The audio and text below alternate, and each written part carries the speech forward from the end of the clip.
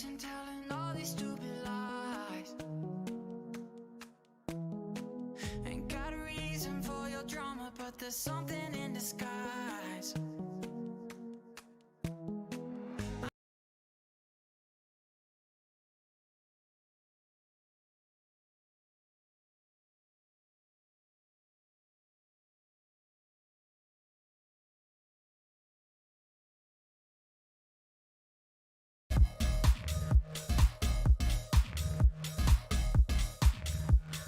Bringing me down.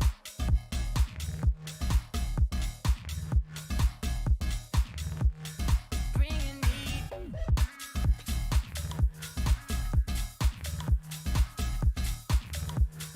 Bringing me.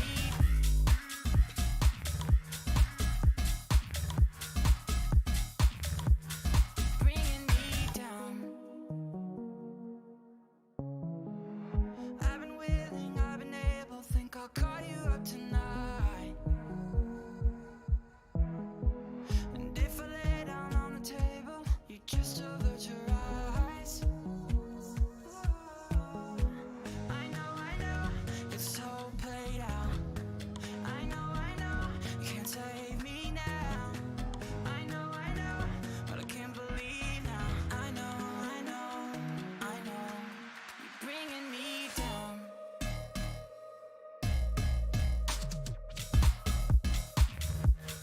Bringing me down.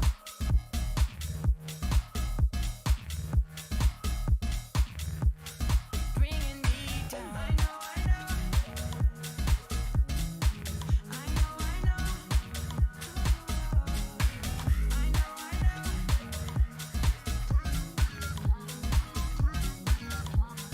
Bringing me down.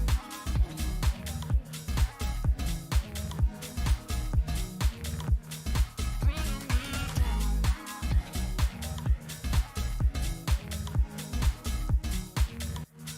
Bringing me down.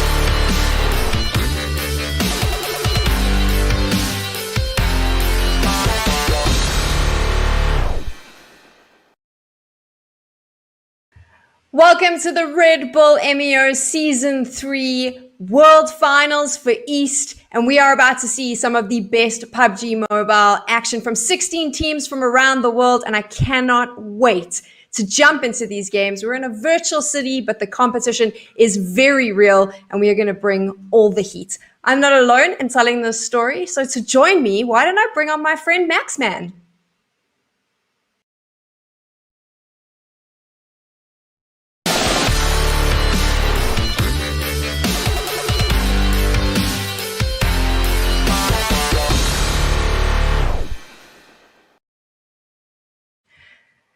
Maxman, welcome to our virtual studio. We're getting into this action. 16 teams. Tell me, what do they expect from today? What is the format?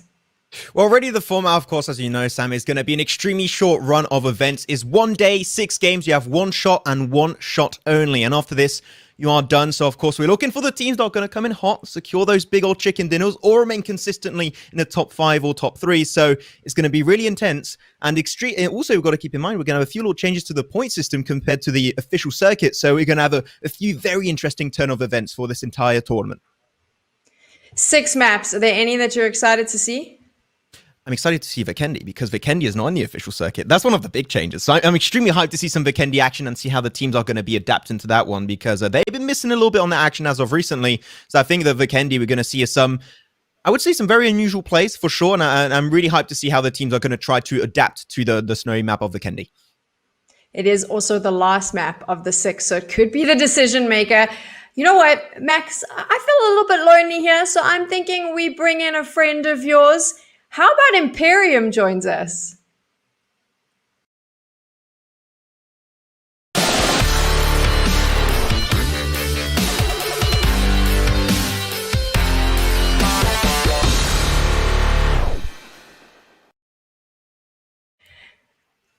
Look at this. The dream team is back together. Imperium and Maxman are going to be casting all the action, and I'm going to be picking their brains in between the games to find out a little bit more. Imperium, let's talk about these 16 teams now. Which ones are you keeping your eyes on?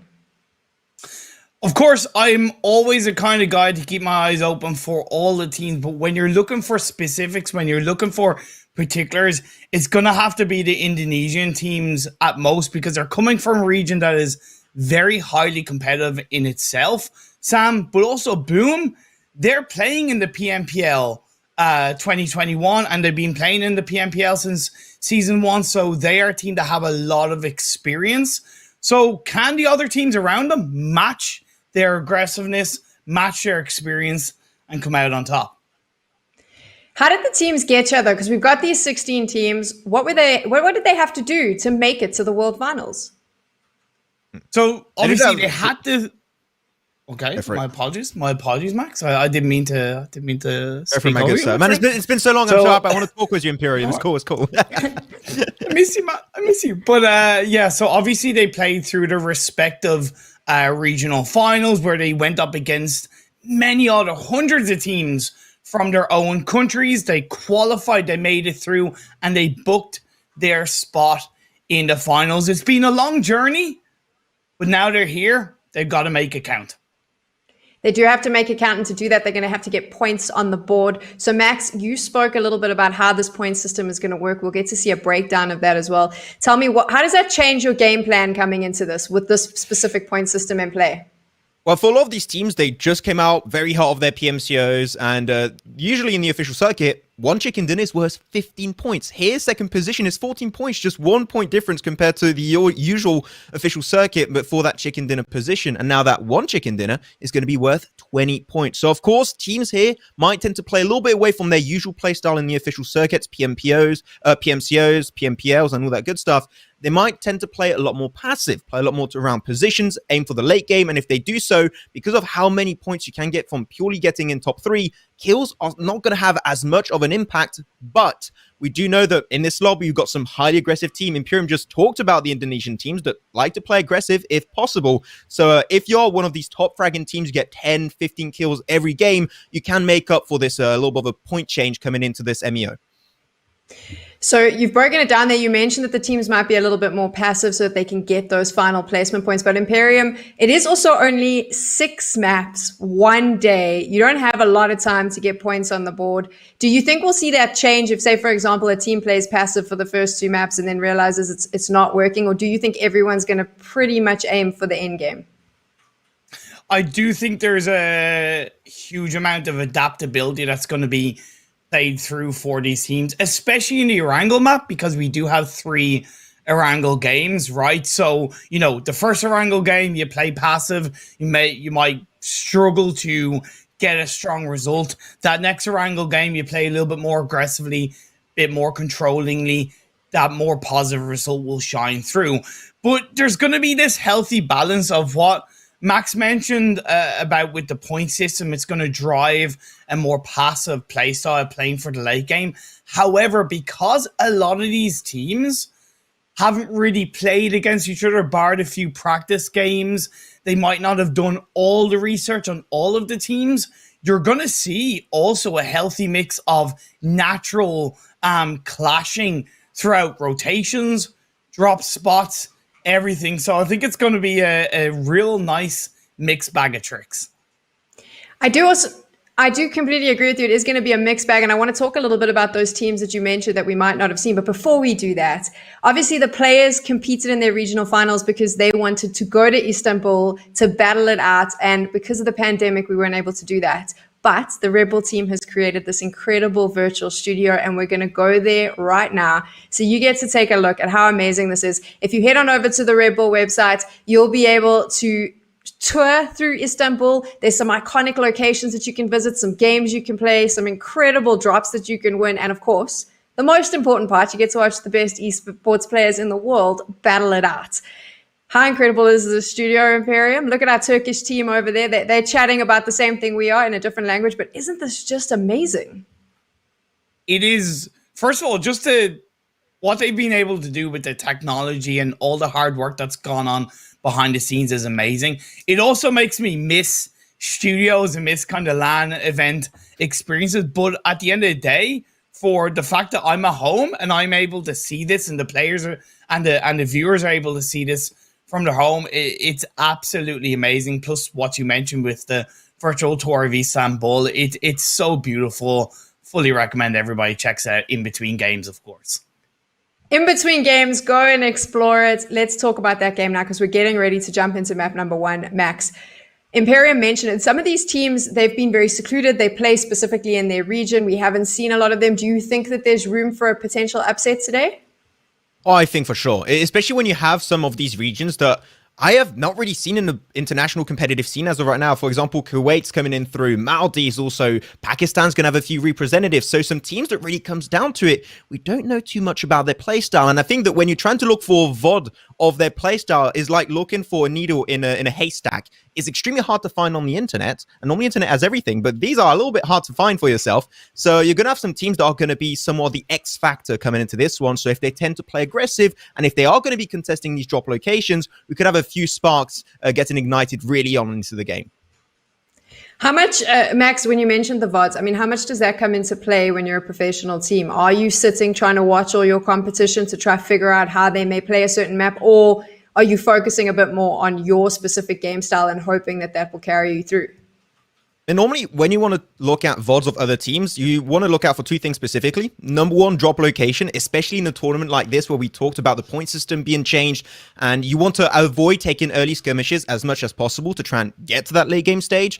But not only that, you also want to try and learn how other teams rotate so you can maybe avoid them on your rotation path of your own team. So these are different aspects you've got to watch. Of course, you can go even more in depth as to how they take fights. Are they an aggressive team? So if you see they're an aggressive team and they pop into the kill feed, you might want to try and avoid it. But mainly it's down to drop location and their rotations to make sure that you can adapt to them to make sure that you don't get involved in early fights. Max has mentioned the analytics side of it there, Imperium, but you've actually had a chance to talk to some of these teams. Have they been furiously studying one another leading up to this? Yeah, I've had the pleasure to speak to specifically the 2 Pakistan teams and RXN Pakistan. They do have an analyst that they've basically given all the information to of the teams that they're playing against. And that analyst has scoured the internet, looked for the needle in the haystack that Max has mentioned, and has gotten the information and relayed that back to the team. And when you're able to apply that, and as an IGL especially, and use that in game, it is going to be massively important for the success throughout all these 6 games.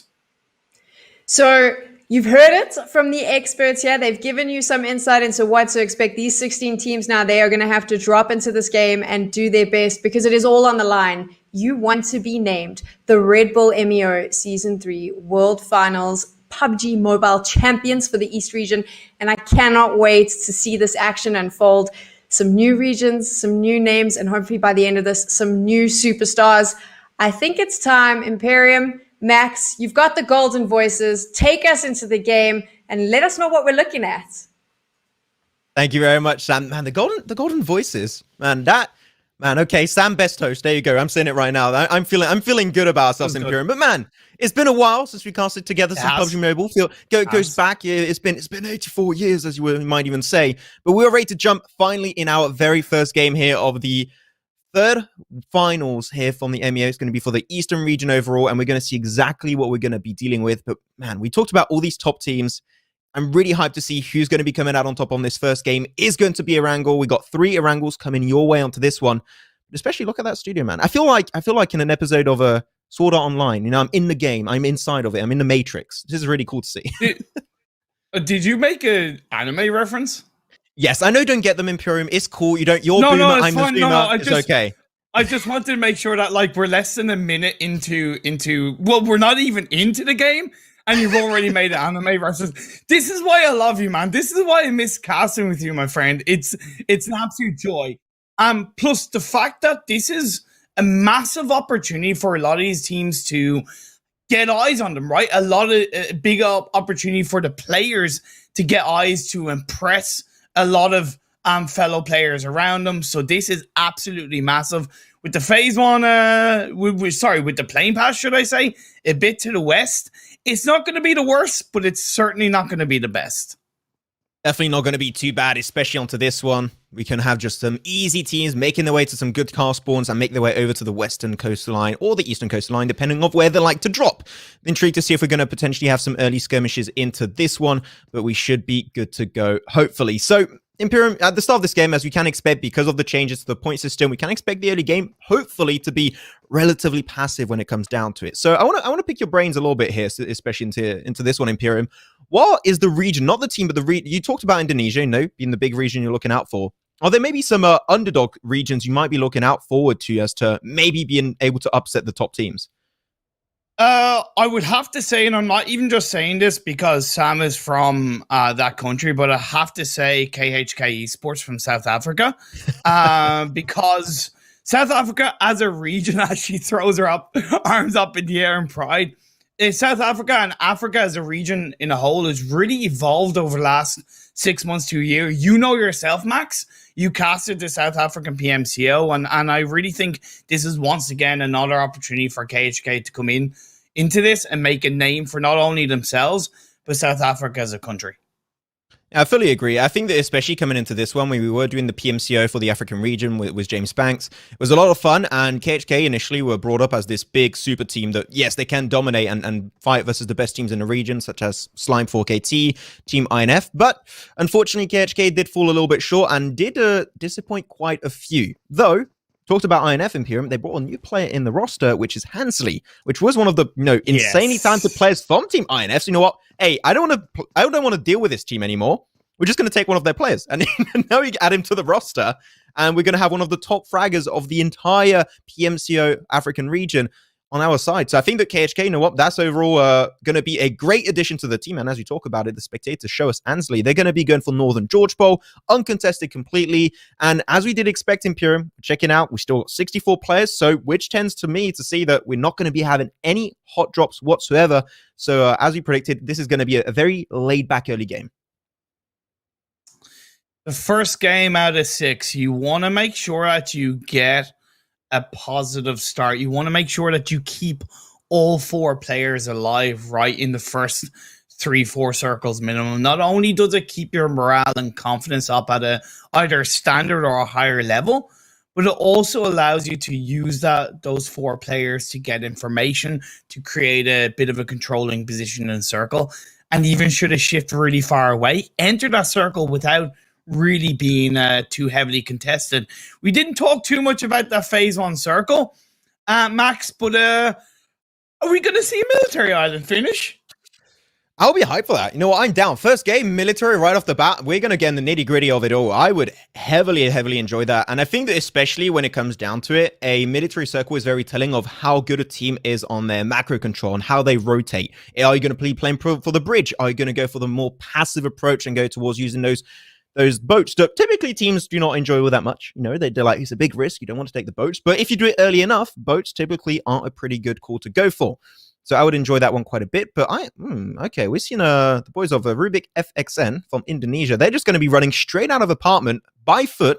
Unfortunately, seemed like they were not lucky onto the car spawns onto apartment, so they're going to do that one by foot. So you better be careful. As teams, you can already see they're trying to get as many cars under their control, trying to kick their rotations early on into gear to try and make sure they can be one of the early few teams to make it to Sultanahmet Island. And, I will say, the island circles are one of the hardest circles to rotate onto, right? They are the most challenging because if you go too early, you can get kind of possibly caught out. If you go too late, you can get bridge camped. It's very tricky indeed. I would love to see a cheeky botation coming out from a couple of teams, especially if one of them landed on a drop down on Primorsk and they go for that botation onto the south of Military Island. But other than that, it is very much about taking your time, stopping shorter by the edge of circle, getting information, go little by little, Max, right? Take baby steps if you have to, because if you go too deep too early, you're going into the unknown, you're entering into the shadow realm, and you can easily get eaten up. I mean, more like, Imperial said take baby steps. We're going to do a huge leap forward. We're going to go straight for the bridge cross. Hopefully, there's not going to be a little bit of a bridge camp, because if that's the case, it could be a little bit tricky. But I think this is actually a really good time to talk about Morph, because this is one of the big teams I was eyeing completely for, and I was thinking, okay, this could be one of these top teams that could be taking True. M.E.O title here for the Eastern region. Reason why, they still got Zabrol from PMWL. We remember him in PL. We casted this guy, and he's an absolute beast when it comes down to taking down people. Because that's what you do in PUBG Mobile. You take down people. But the entire team changed except for Zabrol. And they qualified for this event over none other than Airwolf Limax, a team that, by the way, just as a point of reference, made it into the global finals in Dubai. They beat one of the best teams in the world, one of the best teams in their region, and they made it here for the finals of M.E.O. So at the end, I think that here, purely off the fact that they've beaten such a talented team of Airwolf Limax, Morph are going to be one of the best and favorite teams in this entire event. So now I'm intrigued to see how is this team synergy going to work out, because as I said, we only seen Zabrol. Now I want to see what the rest of the team can do. So true. So true. That's the thing. Like it's my eyes are open to see what these teams can do, whether they're known to be a strong team or whether they're not. However their journey has gotten them here, the fact that they're in the finals of the Red Bull Season 3 M.E.O is absolutely amazing. Another Indonesian team is Rubik FXN. They are by that eastern bridge. Like I said, just stopping a little bit shy of the island area to get a little bit of information. They can extend, depending on what scopes they have, across the bridge and just make sure that they feel a little bit more comfortable before they enter the island. Or they can look to even grab a couple of cheeky early kills off teams going full sending it across that eastern bridge. I think it's really smart that they actually rotated here. Reason why, we know that it was a plane path over completely to the west. So if you just know you're going to have a lot of teams concentrated towards the western bridge, just go to the east. Avoid the fight, and you can see we're checking out the map. Big concentration of teams slowly making their way down Gatka Fields, trying to concentrate in that funnel next to the bridge. So maybe not the best place to be, which is why I like the fact that Morph rotated earlier on top of that bridge to make sure that they don't get gate kept later on down the line. Though, this is a very, very intriguing spot to be in. That's going to be already the mountaintop secured by SDG. Is going to be just looking. Unfortunately, the issue with this position is that the teams are so far out of the way that even with the spectator client, the names don't render. So to be able to hit those shots is a relatively hard task at hand, but they're still going to give it their best attempt. Hopefully, things will be working out for them. As with the DP, got himself a decent scope too. Might be able to find a few sneaky shots, but kills from this position are relatively hard to get through. And that's why I'm not really a massive fan of all four of their players being on the radio tower. I would much prefer a 2-2 split. especially because it's still only phase 1 max. There's a much higher chance that, especially if they're already on the island for a pretty decent amount of time in the game, they can spread their wings. They can create a little bit more of a controlling position. They can get more information on higher angles in around them if they go for a 2-2 split. Whereas having all 4 in the radio tower, how much information are you really getting that high up, right? How many pairs of eyes do you really need to get the information? So I definitely think a 2-2 split would be much stronger for STG at this stage of the game. I'm just also scared that if the circle moves away, they're going to have to tumble down the mountain. And when you're in a position like this, that a lot of teams are going to be concentrating in a very small amount of terrain, that's where things could end up being dicey, as I like to say. So hopefully they're just going to be cautious of how they move away from that position and use that information to their advantage. Though, we're going to be going straight back to Milta. A few rotations coming out from Boom, as you mentioned it. Team in their own regional PMPL. So that's another big name with the likes of Morph to keep an eye out for. So hopefully they should be good to go. But only one player was found in this position, and he makes it right on through next to the Pakistani team of Only Titans. Hopefully makes it fine. Seemed like he's going to be able to cruise through the beaches. But intriguing rotation coming out from them. As a one-man making it through a compound like this, I would personally not recommend fully. As there we go, a few Carnelian 8 shots will be seen on the feed, and you can see that the fights are slowly going to be kicking into gear. You know, I would say when you're on your own and you're going for that kind of crazy rotation, sacrificial lamb kind of situation, it can work out. Yes. But hey, look, it's going to see it come on through. It's phase 2 shifts down south max. We are going to have indeed a military island circle in the very first game of the Eastern Finals. Man, I love it. I love it. What a way to kick things off. And man, we have the PMGCs, the PMCOs that are like 2, 3, 4 week events. We got to concentrate all the action in one day, 6 games. Okay, we just got to get a nice concentrate of action here of PUBG Mobile, and it seemed like there was an action like this on Sultanahmet Island on game 1, as you just said. Also, that is going to be a pretty hype game for damn sure. As now we saw a few teams already making their way forward. We talked about it. If you want to avoid the bridges all around, one easy way to do so is by going for the boats or by swimming. Which SWAT 69, from what I'm seeing, no boat spawns, or just someone snatched it away from them in front of their very eyes. So they're going to have to just make their way over to the coastal line. And if a team is right in front of them, I think that SWAT 69 might be taking a big L along the way. On one hand, swimming across is obviously quieter. You are far less likely to get spotted. However, it takes quite a decent bit of time. And what might seem like a good idea now, 30 seconds later, when you're near that edge of the coastline and you're going onto that beach line without any vehicle in front of you, that's when it can be so much harder to deal with. That's when you can get caught out. If they're only sending 2 players across, I'm okay with that. But if it's the whole team swimming through, I can't see that working out. We do see on the kill feed one of the players from LND, Max LND from Sri Lanka, getting caught out, which is a little bit of a feels bad man, and he's going to get confirmed up. Rubik kicking things off quite nicely.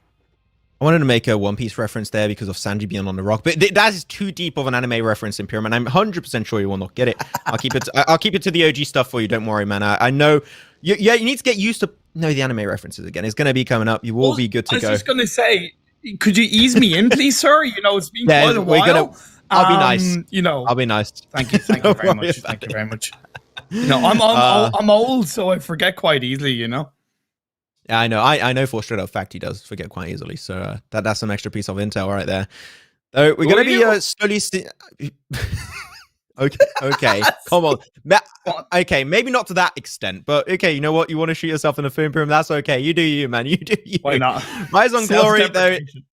They're going to be contested, actually, Rise on Glory on this coastal line, which is the issue. Nico onto the backside, 100%, was having 4 car rotations coming on through from WAS. They know this team is going to be potentially aiming to look for boat spawn here, which unfortunately is not the case. They didn't pop here too much. Wow. And there you go, Nico, with a nice little backstab. That's going to be Rabbit falling down to his knees. And Farmer, he's like, hey, I'm sorry, homie, but I don't think this is going to work out for us. This is not a good deal. So he's going to try and wrap around. He's going for a weird wrap and seem like he does want to assist Rabbit, but we did see once again Rise on Glory onto the side, and if they want to capitalize on this opportunity, they definitely could be trying to do so. Rise and Glory representing Chile, I might say. So looking to heat things up here in the Red Bull M.E.O Season 3 World Finals. I'll get that put out of the way early on.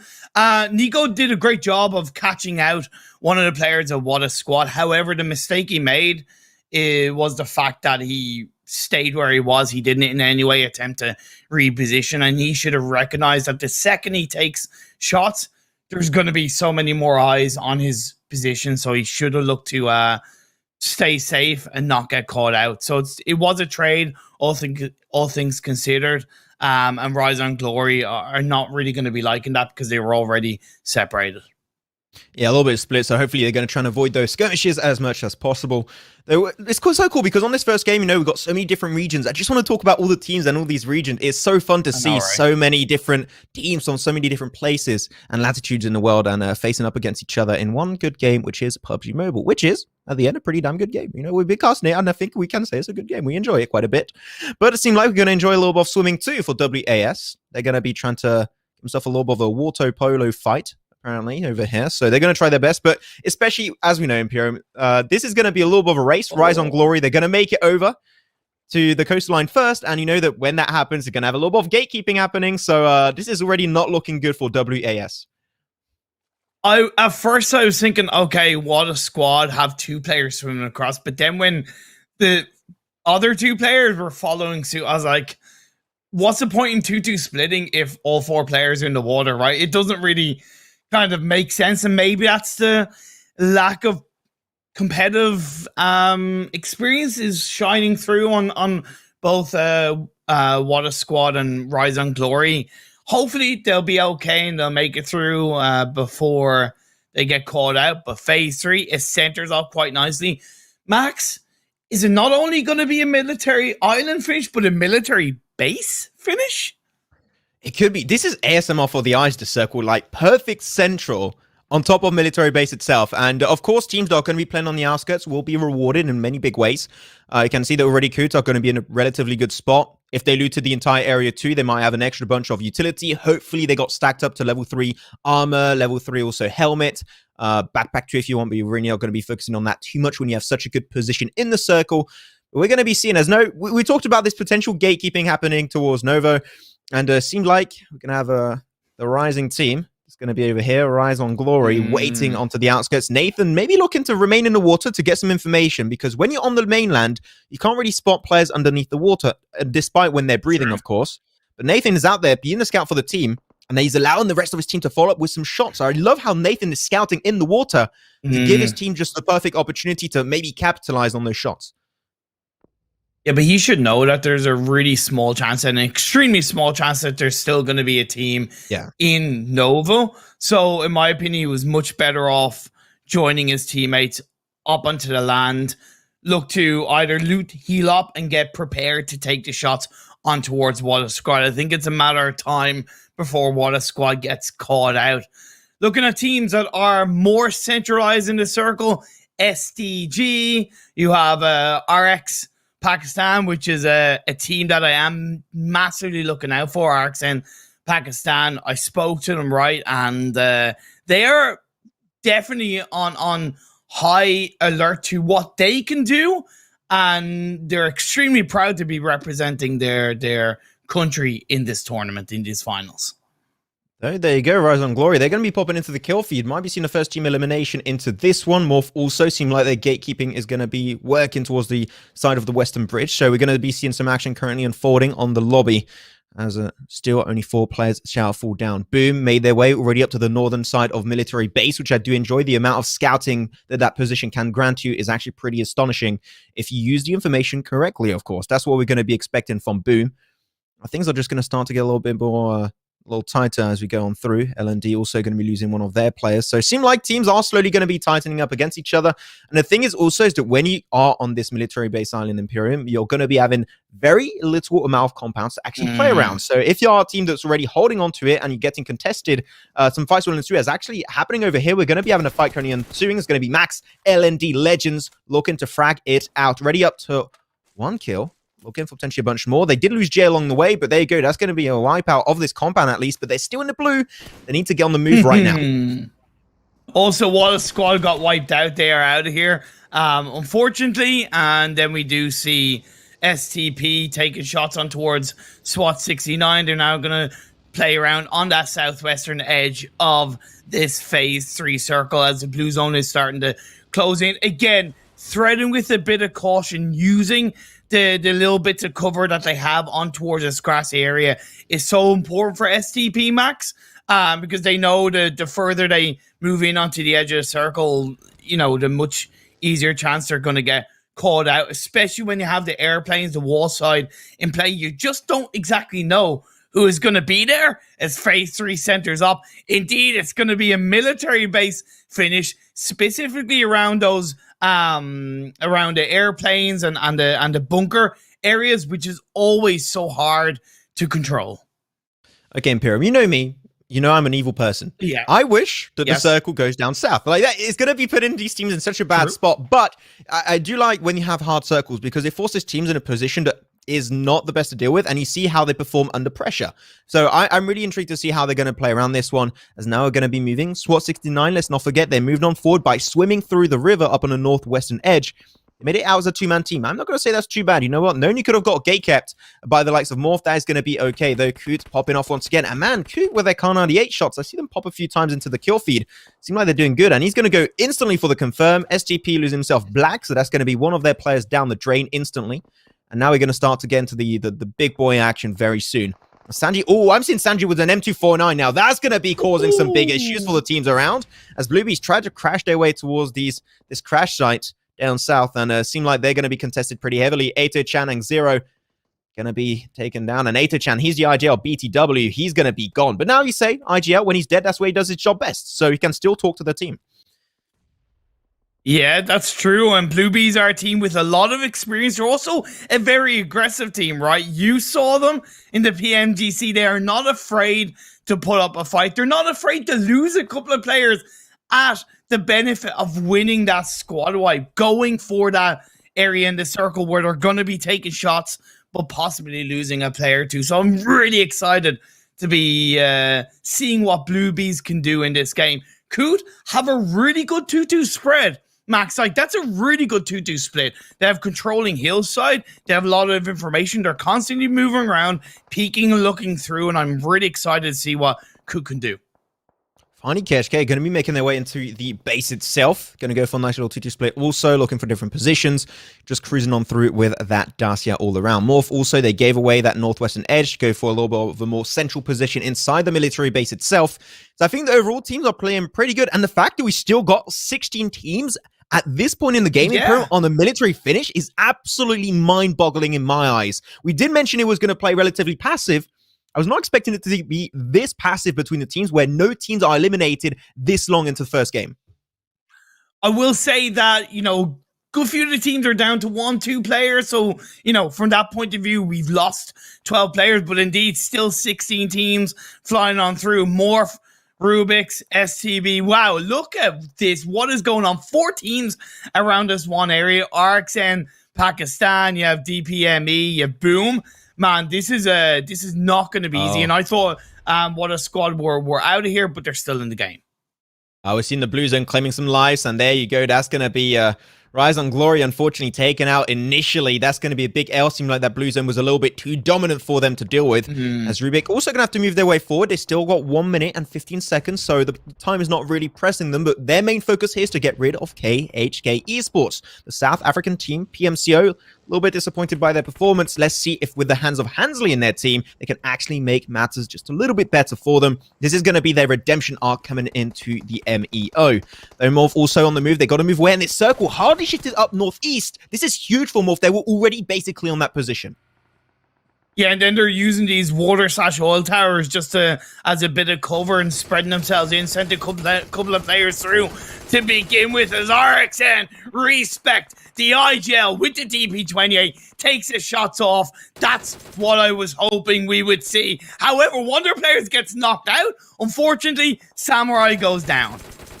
It seemed like Kuda just going to be trying to roll over with the enemy team, making it into They're a little bit of a nice spot under that mountain, so they're going to be in a good position all around. Seem like they're still going to be contested away by RXN. They don't want to give that spot away for free, but they don't care. They're going to be taking it. Coot having a few players knocked away, but in the long run, they're still going to be looking amazingly strong in this position. They're not going to have to move too much, but this is a very flat terrain. We were expecting this circle to end with a lot of buildings. It was going to get very close quarter. This is a very open-ended finish compared to what we were maybe initially expecting, Imperium. For sure, and I did say it was going to kind of play around those inside, I don't even know what you call them, but the tiny little tunnels, and that's where Caverns, RXN... Bat cave.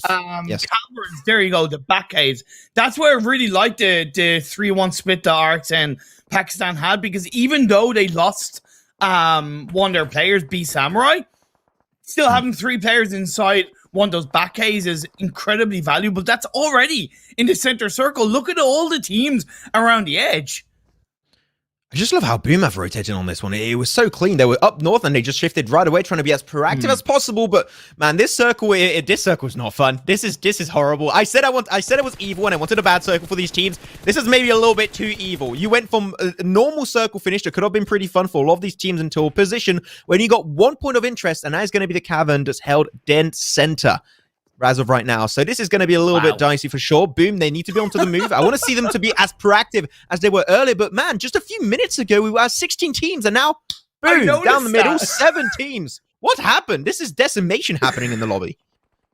It was the breaking point in the damn max, right? You're always going to get to that mark. But now, boom, they're going to look to play around Coot, right? Using the high ground hills. They need to be careful that they don't overextend. Great smokes being thrown at by RXN. Pakistan are going to blow up that vehicle. They recognize that, okay, they need to somewhat stay where they are. They're not going to be able to move out, just move a little bit shy into the western edge of the circle as the next phase did shift over to the east, while Morph trying to survive on top of the back cave. The issue with being on this position is that all teams on the outskirts of this circle will be able to spot you out. So it's really, really hard to not only hold that position, but also get the reses off, which is what they're trying to do. They got Buggy in a relatively good position. So they're going to give it their best attempt to get the res coming on through. T4, there you go. They're going to finally get himself into the cars, make their way through. But B2R from Cupid is still there, and he's going to go for the backstab potentially.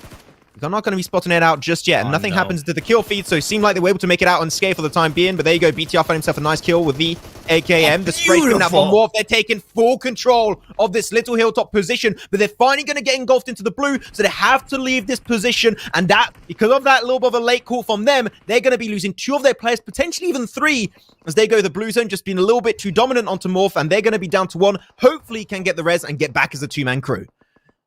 Yeah, but RXN Pakistan, who were putting the pressure onto them, are facing their own pressure. B2R surviving up and towards the bitter end. They currently have 5 kills. We're down to our 5 teams. 12 players left standing. Coot still have 3 players up, but they're outside the circle. And Knock shines through. Pixie gets the pixels in place for those bullets to secure that knock.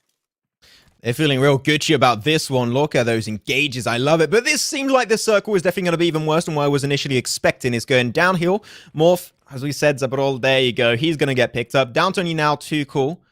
He's going to be contesting it. Let's just respect. 1 player of RXN.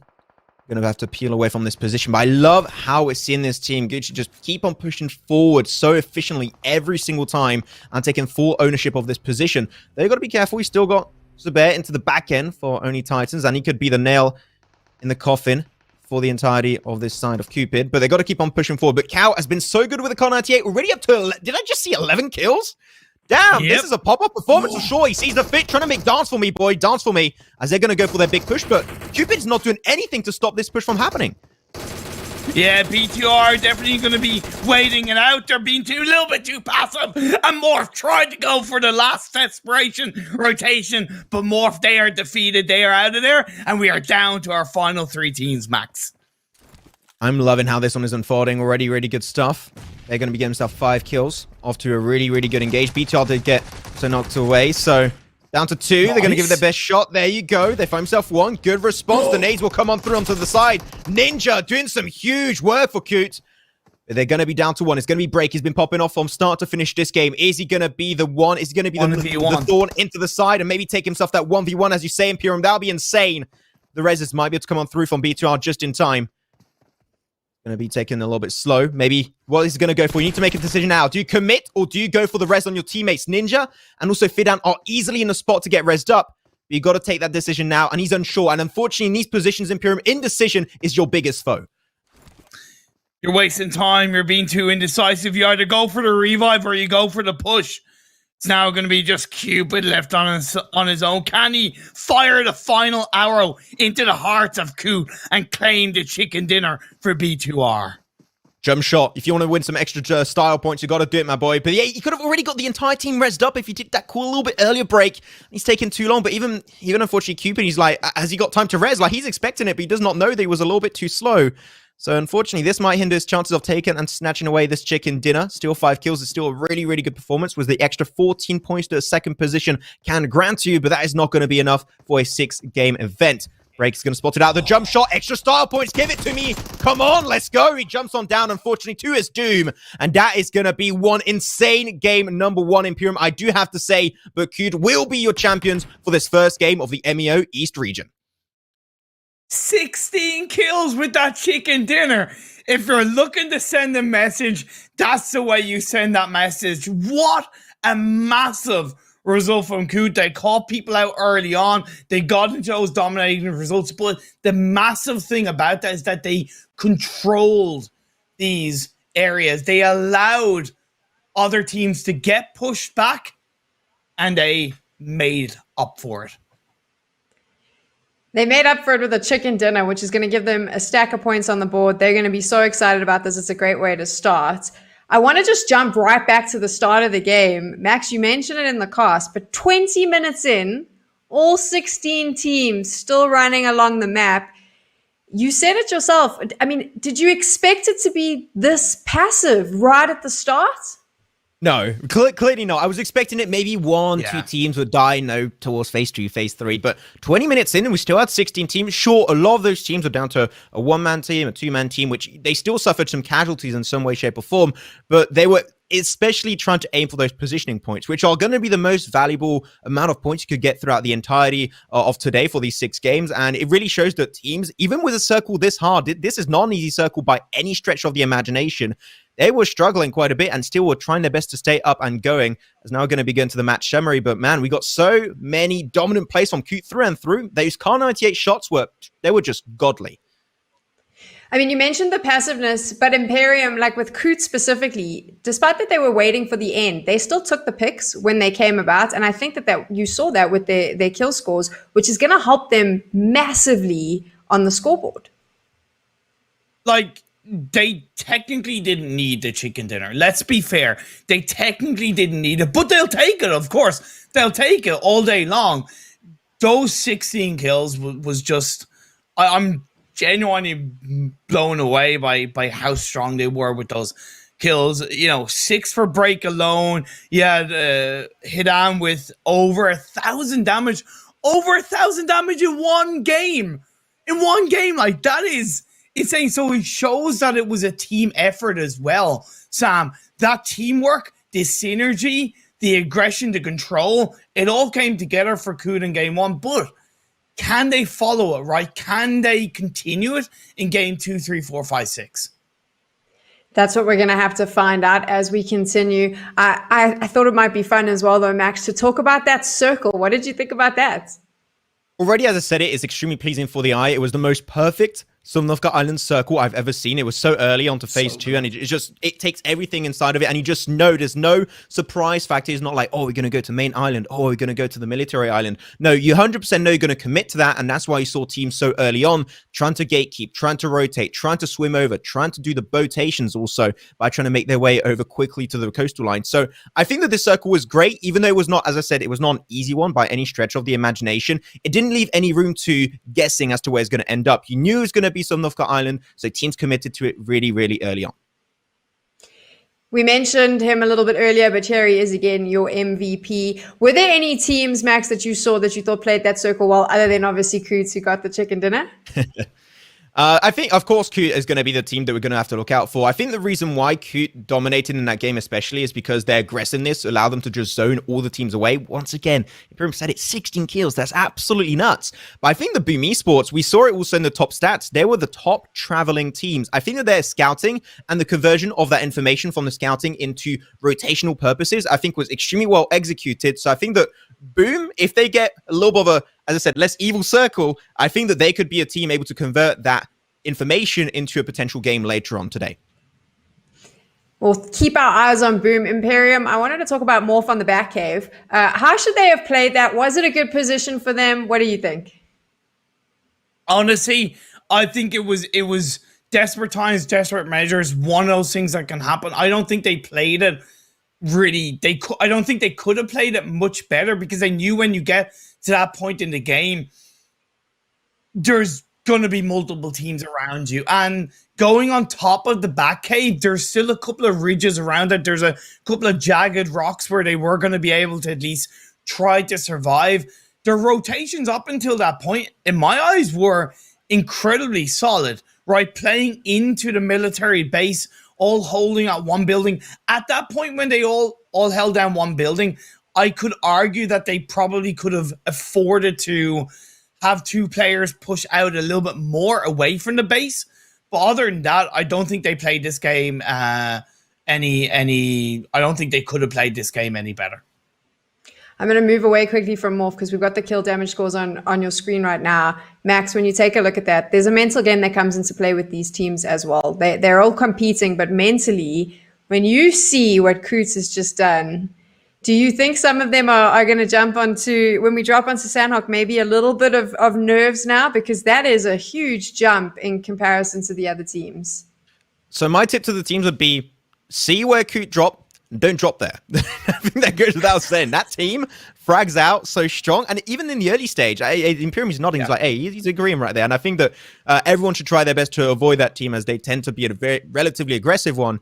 But I think that especially coming into Sandhawk, we're going to see teams maybe trying to rotate a lot earlier. I think that Rise on Glory was a great example that last game. Rotated a little bit too late. And because of that, we saw them at the very bottom of this damage dealing teams. So I would like to see some teams maybe be a little bit faster to respond to circles, especially when they're as telling as this phase 2 circle. I just want to see teams maybe be a little bit quicker on their feet. And even if you go against the top teams in this lobby, as you just saw with Coot, just avoid it as much as possible. Scouting especially is one thing that I think a few teams were lacking, and it can definitely turn the tides in your favor if you execute upon it properly. So you mentioned running away from Coot. That would be my strategy as well, if I'm honest, but I'm not very good at PUBG Mobile. But Imperium, this is something that how do you balance this out? Because we saw that very passive play, but if you stay too passive into the end game, then you've got way too many teams in that circle. Suddenly it's really difficult to watch your back and things like that. So what is the balance that these teams have to find now? Oh God, that like, to be fair, that's a really good question. It comes down to personal strength as a player and as a team, right? I will always encourage a team to play for control, don't play to survive, right? But if as a player, as a team, you just aren't as confident, play to your strengths. And if your strength is surviving, like we kind of saw from Oni Titans, where they still got third place, but they didn't get any kills and they only got 247, do that. Because in this situation, in these finals, those placement points can really massively help them coming through those games. But then on the other hand, looking at another Pakistan team, RXM Pakistan, they were making noise. They were, of course, doing their best to play as controllingly as they could. So it comes down to strengths as a team, strengths as a player, and being confident at what you're doing on the battlefield. Do you think that there'll be a change in play now? Because now everyone's felt the other team's out. They kind of know what to expect now. Do you think Sandhawk might be a little bit more aggressive? Imperium? Well, Sandhawk is a different beast. Let's be fair. You do have to be automatically more aggressive than Sandhawk. It's a smaller map. The circles close in quicker. Papa Blue becomes the master of Sandhawk past phase 4. So yes, automatically on Sandhawk, we should see more aggression. But then on the other hand, because it's a different map, there is that level of unfamiliarity like we saw in game 1, where teams might not be too certain of where each other are dropping. I suppose we'll just have to wait and see. Max, you with Imperium? Are we just waiting to see? It's a different beast. It's Sandhawk. Teams, love it or hate it, it is a completely different map, and it does tend to force teams to play a lot more aggressive. Though I do have to say, one thing that I see a lot in every single region is that teams do not drop over to the western coastal line, or very rarely. So if you want to make sure you don't get involved in fights, drop coastal line onto the east. And I think that we might be seeing a few teams off to a very, very safe start, especially because this is the only time we're going to play Sandhawk. You only got one shot on this one. And as you said, it's maybe a little bit hard to get some VOD information about some of these teams. So if you are going into the unknown, you're not too sure of what you're dealing with, especially northeast coastal line is going to be extremely free. So I would like to see some teams maybe try and use that position a little bit more to just play it very relaxed in the early stage at least. So we've spoken a little bit about what to expect as we move on to our next map. We've chatted a lot about our top teams from the last game, but let's take a look at that midfield now, Imperium. Any teams there that you saw them maybe do something that you thought, that's interesting, we should watch that? There was a lot of frantic play in the game one, and because we did get to that 20-plus point mark and there were still 16 teams and 52 players live, and you add the element of the fact that it was a military island circle, it is a little bit hard to tell and calculate. For SWAT 69, I think they had good potential on their positioning, but the execution with that and maybe, the proactive movement for the next phases is what probably drowned them out a bit. I would like to see only Titans, despite what I mentioned about if you are a passive team, play to your strengths. I would like to see them, build on the survival instinct that they showed in game one and add a little bit more aggression in game two, because that survival instinct will really only go so far in Sandhawk. But the one thing I will say on a side note, and it's more towards every team, heal strat, Sam. Heal strat in Sandhawk is big brain. No. No. Okay, it's time. We're going to Sandhawk. Let's see if that heal strat comes into play, Imperium. I'm excited about this one. Hate it as a player. Love to watch it. So let's go. Sandhawk. Tell me what we're looking at.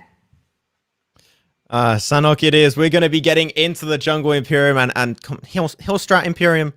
Come on. You got anything is more entertaining than the hill strat. You got very poor taste, okay. Dude. Hey, no, wait. Did I say anything about it being entertaining? Right.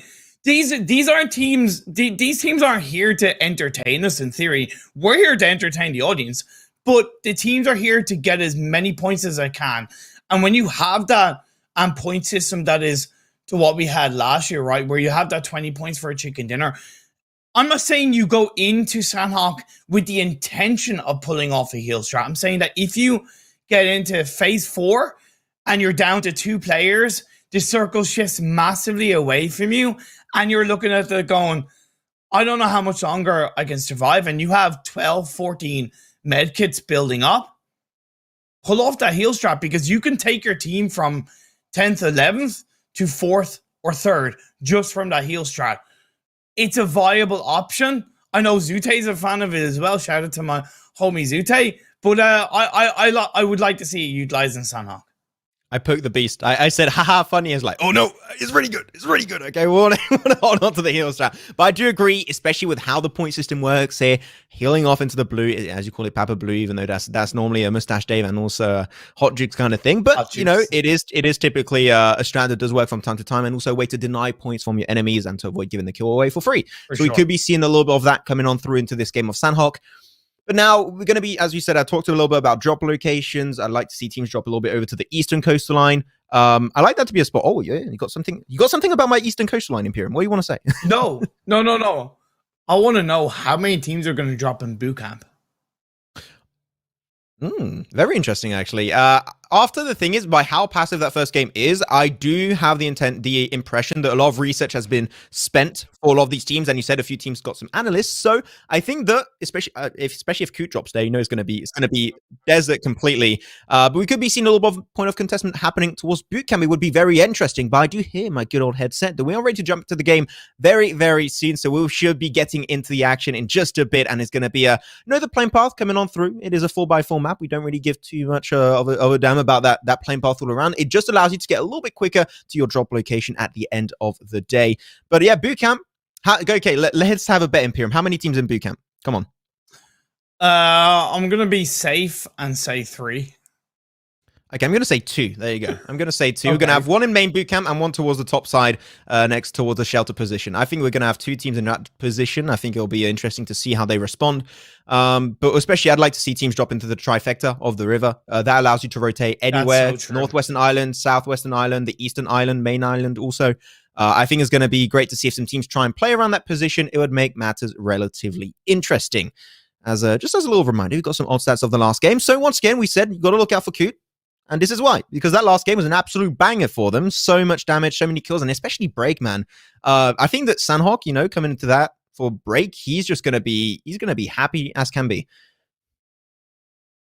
Yeah, he's going to be really happy that the whole of Coot are going to be riding high off the back of that chicken dinner. And, I mentioned to Sam in terms of about confidence. It is so key in competitive gaming. It is incredibly massive that you take something like a successful game and you build upon that, right? You let it feed into your ego, into your mindset, into your confidence. You don't get tunnel vision by it, don't get me wrong, but if you go into an engagement, if you go into a fight, into a game, feeling more confident, being more confident, every single aspect of that game, drop spots, positioning, rotations, automatically is benefited by that. So, Coot, I'm low-key expecting, I'm not going to say a bigger game, but kind of just as big. Hopefully you're just going to have as big of a game. I want to talk about a few other teams, too. We didn't have time to talk too much into that last game. Especially one team we're going to be talking about is going to be Bluebees, the only Japanese representatives coming into this MEO finals. And I think that especially, as we said, we got Aito-chan, the IGL. He's still going to be here. Soxio also going to be into this one. But other than that, the main roster that we had in PMGC League stage especially has been severely changed. We know that Lufa went back towards another old team that he was part of during PMWL.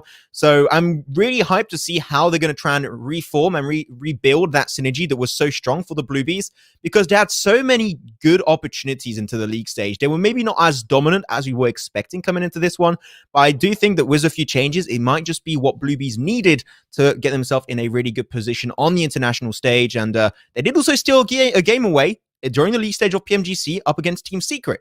So they have won on this map before. We could be seeing them to maybe get themselves the very first game over here on the map of Sandhawk. Yeah, for Bluebees, it's about using the experience, especially for Aito-chan, to use all of the experience that he's gathered from the PMGC and apply that to these finals, right? Experience in confidence, experience in rotations, experience in adaptability, right? Looking off the back of that first game going, we got 0 kills. We finished low in the standings, over 200, just only 200 damage. We need to build upon that. We need to just be a little bit better as a team. Keeping the morale high is going to be so incredibly important for Bluebees.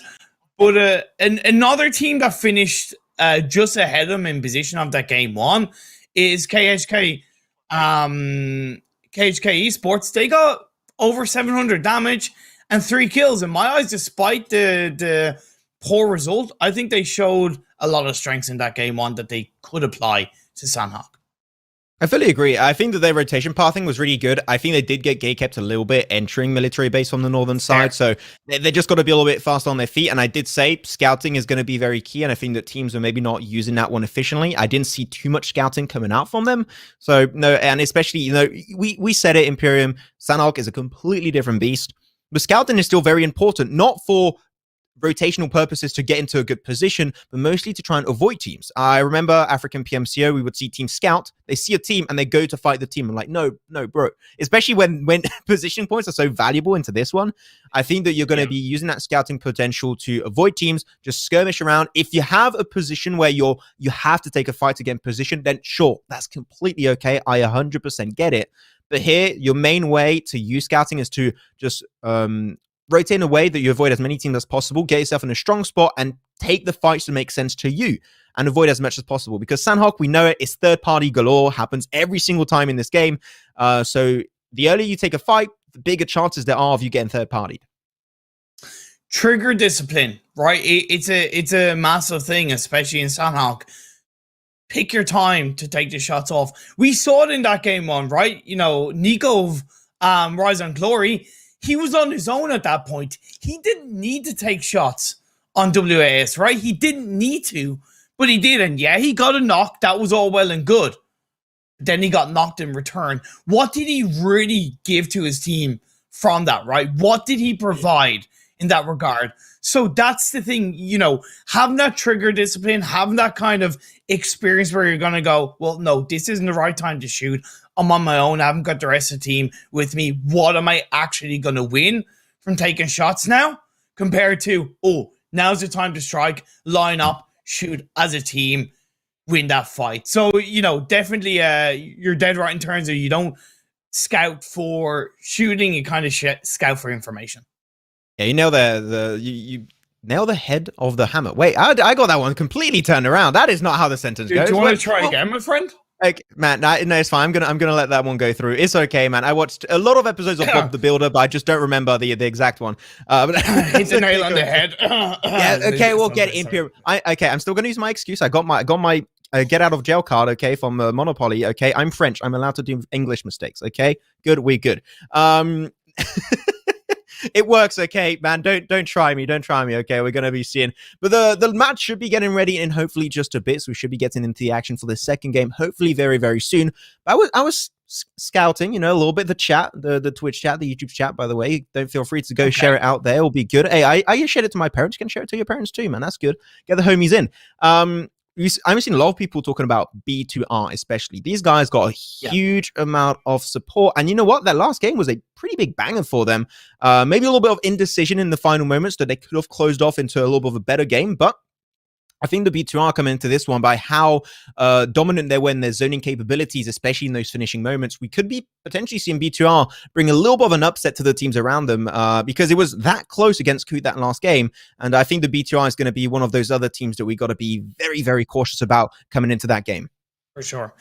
Yeah, for B2R, I casted a couple of scrims for the Red Bull M.E.O final teams. It was mainly kind of the Western teams, but B2R joined on one of the games in Miramar, and they slayed. They looked very strong and impressive.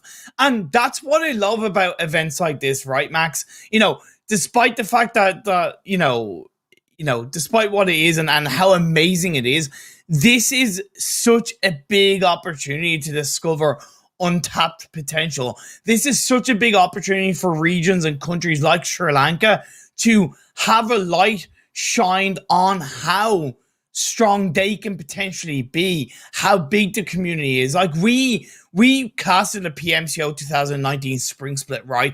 Our first PMCO together, Max. And we had the Nepal community at that point was blown up. It was massive. There were 7 Nepal teams in that PMCO, and the community was amazing. You know, you pointed out here with Sri Lanka, the community, the support for B2R is insane. And that's what I love, absolutely love about finals and tournaments like this. And for the fact also that for a lot of these teams, this is their very first international event. This is going to be a trial by fire, I would also say.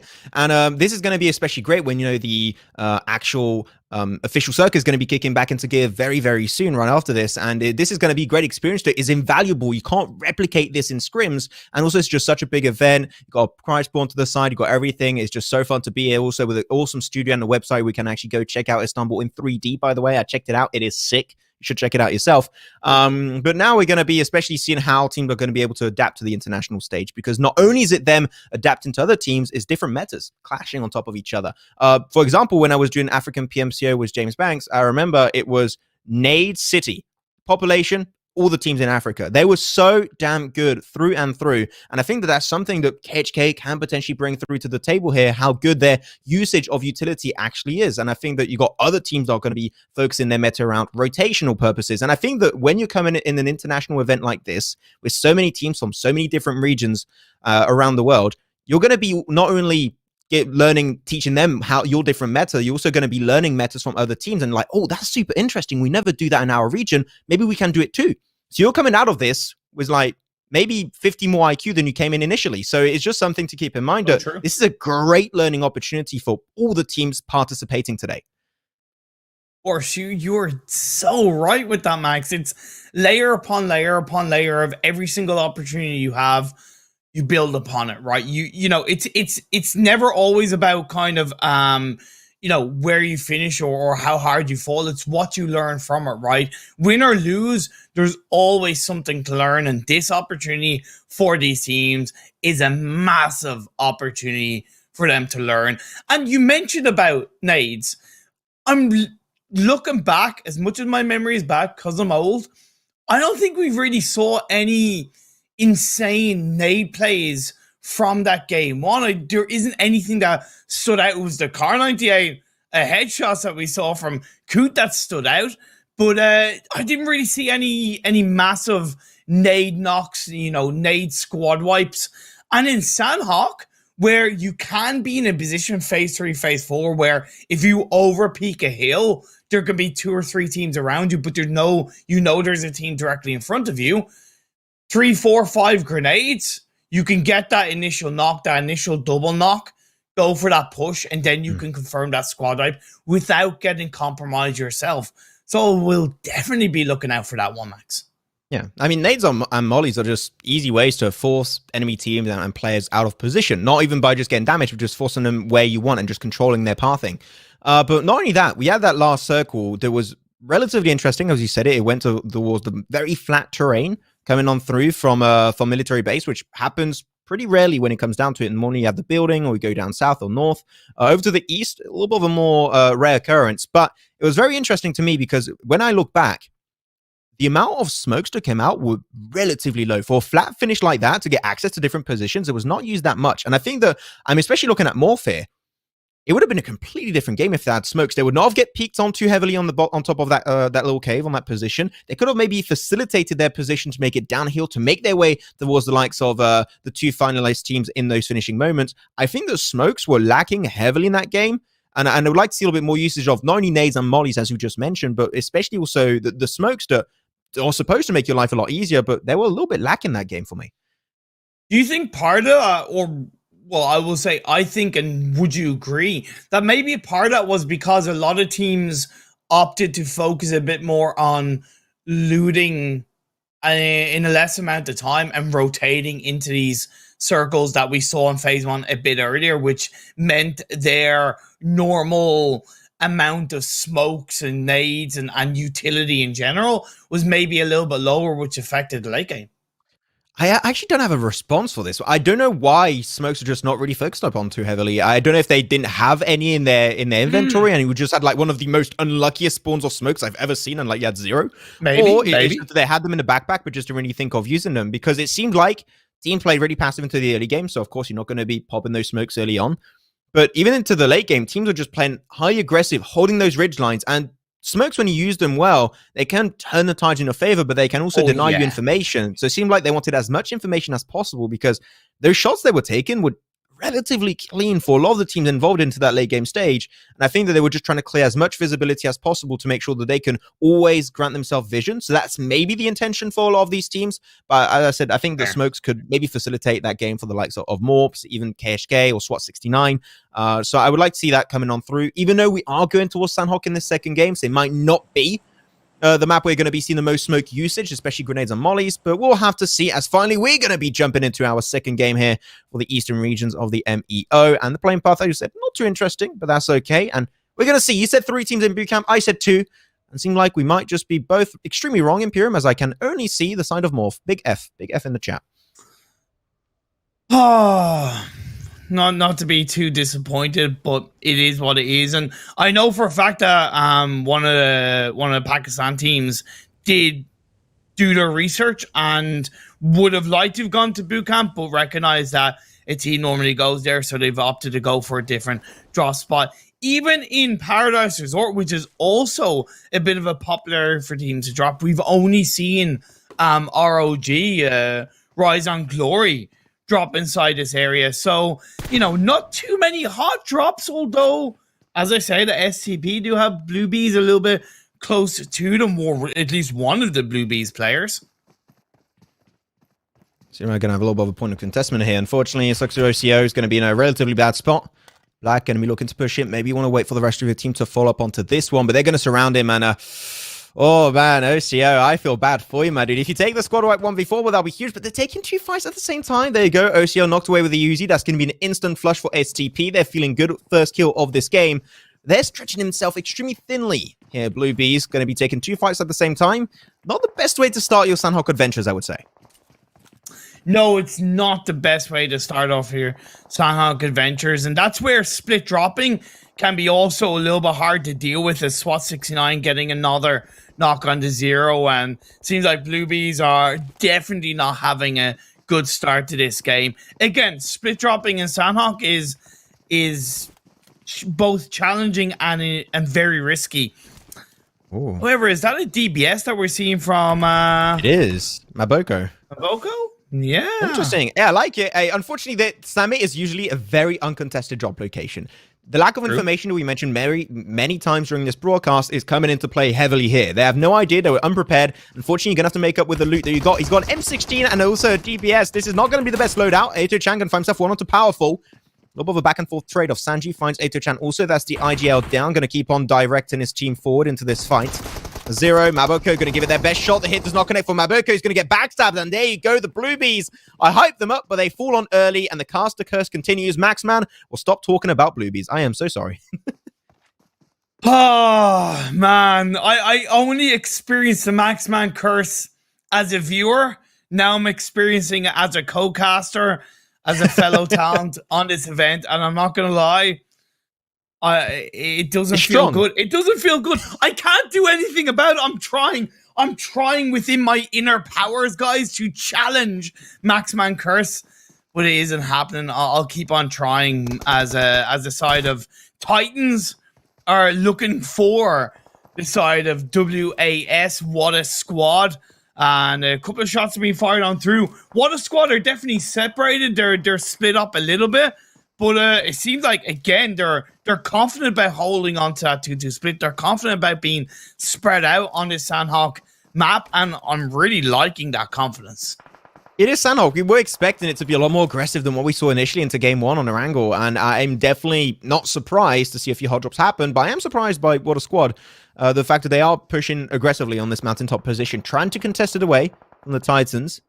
Gonna see if things are going to be working out just fine. Tricky. Hey, boy, down below. Don't know if they really spotted him, if they heard that. It seemed like they did. They're going to try and peel away from this position. Only Titans not really interested in taking fights at this point in time. But the thing is, unfortunately, I've seen a few players here from What a Squad. They are pinned between this mountain position and also the quarry position. And if you want to move through quarry, you're making odds very, very hard to deal with. So I think that they kind of put themselves in a really sticky spot that they are going to struggle heavily to peel away from. Fun fact, by the way, Max, Alpha from the side of Only Titans, he actually played for GOP in the PMCO 2019 Spring Split. So we've casted him before, and it's awesome to cast him again. However, Zubar goes down early on. Can they at least return fire? They will get that revive onto his teammates. So this is where Only Titans need to stay confident. They need to also not spread out too much, but they also can't be too passive, right? They can't be afraid to take those shots in return because they need to send a bit of a counter message over into the side of What a Squad. Great position from What a Squad, by the way. They turn the tides heavily in their favor. They got themselves a 3-man push. They're just going to be they were in the bad spot initially, and now they just turn the tides. And now they're going to be in a bad spot. Hellboy, there you go with the vector powers. You love to say Imperium. Going to go for the jump shot. 1v2, a little bit too much. Fighting down more than you can actually chew. And that's going to be great for Only Titans. And seem like the rest of What the Squad, they want to try and get them back for what they just did to their teammates. Hellboy down. They're going to keep on pushing down. Even though I would not recommend to push down and follow inside of Quarry, hold on to the high ground position and shoot them from that spot. If you follow inside, you're going to be falling in a trap. So I would say just leave it there, take the shots from above, and just remain in a strong spot. I would say I respect Only Titans for doing what I recommended, which is not being afraid to take some shots. Yeah, okay, the compound would maybe have been a little bit better because it's higher ground. However, getting rid of a player in the backline from the opposing team, you're still up as a full squad. In my eyes, that was a winning situation for Only Titans for the time being. We'll have to see. Things are just going to be coming down a little bit. I want to talk especially a little bit about this circle. We didn't have too much time to talk about. It does have every single island into play. So that's going to be Northwestern Island, Southwestern Island, and also the Eastern Mainland Island. So the trifecta they did mention is going to be coming heavily into play. SDG Gaming are going to be in a relatively good spot. They are very close to the likes of Rins and also Painan. They can easily make their way over to the trifecta compound to facilitate further rotations going into phase 2, phase 3, yada, yada, yada. So they should be relatively in a good spot as long as they take the good decision, which I think is to go into that spot all around. We'll have to see. As Morph, also, Bootcamp, they dropped their Imperium, and they already started rotating early. I'm a little bit skeptical if that might be even too early for Morph, knowing that Phase 2 has yet to pop up. If they're confident with it, just like they did in Erangel, go for it, Max. Go for it. If they're confident with it, go for it. They did early rotations in Erangel. Okay, it was a different kind of situation, right? Because of the fact that it was Military Island, but in my eyes, it's all good in the hood. I'm behind them 100% in terms of what they're doing right now, especially if they're behind themselves. Come on, Hansley, especially on this map like this, he's been known as one of the top fraggers in PMCO Africa. They were the first team and the only team actually to pop a 20-kill bomb. 20-kill bombs, for those who are maybe not too familiar with PUBG Mobile, is an extremely hard thing to achieve. It's 20 kills in one single game, and potentially even turn into a chicken dinner. So they were able to do themselves a great performance with Hansley in the side of INF. And I'm hyped to see what Hansley can bring to the team. Didn't see too much of them coming into the very first game today on the Wrangle, but that's okay. They can't be popping off every single time. So hopefully this one will be the charm. As now mountain top position, especially. I'm liking it. Teams are currently aiming for these positions, high ground. They're going to be scouting. And I said it, scouting is so important on Sanhok, and seems like RXN are going to be putting a little bit of a point of focus onto that scouting, which I got to say, I absolutely love. Now, the big Chungus Mountain is in play, and Boomer on top of it. Oh no, that's good. But we also know. Hey, it's what I know it as. Leave me alone, okay? It's been a while. I've changed, okay, man. I've changed. But I think that's good because they have a lovely spread across the area, right? So they're getting multiple angles. Preparing for this phase 2, I think it's going to be pretty healthy for them. I also love their rotation and shift from RXN Pakistan as phase 2 shows up. It continues up the northwest on the island. This is a good shift because teams are feeling more confident about rotating in that area. There's less uncertainty. This is a good start to the Sanhok game. It is a relatively telling circle. You can adjust a little bit easier, try and know exactly what position you want to aim to and take control of, which I think is going to be helping out quite a few of these teams. They're going to be just knowing exactly what they've got to play for, and things should be getting sweeter and sweeter as time goes by. Oh, very relaxed game. We only had that early fight where Bluebees did die, so that was going to be 4 players gone down to the lobby. After that, only 2 other players did die. So for a Sanhok game, this is still relatively very slow paced, which I'm enjoying quite a bit. But boom, I talked about them earlier during the break in period between game 1 and this one. And I said it, boom, their scouting and the information and also how they use that information, I think has been key to them getting themselves in such a strong spot game 1. But here, they're on the best position in this entire game when it comes down to scouting. High ground position, they can see exactly what they want as long as their communication is good, as they are going to be relatively split to control this entire mountain position. So I do think that here, Boom they already got the cards in hand when it comes down to getting towards phase 3, phase 4, because they know exactly where every team might just be in this lobby. So I think that Boom are indeed setting themselves up for a relatively good amount of success on this second game. It will come to a point in the game where they're going to have to start making noise, though, Max. In my eyes, they're going to have to start, really sending, I wouldn't even say a message, but just, dictating the traffic is the best way to put it. You don't necessarily need to get a kill to dictate the pace of traffic, but by taking a couple of shots off, you are pushing the teams that are maybe a little bit more passive around you into the direction of other teams, and that will allow Boom to maybe have a bit more controlling position in the next circles. And just like that, they pick up a knock, they pick up a kill. Perfect by Boom. Perfect.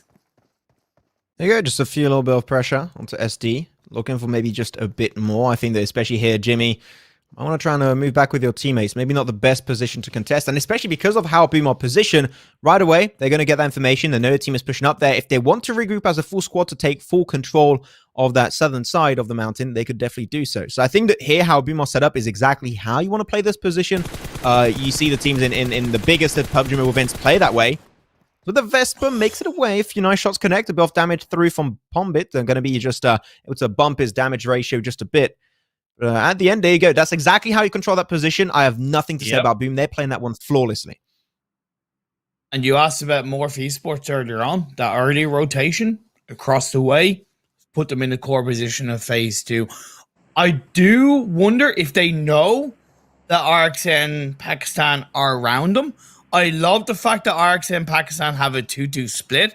2 in the high ground on the edge of the Chungus Hill, and 2 inside that compound that's by the coastal line. Like, that is super confident from RXM Pakistan.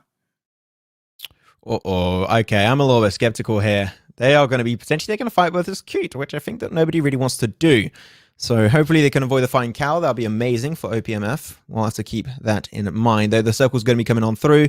And teams that have yet to rotate over the river, especially the teams on the south and over to the east, that's where things are... Oh, no. Okay, this is horrible. 2 games in a row, back-to-back, and we have these circles that are just causing these teams' demise and making... They're going to have nightmares after today. I'm feeling it. But this is good. Once again, under pressure, you've seen how teams will deal with a really bad spot and with a really bad circle shift. So this is a very telling game as to how these teams can respond under pressure. OPM down to 2. They're pretty far away from the circle. Let's see what they do with it. Is SD taking the fight against SWAT69, but SWAT69 seem to have things under control. No, just as I say that, Max, they're down to 1. They get wiped out. SD come out on top. SWAT69 to have it under control tends to die. They die right away. Yes. No, unfortunately, without having a high ground position. Yeah, I think you did, Imperium. There you go. Hey, man, you came at me early game, okay, for Bluebees dying, and then you get what you deserve, okay? That's what I'm going to be saying. But fair. At the end, it was a good control, and SWAT69, they did not have the high ground. They had very little amount of leverage in that fight to really take their way, so didn't quite work out. At the end of the day, it's just one game. Still got 4 more remaining after that one, and is the only Sandhawk, which is going to be the map where it's a little bit hardest to remain the most consistent, despite having only one match on this map, but it's just still going to be the trickiest map of them all to really deal with, and it is a little bit in the air as to how it currently unfolds. Though VSS at this stage, you'll have to see it. VSS maybe not the most popular weapon, but the fact that it is silent in a map where you can just snake your way anywhere, I think the VSS actually works really good towards phase 3 going into phase 5. Yeah, I didn't wait, phase 3 going into phase 5? No, I mean like from phase 3 to phase 5 in general, like that entire segment. Phase 4 in the middle, of course. No, I know I'm bad in math, I can count, okay? Please. Well, hey, you said but yeah, VSS, I didn't really want to mention it, but you're dead right. It's an interesting gun to be utilized, and it could work out in his favor. Again, if you're confident with it, use the loadout. Doesn't really matter too much. Just Rabbit with the DPS. Hey, VSS, it's a little bit unusual coming into the late game. So is the DBS. And Rabbit from WAS has at least made it work for now. Did you see Rooney drop to his death? I think that's why I just saw into the kill feed at some time. So that's going to be only Titans. Unfortunately down. So there's going to be no more Titans apparently into this one. So they're going to be out. 15th position overall. 14 teams shall still remain. But it's like, what a squad. Despite having a pretty dominant performance there, especially with the DBS, they're going to be down to 1. And especially, he's going to be able to take that fight head on. They're going to go for the push initially, and he's going to have to just leave that spot entirely. At least, despite getting knocked away, Rabbit can still give some good amount of information over, so he can maybe go for the res, which is a little bit too far to the open. You know what? That's okay. I don't have my driver's license either, so that's okay. He's going to go for the res, and they should be able to get back as a 2-man crew. And okay, Imperium, I'm gonna lash out. Rise on Glory. Stop going into the water. I know you like swimming, but man, this is not swimming simulator. This is shooting gun, taking down people simulator. Okay, you got to stop the water plays. Mate, water? Would you like some water? You're Irish, not British, Imperium. You can't do that accent. Okay, sorry. I tried. Can you do it though? It's Monday, isn't it? Okay, that's going to be fine. That's all for me. Anyways, that's going to be a little bit of a backstab for Bosky. Unfortunately, did not know, but Coot, they made their way over to the bridge side. Also, Rubik in a very similar position, going underneath, trying to remain undetected. But the blue zone is slowly going to be tickling them, taking down to the health bars. One grenade cooked up pretty good from Pre. Could be relatively strong. Oh, that was so good, but unfortunately for them, one player of Coot leaves away. Langit going to heal up. Maybe not the best moment to heal behind that wall. He's going to be pushing it. And Fidan, such a good game one earlier, popping the head off. 6 kills for him, and he's going to try and replicate that amount of success, though. The health bar's going to be taken down from Nailways. Can he heal up in time? It's going to be a close one, but he's still there. Good to go. No. And Fidan will drop to his knees. Coot losing an extremely valuable member of the team. Where's the rest of Coot? That's the question. Did they all cross, or are they still onto the eastern island? As far as I know, they all crossed, and they are outside of or wrapping around the Hatting area, as far as I know. But fair play to Rubik. They have kept themselves up as a 3-man team. They're going to be able to push in as the circle of phase 4 is encapsulating. Sorry, the blue zone of phase 4 is encapsulating this circle. So the teams who are inside of for now will be able to benefit more. Rotating more on towards the kind of edge of the mountainside from where they were. They've pulled out some really solid stuff on these rotations, and again, they're looking quite confident.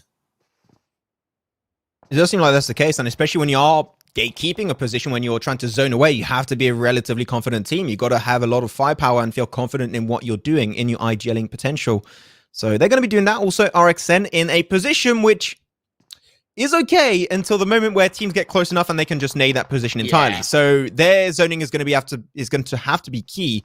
As Adderley already went down, it's time to respect Senu and also Zamin. Talking about them, there you go. The shots will come on through. Greatly done. Respect finding one, but they will not be able to convert into a kill just yet, as he was just barely able to make it to that shack.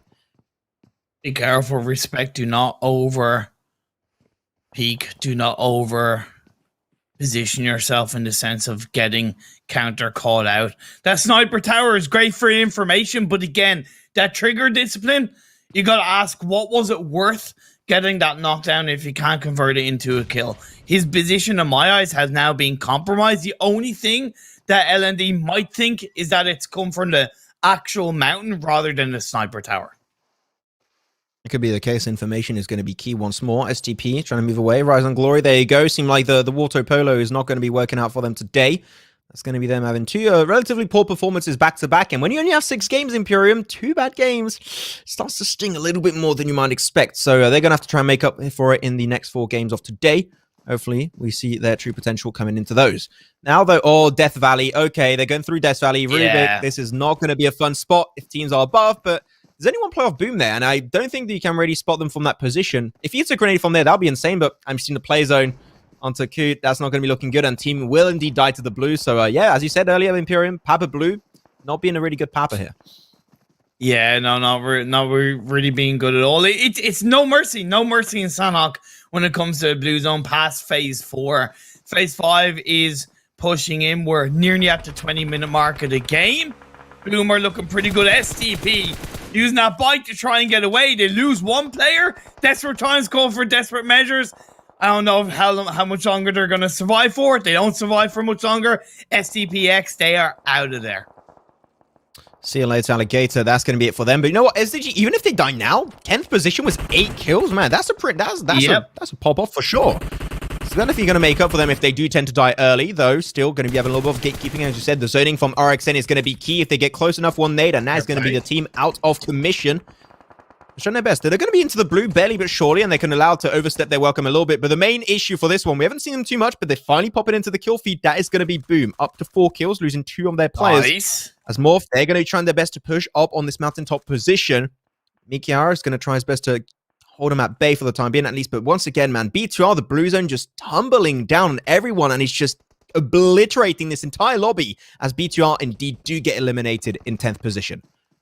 I wonder if Boom, who had a lovely spread in the early circles, stayed as that spread for too long, coming into kind of phase 3, phase 4, where they've had 2 of their players caught out. That's one thing I do wonder about, because despite Morph having 2 players knocked down, as they stuck together, they stayed together as a full squad. Only Titans are out of there. KHK are out of there. We're down to 7 teams and only 15 players. That's just over average 2 players per team.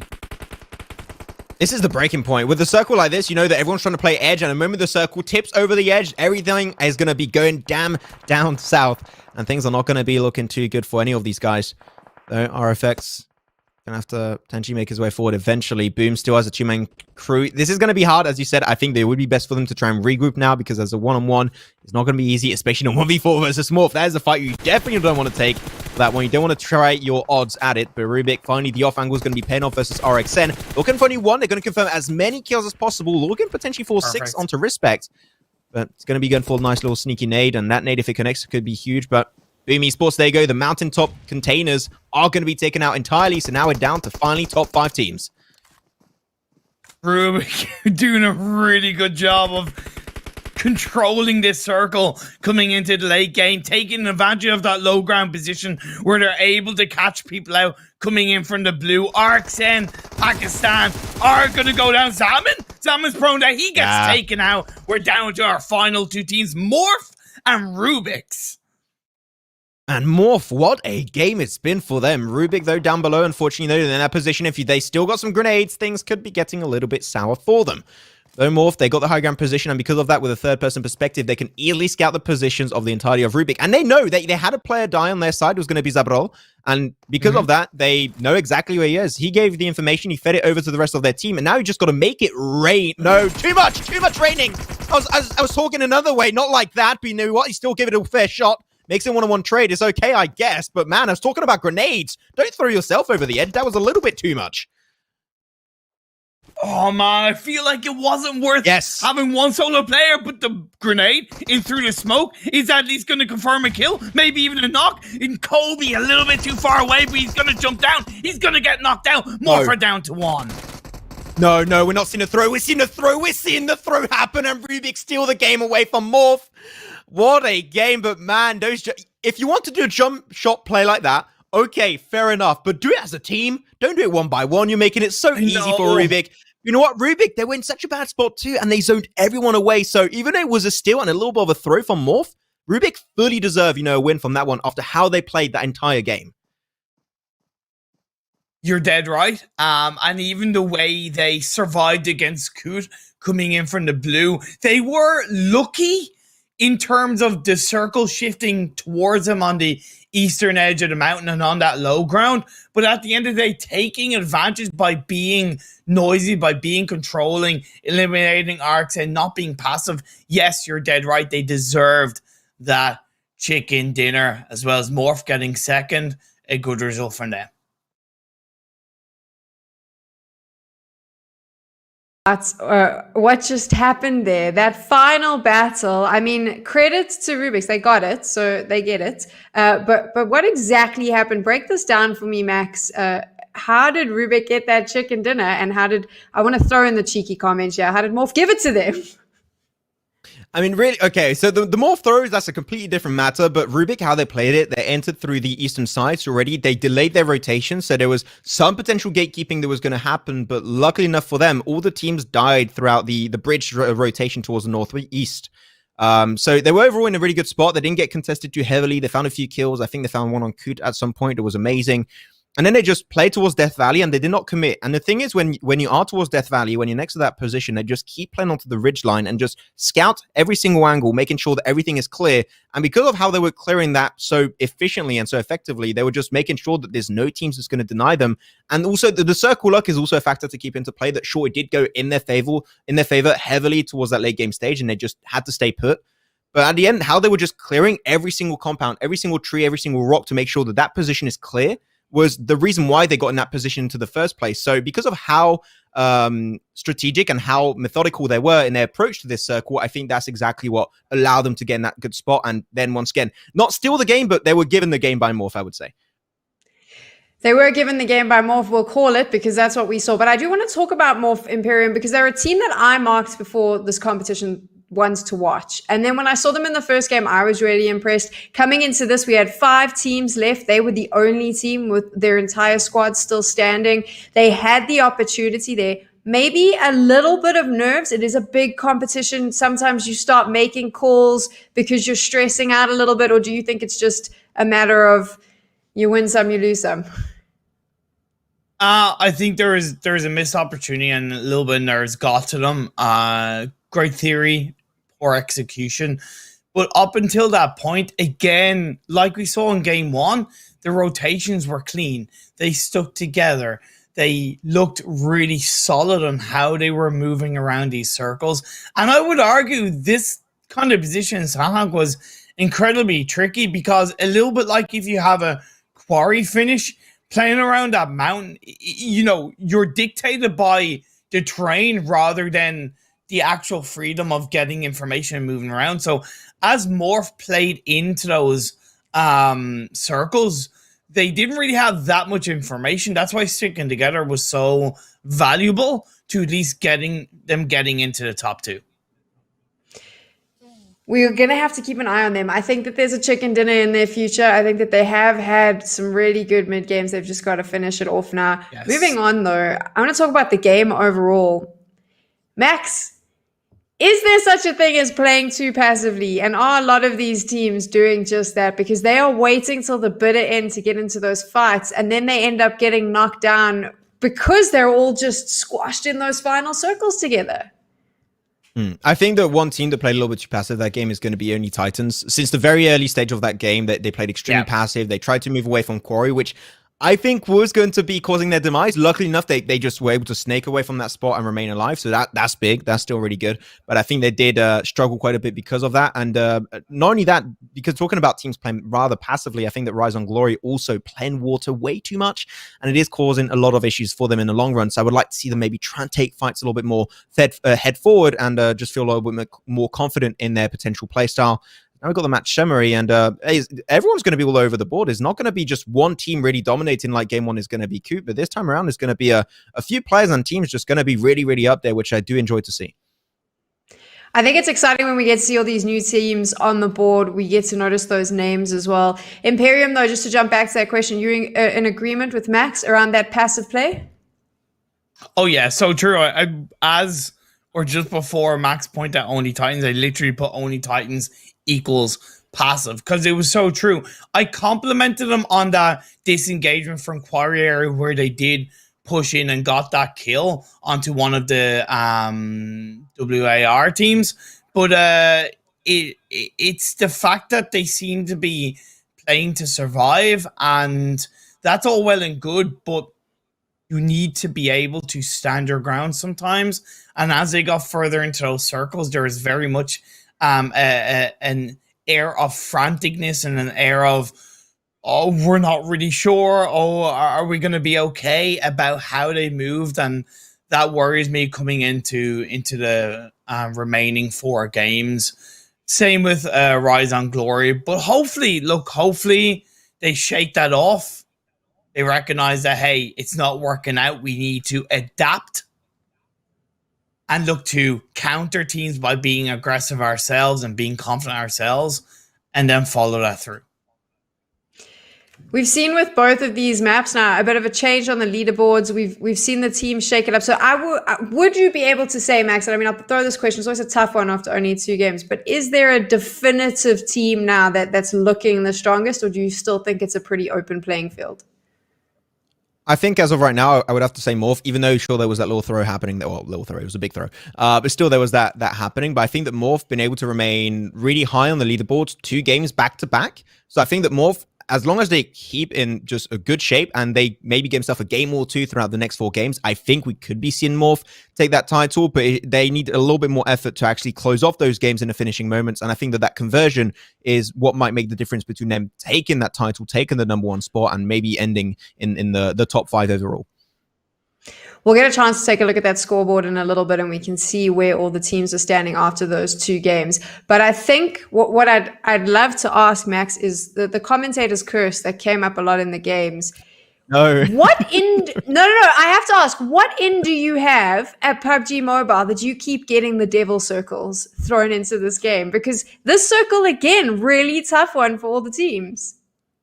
I'm just the curse caster. Since PMGC League stage for an entire month, I was just cursing teams left, right, and center. And I was really not doing it on purpose. But yeah, for sure, these circles have not been fun to play with. They are very out there. They are not the circles that have been trained the most by these teams. They take quite a lot of time to actually get experience on them. So I do think it did cause a few issues for a lot of these teams to be able to adapt on the fly. But some teams did that relatively well. I think the Boom did a good job, Morph especially, and I would love to see a little bit more come into this one. But though we got the top damage of this game, and it's not as top heavy as you might expect. So that you got the from Boom over to the LND Legends, RXN also. You got a few teams up there that had the high ground position, and they were dominating that lobby in terms of damage and also in terms of kills. But even the teams down below did do some pretty good work, you have to say, except for B2R that you said, is there something that's playing too passive? 46 damage throughout the entire of their game. That is 1 or 2 bullets. So B2R, maybe avoid Papa Blue a little bit and actually get involved in fights a little bit more. Imperium, when you're taking a look at this, a much more even playing field than that first game. Pretty much looking like a lot of these teams have maybe woken up.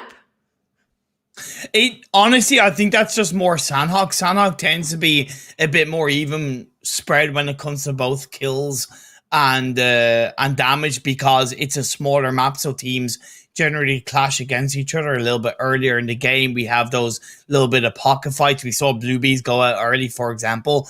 The one thing I noticed, and I was going to talk about them anyway, but I think that kind of confirmed my standpoint. Boom missed probably the biggest opportunity to get a massive result in that game. They had 1,400 damage with only 6 kills and not the greatest placement result. Again, you got to know within that game, when is it time to separate and when is it time to stick together. For Boom, they just stayed separated for far too long. They got picked off one by one. They were left down to 2. And then, although, 6 kills, but come on, 1,400 damage, you easily could have extracted so much more from that game. When you say extracting more, Max, what are some of these teams, when you're looking at them, when they're looking at their performance, what do you think that they're thinking moving into Erangel for the second time?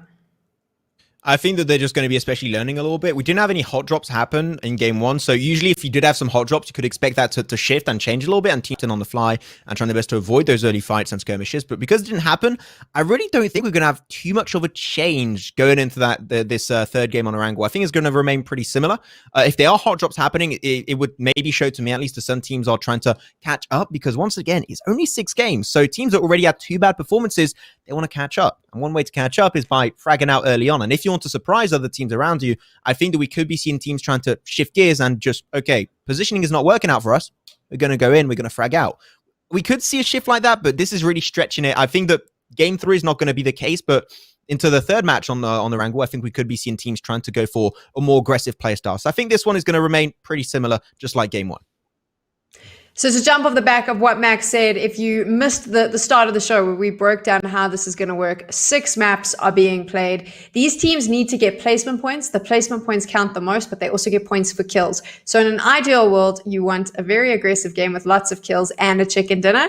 But obviously, it's not always ideal. So finishing high on the leaderboard is important. We've seen some changes of strategy as well, Imperium, with these teams. Some of them choosing to be very passive, not engage in fights. Others choosing to take a knock where they can, maybe take a player down, but for the most part, everyone waiting for that end game. Now that we're moving into Erangel a second time, most of these teams will know where the other teams probably plan to drop. Like Max said, maybe a few hot drops. Well, what are you thinking is going to happen?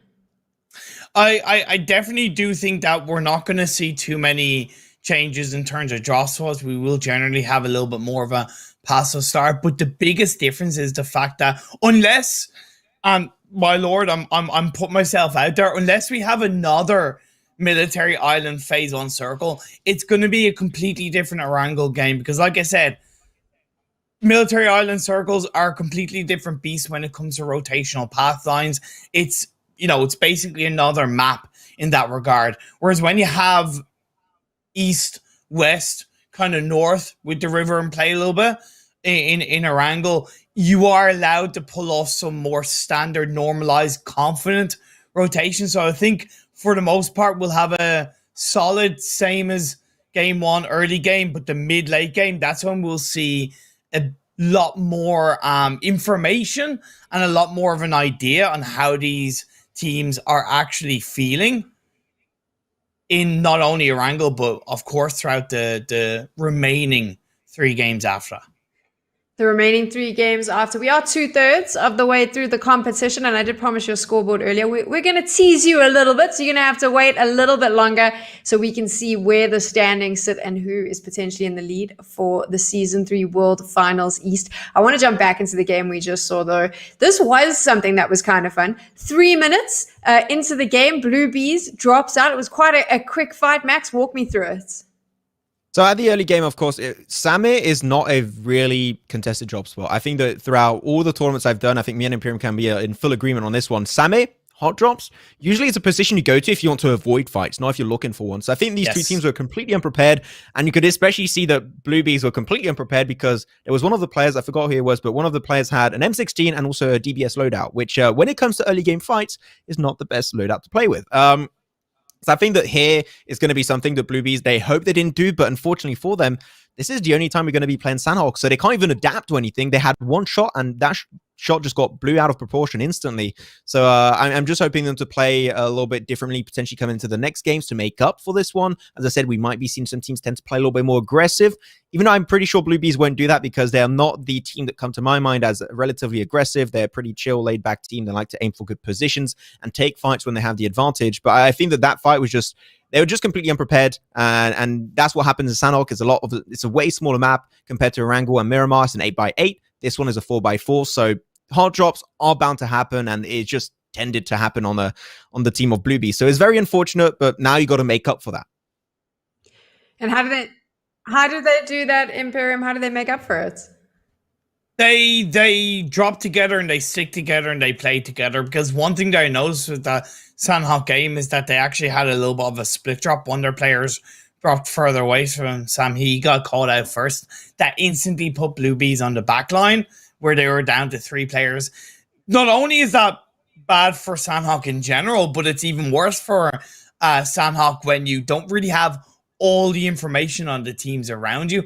I get, the point of Sammy isn't really an area where, you're going to have hot drops. But come on, this is the unknown. And you've got to expect the unexpected. You've got to prepare for the worst and hope for the best.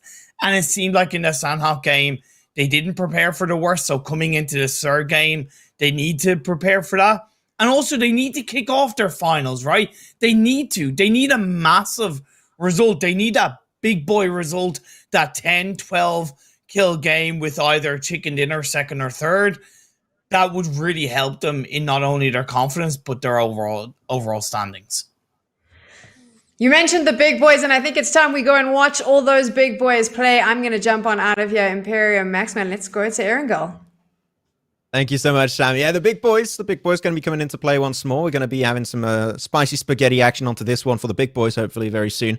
But you know what? Back to Erangel. We're going to go back to square one on this one. We're going to see potentially a few changes coming out, especially in terms of rotations. I think that we didn't mention the drops. I don't think they're going to change just yet. Maybe later on, but we'll see if teams are going to be thirsty for blood, which I think that this early on, we're not even 50% in. I think there's not worth taking a risk, because when you are a team that tends to go and play aggressive, you're looking for those kills. You're also taking a risk of falling even further down the drain if you are not able to convert any of those kills. So I think that at this stage, teams are going to stay relatively relaxed. So we're going to have a very chill early game stage once more. And I think, because one thing we didn't really touch upon that was a factor in game 1 was the playing path. The playing path on game 1 in Erangel was quite heavily to the west. I would like to see a bit more of a central, maybe diagonal playing path where it gives the freedom for the teams to get to where they want to, because I'm not evil like you, Max. I love to see teams have a bit of an optimal start, because it helps me learn more in terms of, their drop spots, their kind of rotational path lines. And when you have a bit of an awkward playing path that is on kind of one side of the map more than the other, it does skew that a little bit. And when every single game counts out of this just 6 game series finals, I want to see a bit more of an even playing path. Why say I'm evil all the time? I'm like Meliodas in 7 Deadly Sins. I have an evil entity inside of me, and he comes out sometimes. It's not. I can't control it. Okay, I'm not a puppeteer or anything. He just does whatever the hell he wants. But I do fully agree. I would like to see a little bit of a more normal circles, see how teams play in usual circumstances. I think that'll be the best course of action for this one, of course, to see what they can do, because we have 6 games. I did say we have to make up for the fact that this is a relatively short-term tournament by having a lot of action. We had it. Those 2 games, they were epic. Let's take it down a notch, please. Let's go for a normal circle. I would like to see something potentially around the ends of Pachinki. I would love to see how teams play around aiming for scouting spots, especially Pachinki hills, potentially hill. I would like to see teams try and use those a little bit more. It didn't make sense to use those in game 1 because of the circle being very telling it was going to go to Sultanahmet Island, but I am hoping to see teams put a big focal point on scouting a lot more than what we saw in the 2 first games as of right now. Exactly. That's why, when I said to Sam about that kind of circle, it was just totally skewed for game 1. You're dead right. Bit more of a central, a little bit more of a safe mainland circle will allow us to see what these teams are going to pull out in terms of those high ground positions where they're going to be able to execute a lot of information and a lot of control around these areas. And it's going to be pretty important as well, because after that game, you're halfway through, right? You only have 3 more games after that. So if you have not been performing well and you have another bad result, it makes it even harder, because I will always say in like a 4 or 5 game series of games, whether it's, one part of a tournament or scrims, you're allowed to have 2 bad results. In a 6 game series, if you have 3, that is really putting you in a back against the wall position, which can be so hard to climb out of. I just love this scene in Pyramid. I feel like a ninja. I'm just scouting, just like, looking at the Turkish streams. So look at that. They don't know we can see them. But we're like in the wires in the Matrix. But at the end, it is cool. Love this setup. As you said earlier, I'm a little bit sad we're not physically in. There we go. We're on the side. We're over here. Look at that. We're feeling good on the side. And we're gonna be popping off. You can see a very serious Sam. There you go. She's all smart. She's like, we're on camera now. Like, what are you going to be expecting coming into this one? I know you like to say Imperium, like, I love all teams. I hope everyone's going to be winning. But this is not Wonderland Imperium. We are in the land of harsh realities where only one team comes out on top. So I'm going to ask you, do you have maybe some expectations of maybe not teams taking the win, but potentially performing a little bit better after what we saw in the 2 first games? I'm really positive to talk about RX and Pakistan, because they've had 2 games where they finished in the top 4, both games. And that's really healthy, because it does show a level of consistency. I will counter that by saying a bit similar to Morph in the sense of you can have a bit of consistency, but in a 6 game series, chicken dinners count, especially because it's 20 points for that juicy win. So for RX and Pakistan, hey, don't get me wrong. Don't take away that consistency, but aim a bit higher. Look for that win. Really look for that win. And I'm excited to see what they're going to be able to pull out. So yeah, it's not that I have a favorite, but my eyes are definitely going to be a little bit more on what RX and Pakistan can do. Want to see if they can increase their standards just a little bit coming into these. That'll be great. But I fully agree. I think that RXN Pakistan has been able to show a few good performances, a few little glimmers of hope throughout the horizon. So hopefully that's what we're going to be seeing coming into this 3rd game. But Imperium, I put you on the spot and I tried to know I'm not that much of an evil person. Sometimes I am, but I'm keeping the evil inside right now. So I'm going to put myself on the spot too and say which team I would like to see perform a little bit better. Go for it. And I'm going to go with the team that I mentioned a few times today, and that is going to be KHK Esports. I think that KHK coming into this one have proven now that their rotational playstyle has increased and improved heavily since PMCO, that was causing their demise so many times in that tournament. Reason why did not even make it even relatively close towards the finals of the African PMCO. So I'd like to see a little bit more from them coming out and fragging power. We saw last game actually in the top stats that Hansley was actually top damage. I think it was 533 damage for Hansley. We didn't mention him. He comes from INF. And he has been coming in hot into this one. So I'm really hyped to see the team of KHK play around Hansley, which is potentially, I would even say, their most aggressive player, and try and build around that. He's the base building block, and now you just got to try and build like Legos on top of it, a good structure. Because I was always bad in Lego, so I'm hoping they can do something relatively good looking. I don't know why I talked about Lego. I just went with it, man. I just rolled with it, okay? Hey, I wasn't judging, man. I was like, go for it, feel the flow, my friend. SWAT 69, SWAT 69, a team that SWAT 69, a team that is definitely has a lot of potential, and they also have a pretty strong history in competitive esports. They've gone through different roster iterations, but they have a bit of a legacy, and a legacy that they want to keep on a high note that they want to build upon. So I am expecting a little bit more from them, and I want to see them rise up in this third Erangel game and really show everybody, show themselves, show us, show the viewers, show the supporters what they're made of. Hopefully, we're going to be having some good teams coming on throughout this next match, especially because, as you said many times, it's such a short format tournament. Those chicken dinners really make a difference. So I'm going to be looking out for them potentially to get on top if possible. Though, I do have to check, and we do have some information from production on the side. And unfortunately, we do have to bring a little bit of information to all of you beautiful people at home that unfortunately, one team had to drop out of the tournament. And that is in the name of SD Gaming, the one of the few teams coming out from Hong Kong. So unfortunately, SD Gaming having issues on their side of things. They are not going to be able to participate in the remainder of today's games. So very unfortunately, I'm sure we'll see them very later on into the future. But now that would explain why we're going to be down to 15 teams in this one. So it was relatively passive on the first game. So now is even one team less is going to be even more passive. Ultra passive, I would even say. Ultra passive? Ultra Pro Max passive? Hey, if you want to push it that far, you go for it, man. We can go really deep on that rabbit hole, man. But it's also 4 less kills available for these teams as well. So it could, I'm not going to say it could starve a couple of teams, but it is still something to take into account. There's 4 less bodies on the lobby to kill. Yeah, it's going to create a little bit more space in the early game, which, like you said, that Ultra Pro Max passive early game will probably shine through a bit more. But, I don't think it'll phase the teams too much. It shouldn't really change too many things. They're still going to play their own game when it comes to looting, when it comes to feeling confident.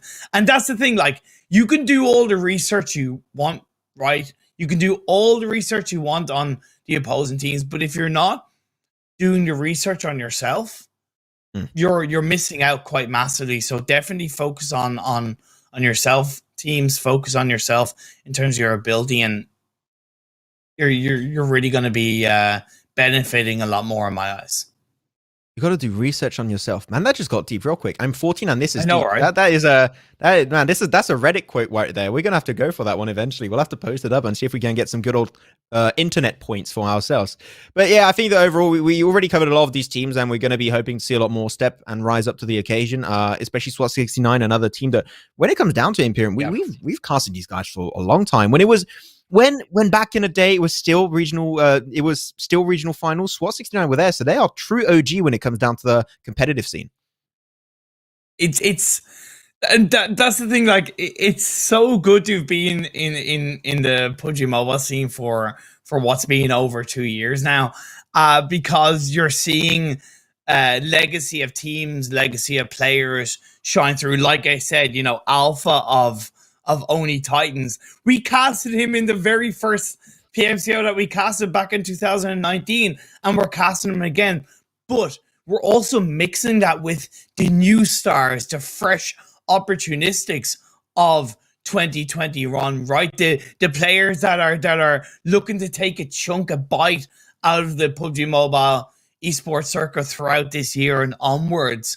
So it's just that, like I mentioned it before, that beautiful mix of experienced and fresh talent is so good to see in these kind of tournaments.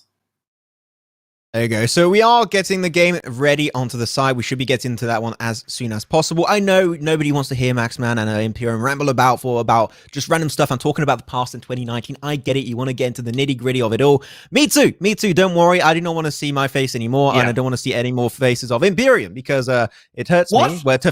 You know why? Because I still got my little fridge over here, and I know you don't have it, so you're feeling bad. I get it, Imperium. It is okay. But we're going to be seen as we might be getting... Okay, I got a bunch more over there. I'm feeling damn good about my fridge. You know what? But that's a good old flex I'm going to be going with. But we should be also potentially getting a few stats from our last game, hopefully very, very soon, as we're going to be looking at this studio in shambles, apparently. But man, that drop, what's in that drop? Do we have an orm? Red Bull. It's an orm? You could be having that, but no, dude, if we get an orm in that one, I'll be hella hype. I'll take an orm every day. Just snipe it up all that time in Istanbul, feeling good. We'll see, man. I can't actually comment on your playing skills because we did actually 1v1 in which you didn't put the video out for. Did win. Okay. I edit very slowly. It's like 50% done. Okay, I'll come on the internet eventually, but as of right now, I'm just. I know you've been busy. I'm vibing. Dude, feel free to take like another couple of years. Okay, man. Feel free to take your time.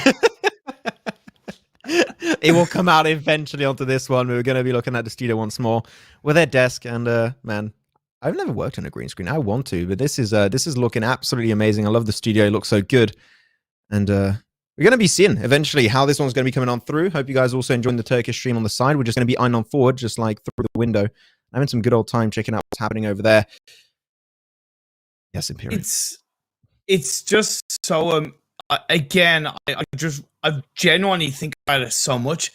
It's so cool to see this kind of event, the Red Bull M.E.O Season 3 finals, this magnitude, that the adaptability through the world situation, that they're able to put together this kind of production value with the virtual studio, the Turkish talent working in that virtual studio. You can then go onto the website and take a virtual tour of Turkey. Putting that all together, that is like incredibly amazing. And then to just be one part of that, lending my voice to it, it's just, to me, it blows my mind all the time thinking about it, and it's a genuine pleasure to be a part of the show. Yeah, and this is just 50%, by the way. We got West right after that one too. We got 50% of the globe, then we've got the other 50%. Man, we're gonna be feeling absolutely stacked after this one. And we got some insane teams happening in West too. But right now we're on East. You know what? We're gonna focus on this one once more. We've got to keep in mind that here these are some of the best teams when it comes down to PUBG Mobile in general. And some teams are qualified into this one, once again, taking down some of the top contenders in the international stage, in the official circuit, such as the likes of Morph. Once again, they took down the Aerowolf Fleamax. So these are already some teams coming to this one as big favorites, and I'm really hyped to see how they could try and make their name for themselves, because these might be teams that don't have an org as of right now, and they're still training. But this is also a good opportunity for them to prove what they're made of, and potentially later on get picked up by other big orgs. I said it. I'm a huge fan of G2 Esport. Man, they might be watching and just pick up one of these best teams over here today. That'll be absolutely amazing. I would love to see that come through. That might be hopefully the case. Exactly, because it's so much, so much about the growing, evolving regions, whether it's Pakistan, whether it's South Africa, whether it's, Sri Lanka, as an example. Like, it's about taking the mixture of the growing regions, mixing them with the evolved regions like Indonesia, even Hong Kong, and just allowing them to flourish with each other along the way, and you see a global scale of PUBG Mobile competitive. So I cannot wait to see what happens in this game number 3. We're going to be loading in. There we go. Sorry once again for the delay, but we are finally going to be jumping straight into the actual Erangel, good old Erangel. And we're going to be seeing where this plane path is going to be coming on through. Should be northeast. There you go, northeast to southwest. Going to be pretty nice one. A lot better than game 1, I would say, Imperium, unless you like to drop in Southern North Island. Then you might have to stretch it a little bit. But other than that, this is a lot better than what we've been having so far in Erangel. I'm enjoying it quite a fair amount. And we're going to see where these teams are going to go. But as you said, we are expecting this one to be relatively passive. And once more, in case you did not catch that one earlier, that piece of information, we are going to be having one team, unfortunately, not being in these reminding games of today. Is going to be SD Gaming, one of the few teams of Hong Kong. Unfortunately, will not be able to participate for the remainder of today's matches. So we're going to be down to 60 players and 15 teams in every single remaining lobby of today. Ooh, I see 2 teams in Yasnaya, Max. That is Boom and Rise on Glory. Now, Yasnaya is the kind of city where you can comfortably have 2 teams, one either side. And I do think, Rise on Glory, they're on the kind of far western side of Yasnaya. Boom are a little bit more spread out, but for the most part on the east, I believe they should coexist. But the disengagement time based on phase 1 could force these teams to clash and engage on each other. So, at the end of the day now, this is going to be a very relaxed position to be in. Seem like going to have what a squad already aiming to be on the move very, very early on. But the overall standings, going to be talking about that one a little bit. Off of that chicken dinner last game, Rubik were able to get himself in second position. They got 38 points currently, so they're feeling absolutely set. Also going to have Cute right above them, despite down in 12th position with 3 points. So they got to try and maybe make up, because down below, they are catching up. The likes of Morph 2, 31 points, a 4th position and a 2nd position on top of it. They're looking great. So you're going to be seeing these top teams trying to just uphold their continuous positions and rankings throughout Game 1 and Game 2 coming into this one. And hopefully things will be running out strong for them. But Boom 2, Imperium, that's another one. We said they had great potential in that second game on Sandhawk. And currently their 7th position was 18 points. They need to double that to just get remotely close to that top one.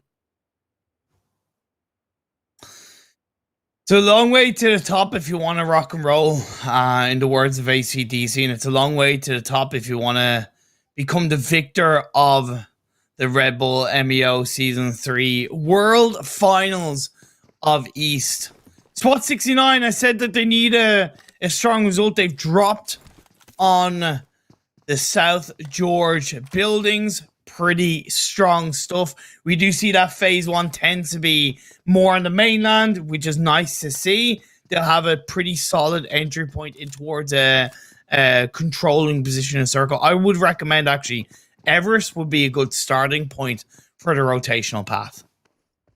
Could be the case. Now checking out a little bit the map, we did see how things were coming on through. Intrigued to see where phase 1 circle did go, as it seemed like teams are not going to be in too bad of a spot. So Boom, yeah, as you said it, rightly so, Imperium, Yasnai, Poliana, you can easily split that one between two teams. The loot is good, the area is good, but it seemed like Boom just got actually abandoned. Seemed like they're just going to be alone.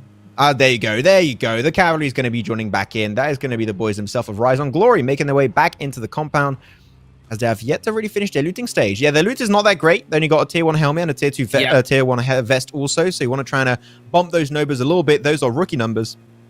They're going to be looking for another compound to aim for and loot up for themselves. That's nice respect from Rise on Glory. I wouldn't necessarily call that passive. It's just common sense, right? There's no need to hang around there for too long.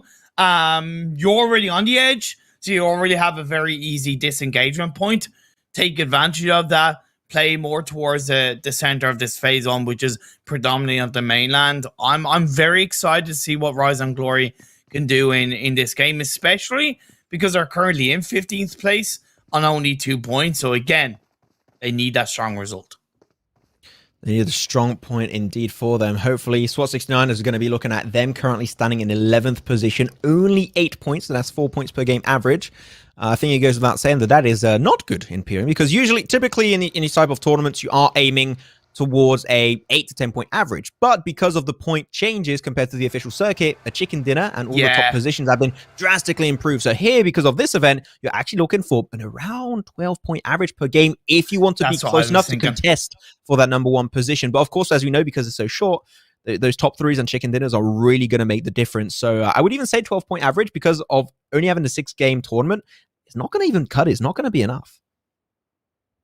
For sure. Looking at the teams currently positioned on this phase 1, they are more towards the edge. There's nobody on that hill above Ferry Pier, which I definitely think will be a great place to go to, because guess what?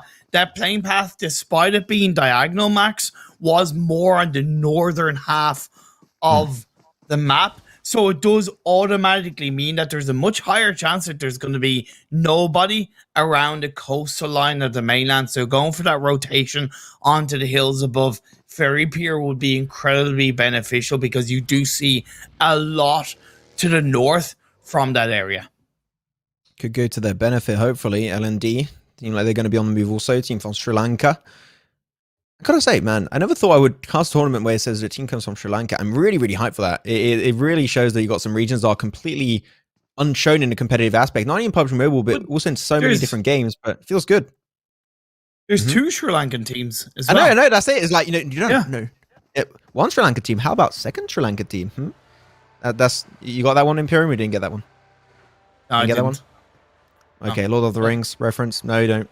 No. Don't. Okay. No. Did you know I've No, don't tell me you never watched it. Imperium. I've No. watched, I think, one of the films. No. Well, many years ago. I've never seen the trilogy. Imperium, I'm coming to Ireland. We're gonna go on the sofa with a big blanket, and we're gonna do a speed run of Lord of the Rings. Okay. Well, no. I need to make you catch up, man. I have to. When I said it to Sandstorm, he was like disgusted. He was like, "I'm not your friend anymore." I'm like, "Come on, dude." You know what? Like, I'm gonna say the same. We're not friends anymore. We're not friends. We're colleagues now. We just went down a level. Oh god. Okay. Oh god. Oh man, F in the chat for the social stature of Imperium, as it just takes a really big toll today. That's okay though.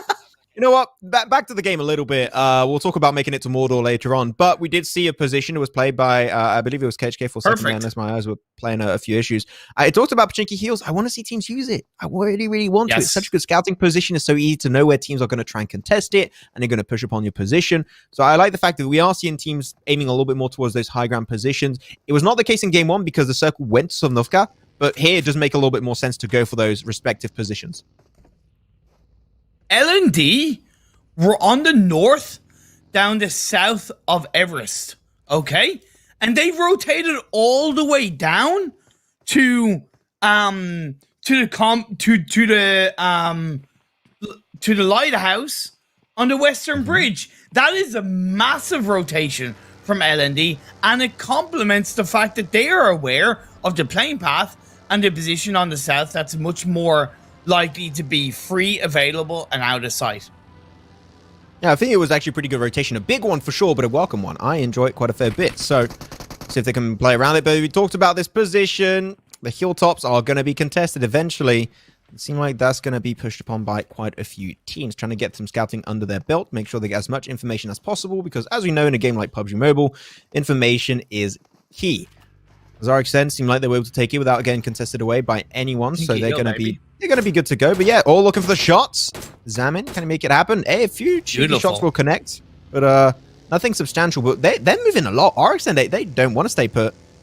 Zamin, I think that you got to flip the car. That's not how it works. But you know what? Hey, fair enough. You do you, man. You do you. It's cool.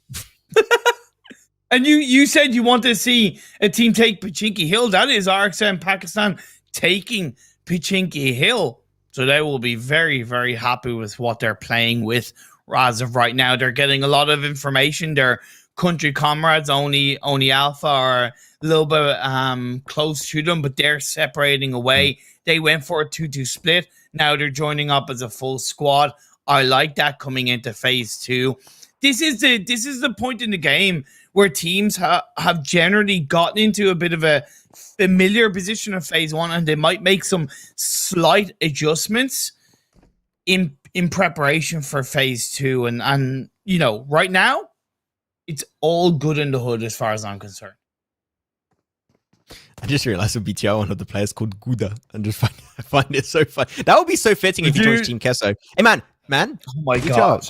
Picked up by Team Kesso. One player's called Gouda, man. I would love that. That would be such a good storyline. I'm seeing Sam. She's shaking her head like, I know she's disappointed in me. She did. I'm so sorry. I know. You know what? It's okay. So I reckon I know what's going through her mind. She's going like, damn, what a terrible joke. Yeah, I know. I'm very cheesy on those. With that said, we're going to be continuing getting on to this one. We're going to be seeing what we're dealing with as a BTR. Still going to be. I'm just going to continue. We're not even stopping on this. We're going to keep on going as they're just going to be scouting too. I think that especially here, the thing is they don't have to move for Pachinki Hill whatsoever. They got the scouting done with that, so they can be good to go. But hey, okay, a little bit of military is still into play. I'm not saying it's going to be the case, but maybe. I don't know. No, Max. No, how dare you? Okay, L&D benefited from that rotation in phase 1. They're on that lighthouse train. I would say they might want to spread out and go for a 2-2 split, because I don't think the lighthouse area is going to be optimal.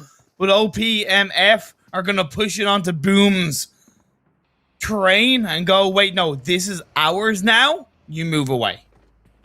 Yeah, Only team from the Maldives here. They're going to have to potentially try and take themselves a big toll. And boom, we are expecting a relatively big shift from their playstyle in game 2. You mentioned it many times, Imperium, and I think you hit the nail on the head. I said that one correctly this time. I do think that they did have to regroup a lot quicker. So I like to see Boom this time around. At least they are playing a lot more as a team. At least they're trying. They're giving it their best shot. As I said, they're actually going to be split now. This is not looking amazing. M.E.O still going to be able to bring some assistance from the side. Still shot trying to go for the Bloom shot. Lovely. Connects 2 bullets on his leg. And as we all know, the leg is going to be the weakness of any human being. So that's going to be an instant casualty. Steel shoot behind that car. Going to get pushed up heavily. Lovely. Is he going to do it, Beautiful. man? Steel shot is doing so much work versus Boom. Takes down 2. Maybe looking for a third.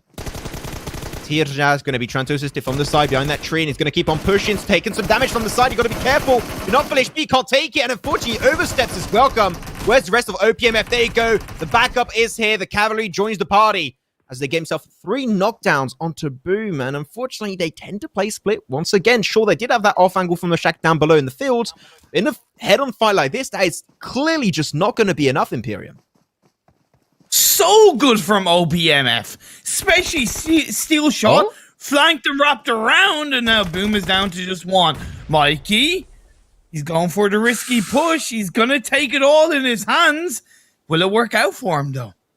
Axiom got the res. That was clutch. That was last second. 1 second more, and that was the dead ally, unfortunately, for them. So PMF are good to go. But M.E.O, I'm surprised. Normally in these positions, you would not want to push this one. You would like to survive as a one-man team, especially when positioning points are so valuable. Yeah. He pushes it, and unfortunately pushes straight to his doom, to his undoing. And that is Boom. Another relatively poor performance. The execution today is just really not there.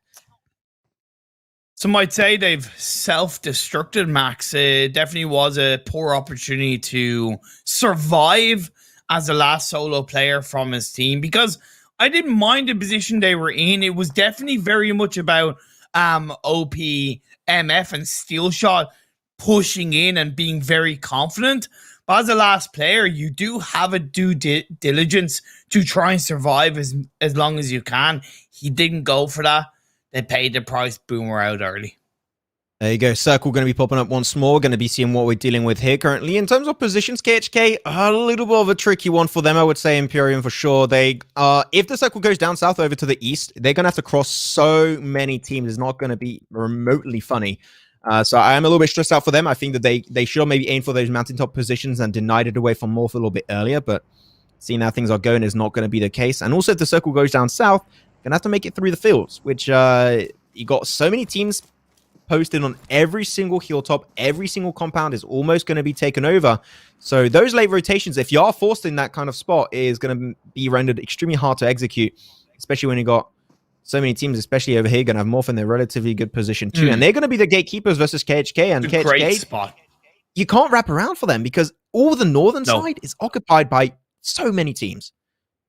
It's such a good spread by Morph. 3-1. It's perfect because, yeah, okay, that one player can get caught out. But in my eyes, that's okay because he's doing his job. He's getting information. He's using that third person perspective to look yonder towards the fields around his teammates. And it is a confident position. Could they pull off a 2-2 split?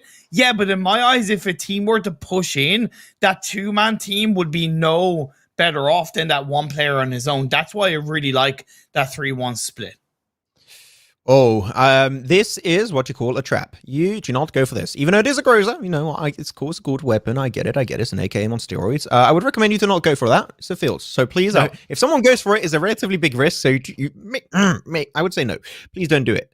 Though, finally, in terms of position, I like where currently we're going to be seeing Rise on Glory. Got himself a good compound next to the plateau, down south of their position. They're going to be able to scout down south and also up north from their position. So I think that it's also extremely well positioned in the circle. It's dead center. So they are definitely setting themselves up for success. As a team like SWAT69 and STP can have a little bit of a clash back and forth. And SWAT69 are having the upper edge, apparently, as STP just sent one scout. And that's the unfortunate run of events. When you send a scout forward, he can get out of position, but that circle's out of position. Damn. Yes. You can have a quarry finish here. I like to see it. Let's go. That's a hard shift, baby. That's a hard shift to the west. And again, SWAT69 will be very happy with that because they're in a really core position inside the circle. They've automatically sent the message to STP saying, hey, we're going to hold our compound. Don't go near us. STP technically don't have to move, But this is definitely going to be tougher for the teams on the East. Like you had Cout, Rise on Glory, all those teams on the East, LND. It's not going to be easy for them, and that's why they're all going for that desperation rotation on towards Quarry Hill. This is a big mix of Team RXN down below. Not going to get fully involved. Astra didn't even jump out of the car. He's already shooting, just guns blazing on this one. They're going to be able to deny that position, and more respecting the opposition. Seem like they just don't want to give away for free, it seems like. They're just trying to move away into the cars. Oh, no, there you go. They're trying to reposition in a more aggressive manner. And a Ninja, Fidan, both knocked away. Break. You see him frag out heavily into game number 1. This might be his other opportunity to prove himself more onto the international stage. Astra's there. They need to pop all the smokes. Try and get those Regis through. But that was a push without any information. I'm surprised it actually worked this well. Yeah, but they did it as a full squad, and it was the only way they were going to be able to pull off. Were they benefited by the fact that it was just one morph player there? Yes, but at the end of the day, it was a confident push up the hill, and they made up for it. They only got 2 players knocked down from a distance from a third party, and I think they even picked up a knock onto one of the RXN players, which is being finished off by Rise on Glory. But, you know, I like what Coot did in that engagement up the hill. It was just a risky one, but the execution on it was fine, so I have no issue. If it ain't broke, don't fix it. Keep on going, guys. Keep on balling. Because now, especially Blue Bees, they are the team that we talked about them a little bit. If we check out the overall standings, we would know that as of right now, I do not like putting them on the spot like this. They're currently in 16th position, and if I said that they didn't have many points, it would be an understatement. They currently have 0 points. 16th and 14th position back-to-back is definitely not where you want to be, so they need banger after banger if they want to even have a remote chance of taking the title and making it close to top 3. But it is Blue Bees. It is the only Japanese representative, so I have high hopes for these guys after all. So we'll be seeing. There's now the circle, as you said, over to the western side. It can end up into Quarry, and KHK, they were in a really sticky position, but with this hardship like this, it actually helped them out a fair decent bit to avoid a lot of the northern teams. Really did. It really did. Going back to Blue Bees, it is nice to see them up as a full squad this stage in the game. I don't mean that as shade, but compared to the first 2 games where they went out early in Sanhok and they lost players early on in Erangel, it's going to fare much more beneficially to the result in this third game of the day. We did see that circle popping up a bit. You can see Blue Bees' position. They only have 1 team behind them. I think it's LND, but other than that, they have so much space around them because on that phase 3 shift onto the west, a lot of teams opted to go for that deep rotation into the circle. Just good zoning in general. They're able to keep everyone at bay, making sure that they can clear their own zone and be good to go off of that. There you go. I was seeing Scout. They were sneaking away closer every single time. And lucky enough for them, they were able to get a full-on res on their team. So they're up, ready to take that fight head-on with Morph. Great nade, by the way. Perfectly cooked up for Coot. Looking for a second one, Ninja. Seemed like he did spot Summer for a second. He's going to give it a shot, a little bit short on the range. He's got the good idea. The spray is going to be continuous, though. These smokes, not sure from which they came, but if these are smokes coming out from Coot, these are not the best, as it does deny a lot of information from them. There you go. That makes a lot more sense if they come from Morph. He's trying to spray randomly, and it actually works out in some way, shape, or form. The car explodes, and unfortunately, when the car explodes, that is not a knock. That is an instant kill. So Coot picking up an extra point along the board. Yeah, Morph, as much as I respected them repositioning off the back of their first player going down, again, it was very much about survival rather than control. And Coot, on the opposite hand, they positioned, they pushed to control. They got that first kill. They're looking for more, chucking out the grenades, taking the shots. It is so good. It's a reason why they're currently on the top of the leaderboard right now. Coot, they're on 40 points. In 2 games, that's an average of 20 points per game. That is well above what we're going to be looking for in these 6 games for now. Of course, the more games you go through, Max, the higher chance your average points per game is going to dwindle down a bit. But for Coot, they're looking good. Imperium did be spitting straight facts right there. Though we did see RXN Pakistan apparently falling down in 14th position. Very unlucky. They were in a field, so not very easy to play around that spot. And that shall indeed cause their downfall. Though, down below, Alpha, there you go, looking for a little bit of an opportunity. Only Titans, though. Can he convert that into kills and points? That's going to be the question to be answered. KHK, seem like they're dwindling and fizzling out into absolute nothingness. One player shall remain, and that is going to be Sully, and he's in a shack crying in the corner, hoping that nobody realizes he's there. Let's go. And unfortunately, everyone knows he's there, so he's going to have to be very good on this zoning potential. He spots out, man. My vision is so bad. I didn't even see there was a player there. God damn. Got big brain plays from Sully. He knows. And as a solo player, he has just got to survive and stay prone down. Rubik, he's down by the side of the building, trying to hunker down. Is LND going to play on the fields? Bluebees still stopping them from really being controlling in the circle.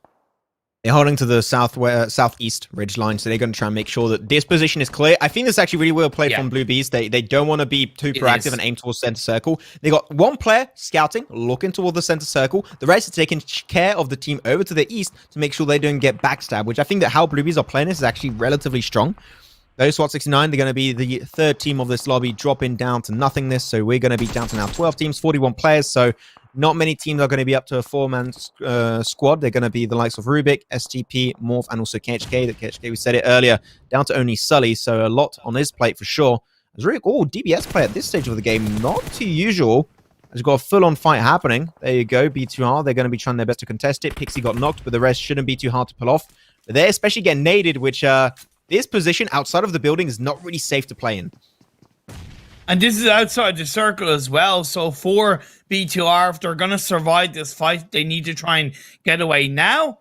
And for Rubik, if they're going to push in, they need to push in now because time's ticking away. They've got less than a minute until the blue zone starts closing in. And this is phase 5. Beautiful pre-nade from Cupid. There you go. We want to see some grenades unlike game 1 and game 2, and we're seeing it coming through in style. Cook grenade. The Molly actually sending away B2R. That is so well played. And he's going to be cooked to a crisp, but not good time for them. Especially when Pixie and Gouda are going to be knocked away. B2R still got 2, Gucci and also Cupid. We're going to see if Gucci is indeed going to be Gucci gaming in this. And hopefully he get his team back on their feet. But you know what? Seemed like not too much going to be happening. They will be able to survive the encounter and get themselves into a good spot with 3 kills coming to their name. SDP, they're going to be switching over to their POV, still up to 3, 0 kills so far for them, but they got the advantage on Only Titans, but unfortunately with the circle moving forward, they can't afford to overstep their welcome. The low ground for Only Titans would actually say gives them a little bit more of an ability to rotate onto the edge of the circle as 2 of their players are going in the vehicle. That's good play by Only Titans. They do have those vehicles that they're using to their advantage. Not saying that they're going to survive as a full squad, but there is a huge chance that they're going to get away cleanly from STP. Good stuff, good stuff. They started moving initially. Oh yeah, they can't shoot. They can't shoot. Or we can rotate as a 4 team. Though, what a squad. There you go. Down south, they're going to move their way forward, but they've got 2 teams to fight through. This is not going to be amazing. They're going to try their best. They've got all the cars under their control. Ready for kills, so not too shabby of a game as of right now. They're going to be crashing their way forward. There you go. Nice little makeshift mini compound from that one. And now Bluebees, the roles have actually been switched. And Bluebees are going to be healed away from this circle. They're ticking down heavily. The Blues are not looking good. Morph team will get eliminated from this one. These were one of the top contesting teams. So dying in 10th position is going to cause them so many issues in the long run. For sure, for sure. That was a classic bait by WAS on a side note. They sent 1 player forward, distract Bluebees. Bluebees took shots, got narrow-minded, then they got caught out. Bluebees are now down to just 1. On a side note, on the north edge of the circle, we have 2 3s fighting for the field edge of this phase 6. Snake finish, you know it though. Oh, there you go. I was about to say, you got to use this on OPMF and use those cars, create makeshift compounds with the hay bales, and you might be able to get the best spot in this entire circle. At least you're going to build it. And I think that that's going to be the best course of action. Cute though. They made their way downhill, and now they're starting to get into the nitty-gritty, into the really intense part of this game. Field finishes, we know it is really in the air as to who's going to be taking it. And so far, there's only really 2 teams inside of it, and that's it. So you're going to see some big roaming coming on through because in 20 seconds, the circle is going to be enclosing around these players and suffocating them. And you know that we're going to be losing potentially half of this lobby in the upcoming minute or 2. We're already down to 9 teams, 23 players. So if we lose too much more, it's going to be a little bit easier for the remaining teams. It's going to be about survival. Survival of the fittest in the open fields as the shots are being fired through. Coot are surviving as they still have a full squad, but only 1 of the players until full squad is inside the circle and that player's just got knocked down. A full squad in a field finish is absolutely bonkers. If you can play around your team correctly and take the advantage, take control while not being overconfident, that is how you win games. Though, what a squad, what a rotation, should I say. Going straight central circle, not giving a damn in the world, and the circle's right on top of their position. That might be the game-winning opportunity that what a squad just seized right off the bat, and they are in the best position in this entire circle. But I said it, 1-2 minutes, we're down to now 5 teams, got cut by 50%, and this is where things are going to get a little bit calmer. We're going to have a lot of snaking coming on through. But man, what a squad. That was a huge rotation, extremely risky, but it might just pay off in the long run here. Rise and Glory, SCP, 13th and 15th respectively. They're in the top 5 of this game 3. The turnaround could be happening for these two teams. For WAS, they want to hold on. They want to continue. The shots are being fired up. And that's going to be a knockdown being fired on through onto the hands of STP. This is insane. Also, what a squad. They had only 3 points before this one, was 14th position overall. They are just going to be multiplying their points by bazillions. Well, maybe not that much, but a pretty fair, decent amount. So they're going to be looking good. I said it, I'm not good in math, guys. I'm giving it my all. But at the end, STP is still going to try and make their snake forward. A lot of smokes have been used very early on into this game, by the way, Imperium, which means that at this stage, there might not be that many smokes remaining for a few of these squads that got involved in many fights throughout the entirety of this game. And it seemed like just by how Rise on Glory are positioned and how the fact that they're not using smokes, I think they're already out of smokes. That's going to make matters really hard for them. Drop your backpacks. Drop everything. Stay barren. Minimum amount of ammo. Minimum amount of utility. And hope for the best. Coot are still in with a chance. They still have a full squad. The circle shifts, and they have a beautiful spread. Look at that spread from Coot. That's insane. With WAS in the firing line as well. I mean, they're not really spread. They're on top of each other. One nade, and they're gone. So I would like to see a little bit more of a spread coming out from there. I want to see them take a little bit more control. And this is the issue here. It's going to be very easy to scout on down. One good nade from STP, and it could be over. LND Legends are going to be defeated. They're going to be out in 4. 3 teams now remain. STP still going to their all, but no, Astro just being too clinical on those shots. Confirming kill number 11 for them, but there you go. What a squad. Nice off angle. I like it. Firan's been a little bit more proactive than the rest of his team. He's pushing forward, looking for that opening shot. Especially that might buy just enough time for break on the back end to get those reses through. But I think that especially Lord Sam is not going to allow that to happen. This is down to the wire. Such a close game. 2v1v1. Unless the reses come on through, which Ninja's going to get resed up by break. This is actually huge. This might be the winning factor for Coot to secure this third game today and get a double win throughout 3 games. That's an insane win ratio. I was thinking Lord Sam could clutch this out, Max, but off the back of the full squad revive, that ain't happening. Now, I don't know if they know he's around there, because it seems like they're more focused on the last player of WAS. This is typically when you go for the ASMR casting, taking things very calm. Blue Zone's going to be taking down. Do you want to give the kill away? Oh, he does. And there you go. Coot are making it happen. 3 games and 2 of those go their way. Not just a win. That's a dominant win. Look at all the kills going their way. That's going to be 9, 10, 11, 12, 14. 14. That's going to... Wait, no. Did I get that wrong? I think I got it wrong. I told you guys, math is not my best. But you know, at the end, that's a lot of kills. I can tell you that much. Coot, man. What a game. What a game. Seriously, I'm so impressed by them. Their control, their aggression, their confidence, the fact that they kept themselves up as a full squad so late into the game. You were right. They were very bunched together at kind of that phase 7 stage. But that also worked in their favor because when 2 of their players got knocked, not only did they counter with the kills, but they got the revives up. What an incredible performance from Coot. Our first double chicken dinner. There it is. And gents, we have a series now. Whole different game from a lot of teams. We saw some of the favorites getting knocked out. Coot is currently in the top after the first 2 games. No doubt they're going to stay in that winning position, Imperium. And just, you mentioned it earlier, but we'll say it again. Amazing plays from them throughout. And it's the fact that that cushion at the top, because the teams below them, at least kind of, you know, Rubik, Morph, and RxN, they all went out fairly early. that cushion for Coot is now massive. It's not even a cushion, it's a bed, it's a mattress, it's a beautiful high quality mattress of Elite that they have over teams below. And I know there's still 3 more games to go, but I'm now wondering, can they be toppled? I mean, I think that there's always a can do. It's not over till it's over. But there's been a couple of teams that in this particular game really stood out for me. We saw a lot more aggression from a lot of the teams early on, some fights for positioning. So feels like a lot of these teams now know it's coming down. We're halfway through. We're at that point where you need to perform. I'd love it, Max, if you could break down, though, because the specific moment was when I kind of went, oh, Coot, we need to watch them closely for this game. The Morph Coot battle that happened like mid-game, if you remember it with the nades. Would you be able to break it down and how Coot was able to dominate there? Well, I didn't mention it during that fight. I was surprised it worked out that good for them, actually. They just went in. They had absolutely no information. There was a team behind them, a team in front of them. I was like, okay, this is Coot.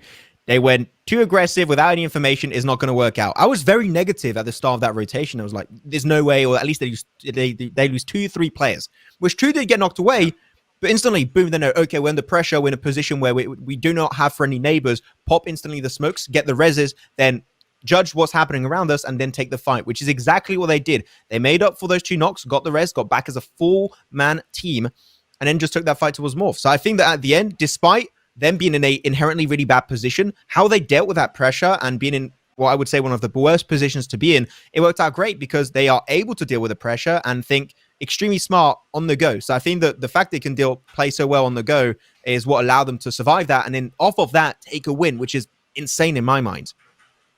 It is insane. And you mentioned thinking on the go, thinking smart. Imperium, walk me through that final sort of firefight between those top 3 teams, because Coot showed exactly what Max was saying there as well.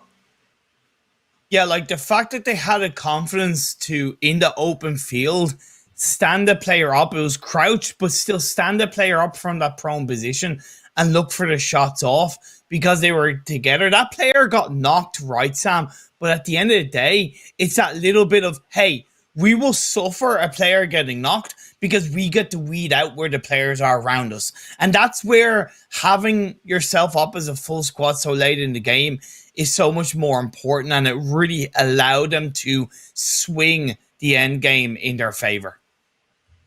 I want to move away from Coot for a moment now and pull your attention to a team that we hadn't had a lot of chances to see, but finally now we're able to have a decent game. Blue Bees, Max, really good performance from them. We see them there on one of the top boards as well. I think it was longest kill. And they really got to show that they have some great potential in that team now that they were able to stay in the game a little bit longer. They had a really strong spot. I really loved how they were playing it in the early stage, especially phase 3 to phase 4. But I think that they got, and Imperium hit the nail on the head when he talked about that. They got baited so hard by What a Squad. They just entered it. They sent one man. They were like, oh, okay, there's one man. We've got to shoot him down. And unfortunately, they leave their backs open. And they turned the tides of that fight, What a Squad, in just the snap of a finger. They had a disadvantage. Then boom, they're the team that's going to be gatekeeping Blue Bees. So I think the Blue Bees got to be a little bit more cautious of what they do in their shot calling. I think that Aito-chan, being the IGL of the team, has got to be a little bit more cautious and put a little bit more of information about position rather than just, we got to go for kills, which I understand. They need to catch up. They're still last position. But I think that they just got baited in a way that should really not happen that easily. Were there any other teams that caught your eye now in this third game as we move into that second half, teams that you think we need to watch out for? Max? I think What a Squad there. I think their shot calling was really good. I think it was a big risk, very similar to what happened very early on with that fight. You mentioned it, Sam, at one point. It was more fighting their way versus Q, and it is a big risk. They had no information, completely blindfolded going into it. And I think that when you are feeling that positive and aggressive, I think it is a really big positive aspect of your gameplay. I think it is still a risk, and they were able to secure themselves a top 3 off of that. But I now want to see a little bit more of a good setup beforehand. And I think that if they can set up by seeing how good their aggressiveness is, I think we could be seeing What a Squad get back up there. They're still really far behind, but they are making up for it in big ways today. They are making up for it in big ways. And Imperium, you mentioned earlier on that Coot may not be able to catch them now, but if there were 2 or 3 teams that you think could do it, who now, halfway through, the worst questions to ask you, and I'm so sorry, but halfway through the competition, who are the teams that you think could potentially push them out of that top spot? Because we had LND, What a Squad, ROG get good results when they needed to. You know, they were down at the kind of bottom. Sorry, actually, not well, a little bit LND, but even STP. My point is, like, I wonder. Yeah, RXN had kind of first two games pretty healthy, but that third game there was nothing there.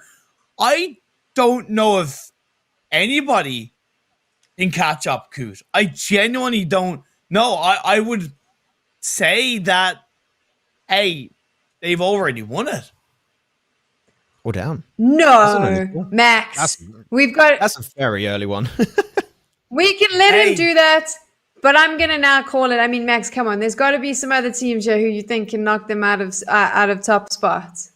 I'm going to say Rubik and Morph. I think that, especially once again, Morph, they're being a consistent team. That last game, not quite so much. But I think that if they are able to convert a chicken dinner, I think that's going to be great. Back in another tournament, the Imperium, you know, we casted Class Digital Athletics quite a bit. And they're a team that was always, you know, top 3, top of the mountain, but they would struggle to convert that in wins. And the moment that they understood how to close off and get those chicken dinners, it's a completely different team. And they were actually on top of the mountain. They almost won the PMGC finals in Dubai just a few months ago because they were able to convert some wins. But here, I think that's something that's still lacking a little bit. And I would like to see them trying to not only get some consistent results, but now they Morph need wins. And if they do so, I think they could still very easily contest that top spot away from Coot. I think that Morph potentially could, but it is interesting because they came out so early in this last game. And Imperium, back to you with that. Were you surprised by how many of the top teams fell early on for this game? Definitely a little bit surprised, but then on the other hand, not so surprised because it was not a military island circle. It was more on the mainland. You did allow a little bit more freedom for teams who maybe struggled in the first Erangel game, and of course, including Sanhok to rise a bit more, which is, you know, ROG really like how they played. But they were down at the bottom, right?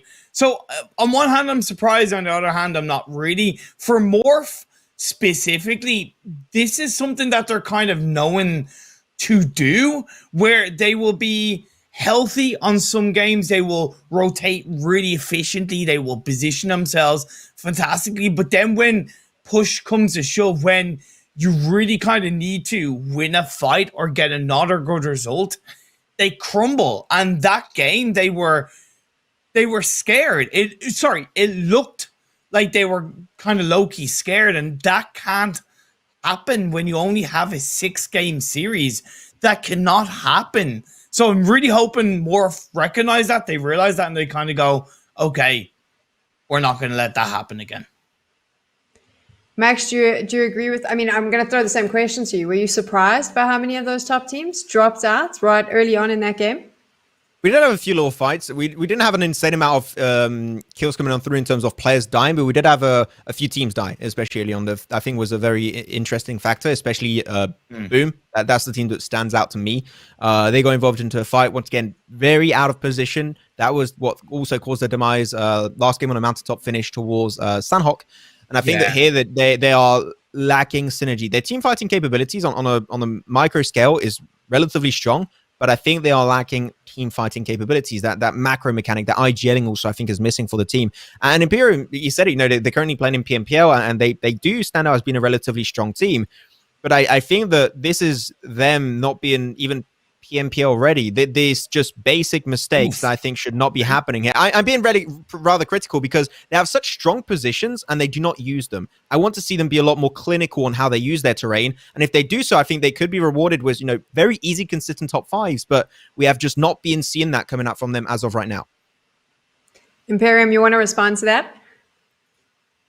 Honestly, like normally Max isn't like as harsh, but I agree with him. And when I said that, like, I don't think Coot can be caught up on by any of these teams, it wasn't necessarily like me going, put my foot down, going, I'm like a million times behind. It's actually me saying to the other teams, prove me wrong. Prove me wrong. Because when you look at the stats right now, 3 games in, and Coot have won 2 of them out of 3, and you only have 3 more games. You got to answer that call. Boom. Rubik, Rise on Glory, whoever it is, you need to answer that call. You only have 3 more games to do it with Miramar, Erangel, and Vikendi? Come on, prove me wrong. Okay, we're halfway through. We've spoken a lot. We've shot some. There's been some shots fired. Yeah, we obviously all need a break, but it's exciting. We're halfway through. This is the Red Bull M.E.O Season 3 World Finals East, and it looks like we have a series on our hands. I think everyone needs a quick reset. So here's what's going to happen. We're going to take a short break. You're going to go and get some more Red Bull, and when we return, we're going to be dropping on Miramar. We'll see you in a bit.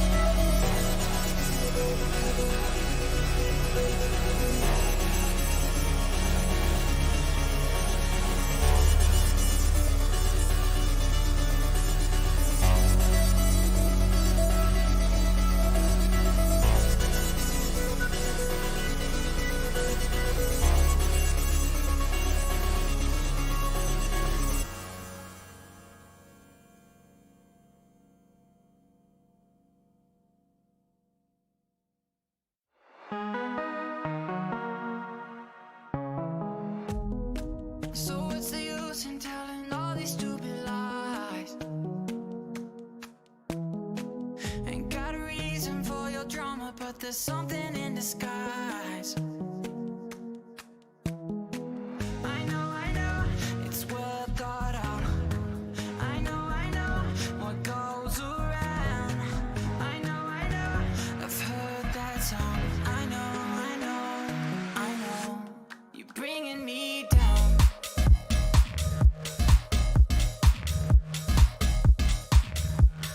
Bringing me down.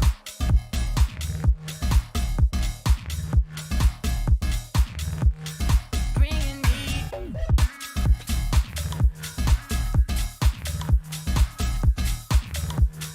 Bringing me.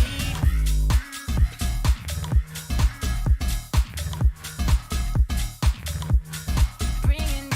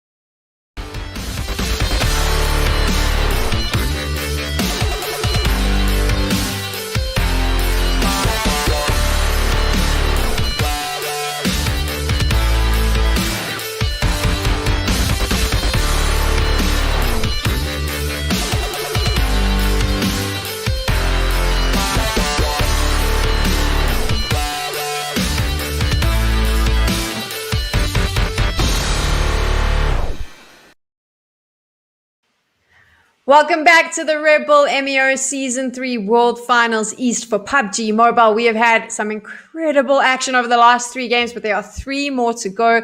Just before the break, Imperium turned around and said that he doesn't think anyone is going to be able to catch Coot. And Max, you've had a chance to take a quick look at the standings. Do you agree with him yet?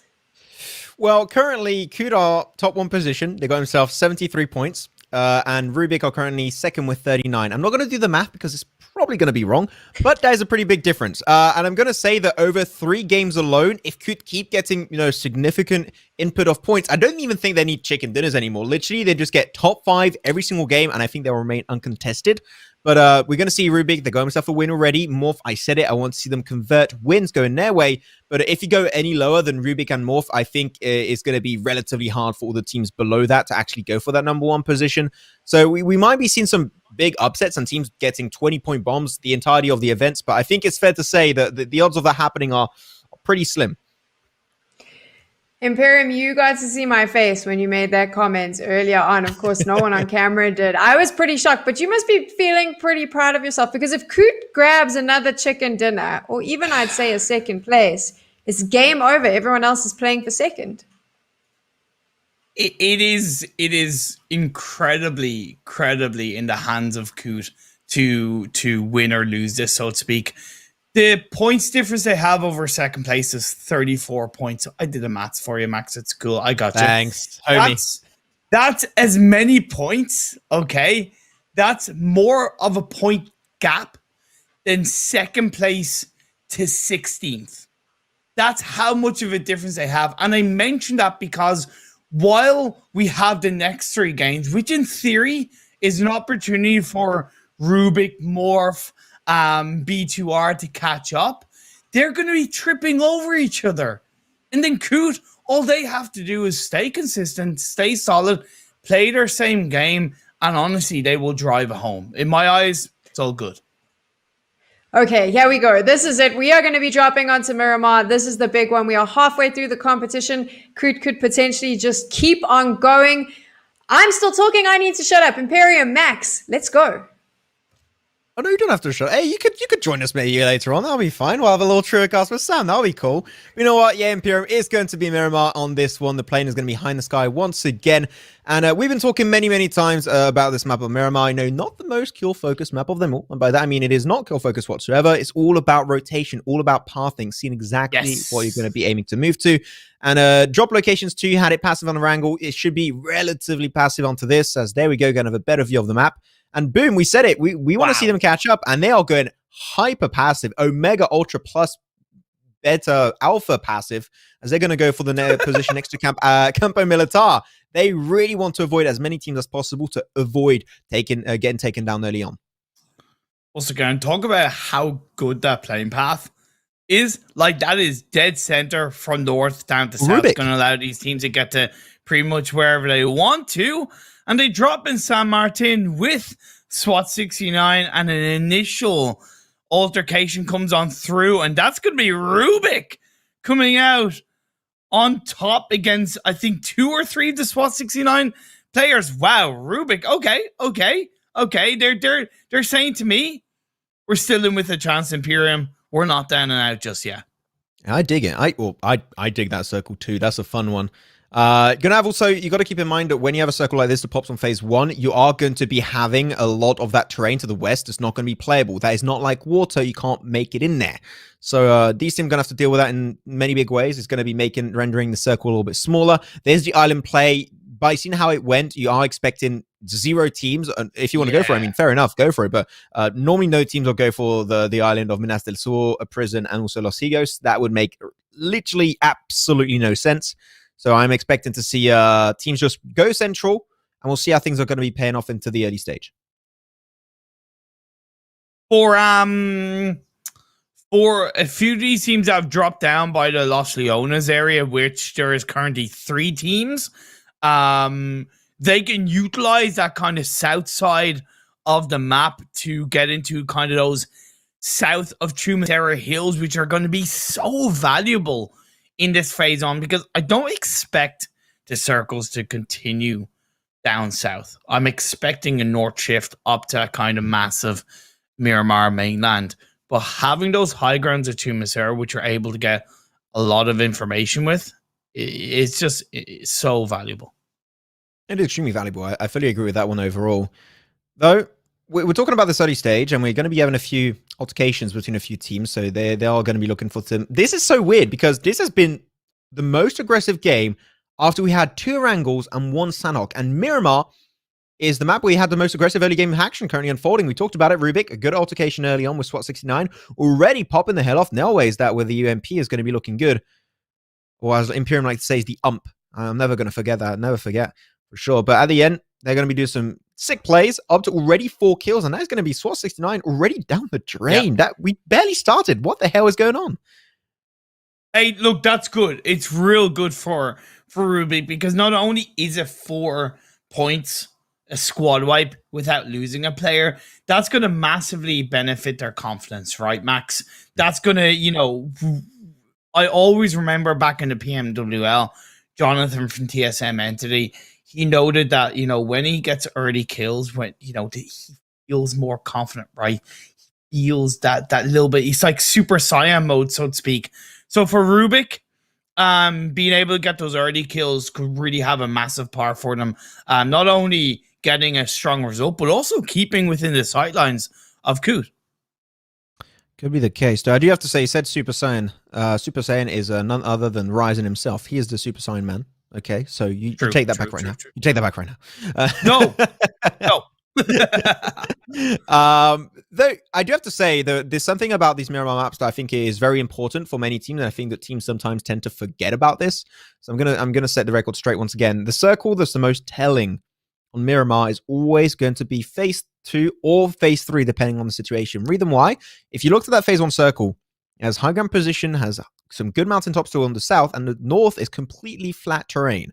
You have no idea, are you going to be playing mountaintops, or are you going to be playing flat terrain? They do not know. So one way to deal with it is just like Morph, or doing right now, or B2R, and straight dead center of the circle. And the circle, the moment it shifts into phase 2, you know exactly what play style you're going to have to adapt to, and you can adapt to it right away and go for a good spot that plays into that condition. So I got to say, once again, phase 2 circle, the most telling. So I'm not expecting too many teams to commit fully on phase 1, but phase 2 is going to be the one where you're going to see teams having a little bit more of a direction that they're aiming towards. We talk about different roles within a team, right? Having that entry fragger, having that support, having that IGL.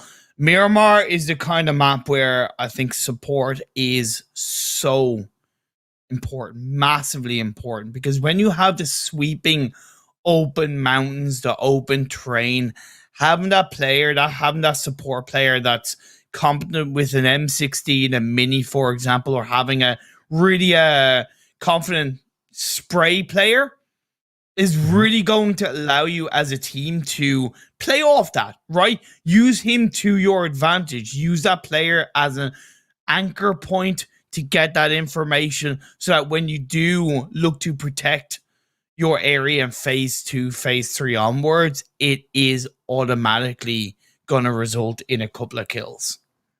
Hey, going to be seeing only Titans also popping into the kill feed and liking it. But this is so weird to me. I'm going to say it again, but this map has been more aggressive than Sanhok and Erangel combined. And this is Miramar. This is not supposed to happen.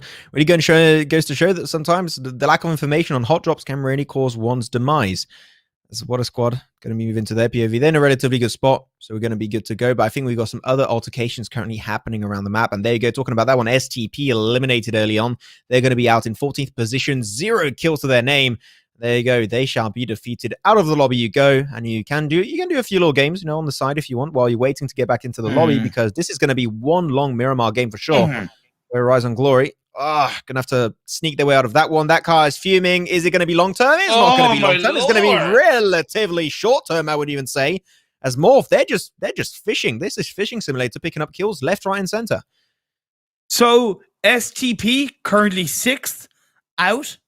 You have Rise on Glory, who had a solid result despite still being low in the overall standings. A solid result in the last game. They're down to 2 players. This is kind of what I talked about when it comes to benefiting Koopmax. Teams are picking each other off, right? Yeah. Players are going down early. Teams are suffering while all they have to do, just stick to their own game. Hopefully with Morph picking up 2 kills though, as they are currently in third, that will give them a little bit similar to Rubik, that confidence to play a little bit more aggressive in Miramar. Hopefully that's going to be the case. Now, I'm looking at the phase 1 circle that we had pop earlier and where teams are positioned. Boom. I'm looking out to them. How do you approach this? Because the circle went on the stellar opposite of where they were positioned, right? They dropped to Campo Militar. The circle went down southwest. So because of that, they're going to have to force their way through many, many teams. So I'm looking at Boom and thinking, how do you approach this situation? There are many ways for them to actually respond to this. Mainly, I'm going to be thinking you want to make your way through La Cobriera, then take the western western road and make your way next to El Pozo. I think that would be the best option because you saw the playing path too is exactly from the northeast down to the southwest. So you know that so many teams are going to be between you on that circle. So Boom, if they read this situation perfectly, they should know that there's an easy way to avoid all of those potential encounters. For sure, 110%. That rotation and their pathing should be very much based on that western road from the Cabrera. The timing of it is going to be important. They could wait for phase 2 to pop up, to be fair, although they would have to recognize that they would be going into that phase 2 circle with a lot less information. But either way, if they go direct, like through, let's say, the Picado area, San Martin area, that is so risky. So risky. While Morph are taking shots on to what a squad, and knockdown comes through. Okay, Morph, this is better. This is good. Hey, there you go. Taka going to put himself in a really good spot. Actually done with a Mini 14. Got to say, one of the best weapons. The DMRs on Miramar are so clinical to use if the execution's on point. Everyone's going to be just moving away. There we go. A little bit of a split screen coming on through. Ocean going to be in a really bad spot. Unfortunately, not having a high ground. And these kind of fights is not looking good for Water Squad. And unfortunately, this time around, that call that worked out good for them last game is not going to be happening back to back. So it seemed like was that last play. They're going to have to cruise their way out of that one. The rest are just not worth taking. They're going to chase it down. Morph, they are hungry for kills. Jumps out. He's got an easy shot potentially. He's going to keep on tumbling down. Hey Boy was the MVP last game and not this one. He's going to get absolutely shattered to pieces. And Morph, we said it. Our team that could be contesting away that #1 spot. And they're doing it in style. Already up to 6 kills in just the first phase of this circle. Morph say to Hey Boy, bye boy, you're out of here. That's a beautiful, clean squad ride for Morph. And again, those 2 early kills onto Rise on Glory gives them confidence to control their position in a circle down south of Chumacera. As phase 2 pops up, it centers.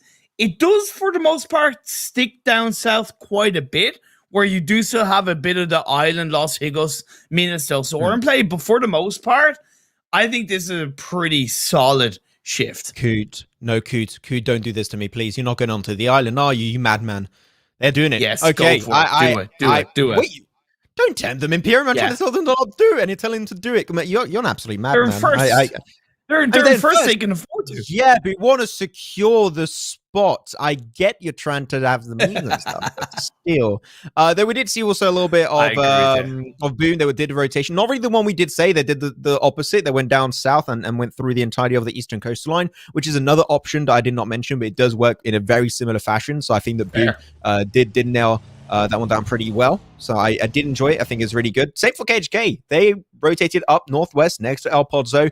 Easy entry point. They read the circle and the plane pass perfectly. So I got to say that the rotations on this game are a lot cleaner than what we've seen throughout the entirety of these first 3 games. I will say, because we started with 15 teams due to STG dropping out, and we've had 3 squad wives, we're already down to 12 teams, 46 players. So that in turn does allow for an automatic higher amount of landmass available coming into the circle for these teams. That might allow some teams who are on the edge of circle to push in a bit more aggressively or riskily, knowing that there's technically a higher chance of more land being available. But you still got to get the information, as B2R are looking to get the information onto KHK. Yep, that's going to be a little bit of action coming their way. Really, KHK, They win this position first. It's mine. Get away. But they could be a little bit of a, they could try and contest it away. You never know. I do not think that fight is worth taking for B2R. I think that they know, okay, a team is on the top of that position. There's still many compounds to aim for. That fight does not make sense. But seems like it's going to make sense to them as Pixie's going to get exploded to smithereens and spread across the 4 cardinal points of the map, apparently, down to pieces. So very unfortunate run of events. But it seems like they are going to be fully committing to this one. And I fully disagree with BTR trying to take this one. I think that here you just take the more passive approach, but they want to push it, and they lost a player, and they're still a 4-man team for KHK. And we know how good they are, especially thanks to having one of the new additions of Hansley to the team. I just don't think this makes sense for BTR to push, but they're still going to give it a fair shot. And you know what? Fair enough. If you want to go for it, feels good, man. But I do not think in a grand scheme of things it makes any sense whatsoever. Yeah, I know Miramar does tend to favor teams kind of not pushing aggressively on a team, right? Kind of going for that kind of slightly longer distance engagement, looking for a knock. But for me, it seemed like B2K didn't really like look to B2R, should I say. They should have gone a bit more full send, a bit more aggressive. They went for kind of a wraparound, but without any real commitment, without any real kind of push, it made it so much easier for KHK to pick up that knock, confirm it into a kill. And you're right. They should just back away. Back away completely. Oh, Bluebees, though, seem like they don't want the same result as what happened in Game 3 on Erangel. They're going to try their best to hold on to the edge of these circles and avoid getting baited twice in a row. That will be a big improvement. Though LND down below, fortunately not in the best spot either. They can't afford to really move uphill, otherwise they're going to get picked up like absolutely nothing by the entirety of Bluebees. We're checking out the team currently eliminated. What a squad. STP and SWAT 69. They went down the drain. They're going to be up to now top 12 teams. Rising Glory still down to 1 player, so not really the play. But yeah, Coot. We talked about them. And they did cross on over. But it seemed like, and you were talking about that then top position. You know what? I was a little bit mean to the guys. Okay, I'll take it back. I do think that going there playing extremely passive might be the play, but I still think that staying there too long might be a little bit of an issue. But I think that to avoid going down early and they want to just get some consistent point influx, that is one of the ways to do so. But one thing I love about it is that they haven't committed to the island. They haven't gone into kind of the central part of the island. They've kept to the bridge, and I think that's really healthy. It's the bridge to Valdemar, but it's still a much easier, it's a much easier exit point onto the mainland. Plus, they already actually have a player across the bridge. That's great preparations. We're going to see this next phase pop up. Max, it shifts quite heavily up north, and Kuda thinking, really, come on. Like, I know we prepared, but gives a little bit of a break. They deserve to be tested, though. They're currently first in the overall standings. Let's make it a little bit more difficult for them. So now, if B2R want to push onto KHK, I'm saying, man, you go for it. That position is now just increased in value so much. It's so big, but they're going to get backstabbed potentially by Cute very, very soon. So we're going to have some big points of pressure happening over there. Morph also, they're golden in their position. They're going to be good to go. Only Titan, they can shift around the northwestern edge, go straight up north even if they want to. I think they're going to be good. There you go. OCO looking for the shots. Able to put Zamin down to a slither of HP. He's waiting for the backup because the entirety of Bluebees is not currently here and ready to go for the push. So Bluebees, don't push it. Take it chill. Push when the full team is there. This is a little bit too early. I'm scared, but you know what? It works out fine. OCO is feeling pretty damn confident. It's a little jump shot. One connects, surprisingly enough. He's going to keep pushing that one on a 1v1 scenario. But Adley, with the third-person perspective, should be able to normally get the damage through pretty easily. But you know what? He's going to move on back. That grenade had a good idea, had the proper intention. That grenade's not going to be cooked up. Adderley, that should be a pretty easy dodge for him. But yeah, this is not the cleanest initial engage, but they make up for it pretty nicely. Atishan, good angle with the M4. Going to get an instant kill. That's going to be the first kill, I believe, of this game for Bluebees. As they're going to try and wrap this one off in style. And this is not a central compound by any stretch of the imagination, but you have to make it through here alive to make it into the circle itself. That was perfectly played by Bluebees. And now the rest of RXN are going to have another squad pushing it on towards their space. Boom, esports coming in from behind, and knockdown comes on through onto Rexpect. That leaves just B Samurai left on his own. Yep, Boom, they're going to be the contenders of this position. Shots are going to be blazing left, right, and center. Seem like Boom now, the information has been granted over. ZaRXN, they've still got one. Samurai, let's see if he can just get some ninja moves down on the opposition. Going to be a pretty hard one. Yeah, Bluebees here, unfortunately, they are pinned. And I do like it, though. They have a nice, very good 2-2 split. And they're trying to wrap around them to the side, but Boom, they are fully alert of this one. And Boom, Imperium. I can't believe it when I say this, but they're actually playing together. So this is actually potential win condition for them.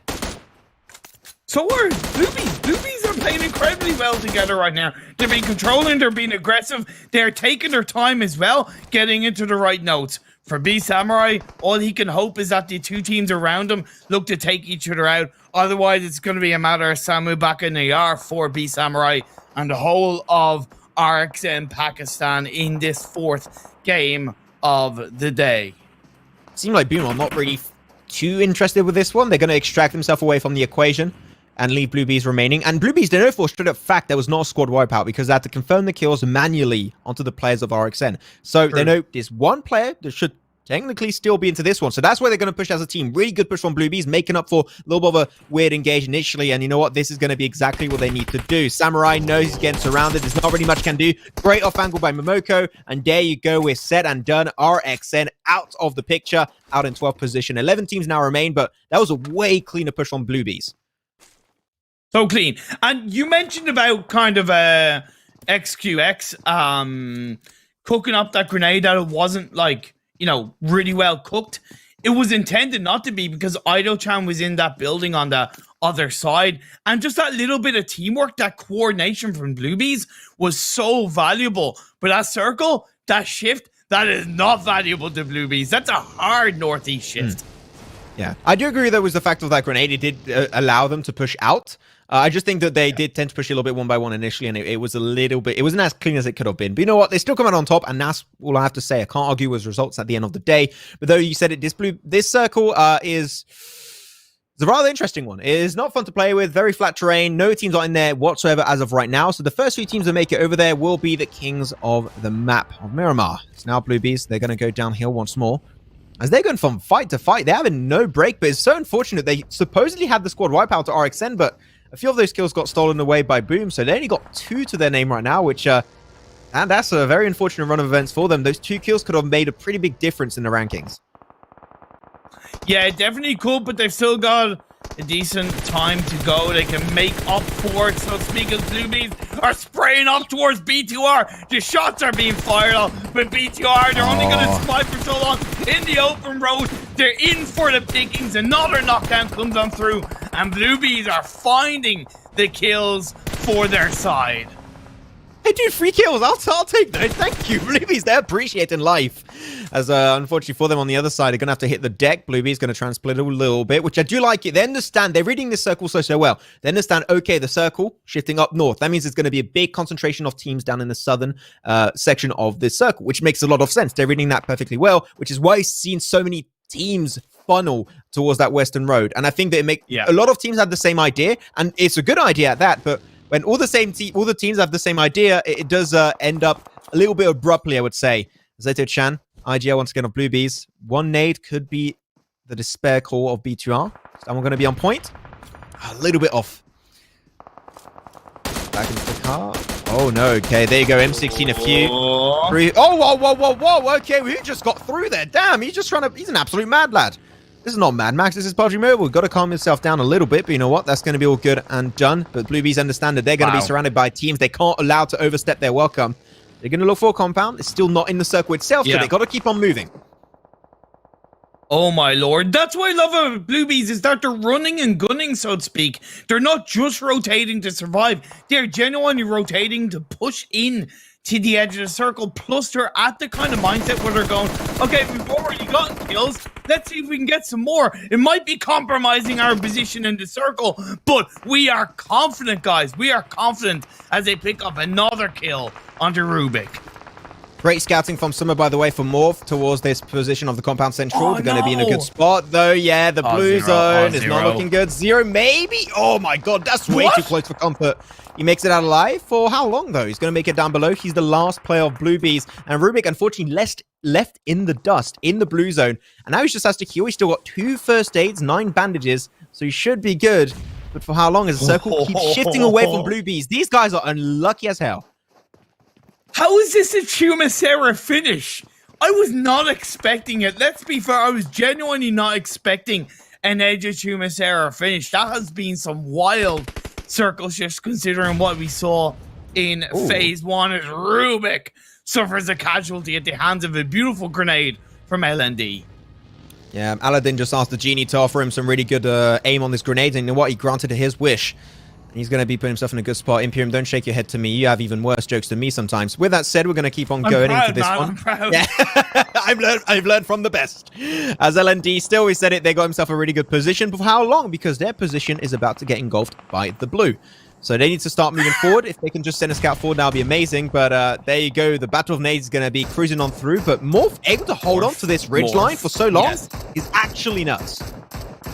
A little bit of circle look, I can say, because they held on to the southern hills of Chumacera from the start of the game anyway. But the fact that they've been able to pick up multiple kills across the board, they're controlling, they're pushing DPMF back away from them, creating more of an encapsulated position in circle. They're currently on 7 kills. Yes. This is more, oh my lord, boom, you take the shots. You got to reposition as soon as possible. You overpeaked, my friend. You paid the price. Hansley was Omae mu shinderu nani and just straight it back and he's gone. There you go. See you later, alligator. That was good time knowing you, but Hansley popping off as he does throughout any event, even in African PMCO. Coot though, running for their money, trying their best to make it out, but I said it, this guy has been scouting so well for the entirety of Morph, and he's been the reason why they were able to get himself in a nice central position so early on. But now he's going to be going for the push with a muscle car, but Coot still running their way forward. Beautiful. It's phase 5. You can't afford to stay here for too long, Coot. You need to make it out right now. And yes, Summer's literally just picking up kills so easily. They are running to steal away the #1 spot away from Coot. And they're out. They're gone. That's huge. Yep. Huge. It's massive for Morph Esports. It's massive for their climb back up. As the last player of Booms is just trying, one of the last 2 players of Boom is just trying to dance around the bullets that's being sprayed out by KHK, but Boom have a better position coming in on the edge of the circle, and KHK, they lose 2 getting knocked down. I gotta say, huge respect coming the way of KHK. I think they had some of the cleanest, if not the cleanest rotations of this entire game. Their way of avoiding teams has just been clinical from start to finish. But now, unfortunately, it's late game, and late game, you're supposed to encounter teams and take the fights, and that's where they tend to struggle a little bit. So we'll see if they can maybe turn the tides in their favor, though. Still Shot, one of the top damage dealers, by the way, last game. The reason why Boom died so early on game 3. And he is, once again, coming into this one, trying to take as many names as possible.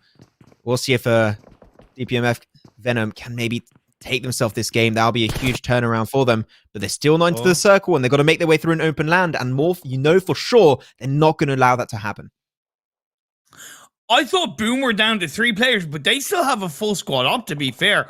Credit to them. They got 3 players up front, 1 player down the back. They have the low ground of that circle.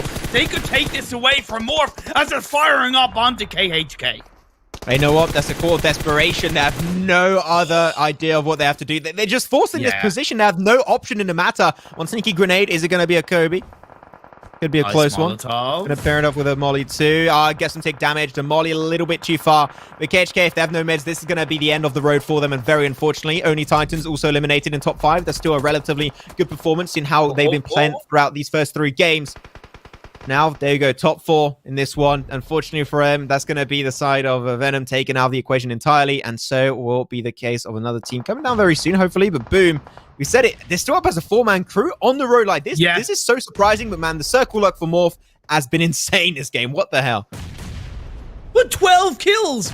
So not only have they got the circle look, but they've created their position. They've pushed in. They've gotten aggressive right from the start of this game. Now they're into the final 3. They still have a full squad up, but they got Boom in front of them. They do have the circle advantage. Plus, as far as I know, with the last player of KHK in play, the shots are being fired by Morph, looking for Boom. How are you going to push this one, Morph? You've got to give it your best engage. You need to be there as a 4-man team. They need 41 points to catch up to #1 position, so every single kill is indeed going to count. They got the high ground position. These smokes making it a little bit harder for them. There you go. Voka's going to be knocked away instantly. Really good stuff from Taka.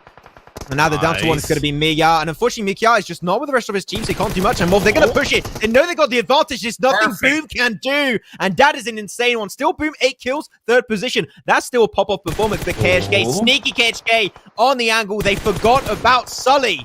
And because of that, they're going to steal away that 2nd spot away from Boom. But Morph still has a 4-man team. We all know what's going to happen here, Imperium. Has your fan? Hey, maybe not. Have I talked too soon? Sully, the man himself, the beast from South Africa, might be taking an upset up to Morph.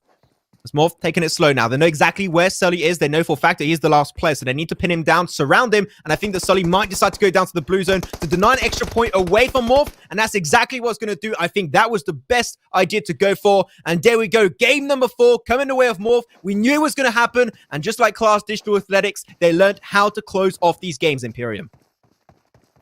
But is it going to be enough? Is it going to be enough? Either way, we'll find out. At the end of the day, Morph deserved that chicken dinner so much. It was a perfectly executed game from start to finish. From phase 1 right until the very end phase, it was magnificent. Summer getting 8 kills. I believe that's the highest amount of kills in one game we've had in today's game so far from an individual player.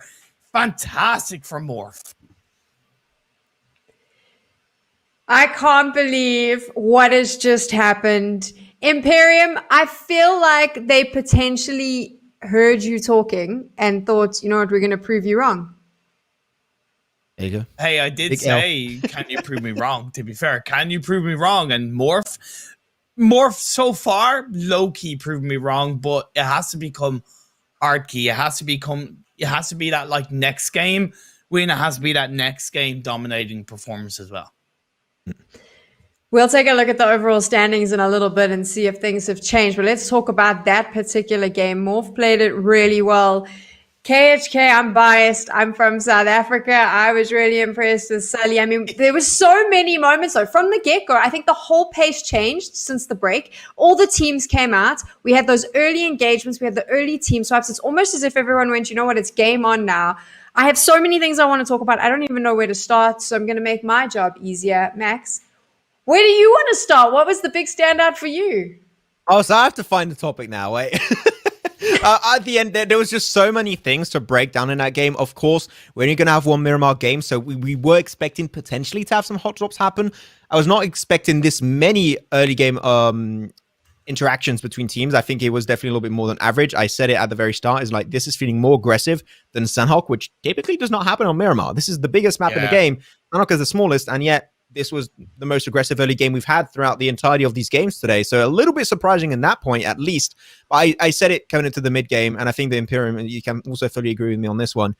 The rotations from a lot of these teams were just clinical. Bluebees, their best rotations throughout the entirety of today was now. Same for KHK, avoiding all of the fights and only getting involved until the very later stages. Sure, they did struggle, but Sully survived long enough to take a 2nd position. And because of the point system, 2nd position, man, that's 14 points. That's amazing. And now they're putting himself potentially in the race to get really high in the overall standings. I loved it. This was a great Miramar game. Imperium, for you, I mean, what was the performance from Morph? What do you think it was that set them apart from all the other teams?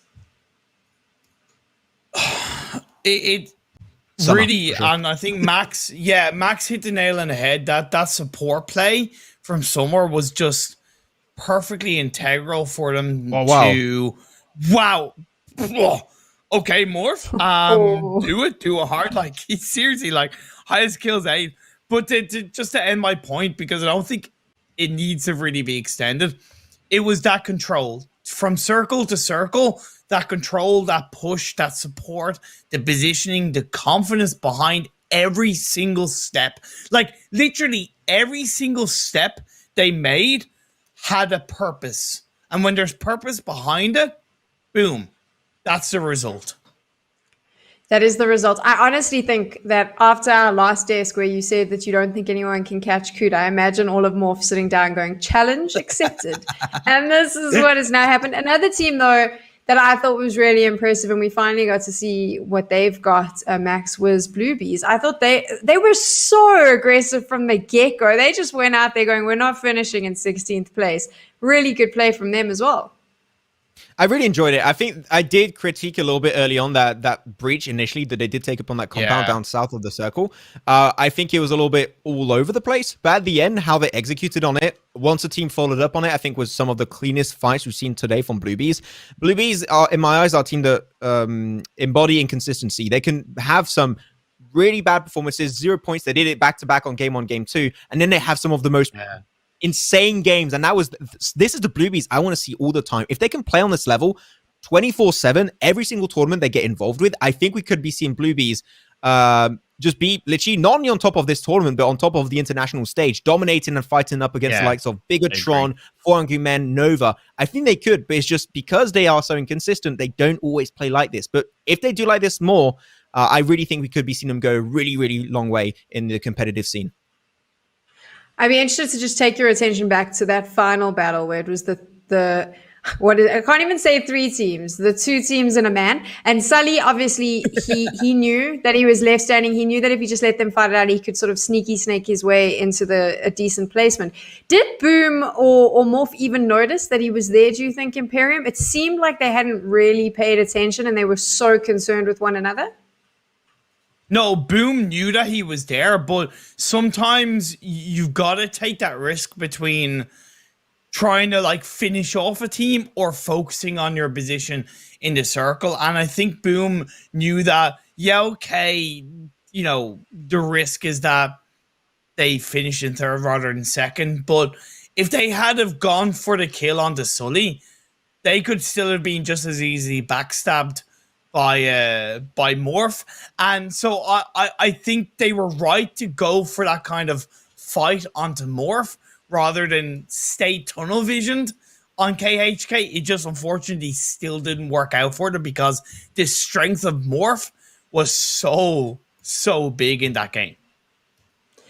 So we do have access to the scores, and there has been quite a big change. So I can confirm right now. So if you remember, when we last looked after map 3, there was, I think, something like a 30-point difference between first and second 34. place. Well, right now, there we go, 34. My maths is the same as Max. Right now, that gap has been closed considerably because Coots is still on the top with 79 points, but Morph has been able to push themselves up to second place, 67 points. 2 more maps to go. Now, that number 1 spot. Imperium, do you want to take back what you said? Because now, that seems like a gap that can be closed. Backtrack.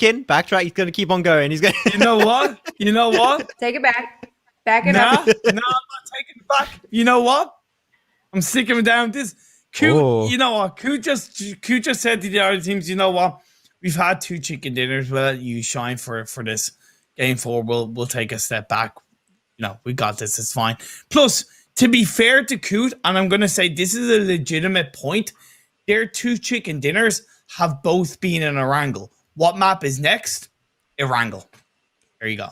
Fair enough. That is a fair point. I think what's also interesting here is just to show you how important these placement points are. KHK, they were in 15th place at the break. They have moved all the way up into 7th. They've been able to crack the top 10, sitting on 31 points. They are 1 point off Only Titans, who's in 6th place, as well as OPM, who's in 5th. So now it becomes very close if you take a look. And in that top 3, of course, like I said, Coots with 79, Morph with 67, Rubik sitting on 52 points. It's a really tight game now, Max. It just shows you one map and everything's turned on its head, right? Exactly. When it's such a short-term tournament, one game can make the entire difference, and it just changes your entire expectations of what to really expect coming into the next few games. So we got 2 games happening now, and I did say, the second game on Erangel, I think that one was going to remain pretty redundant and very similar, which did end up being the case in some way, shape, or form. This one, I think we're going to see some relatively big shifts. I think they are, especially looking at the likes of Rubik. I think that they are still at a point where it's going to be relatively hard to make up for that point discrepancy and to get back in number 1. So I think we could be seeing a team like Rubik eventually come in absolutely guns blazing in this next game and try and catch up with kills. Then they might try and pinpoint some specific teams and be like, okay, this team, they haven't been doing too good. Let's try and fight them early on and try and give ourselves the keys to success to try and catch up. So I think we might be seeing a few little divergent points coming into this fifth game, which I think will help or maybe take away the odds of a team to catch up to that top 3. So Imperium did mention it though. Croots obviously got their 2 chicken dinners on Erangel. We're going there now. What does Rubik and Morph have to do in order to ensure that they don't give away those points? Do they change up the way that they've been playing? I think that Morph, I think they can stick to it for quite a bit, and I think that Rubik especially is going to be the one I'm looking out for. Rubik, they took that game on Sandhawk, and I got to say that's the only reason they are so high in the standings right now. I want to see a little bit of a change of pacing coming out on this next game on Erangel. I don't think change your rotation or change your playstyle in general, because it worked out, and I think that how they played that Sandhawk game was a really strong showing of what they can do on their A game. I just want to see them be a little bit more methodical coming onto an Erangel game. I just put a big focus onto scouting, get to those positions, avoid fights if possible.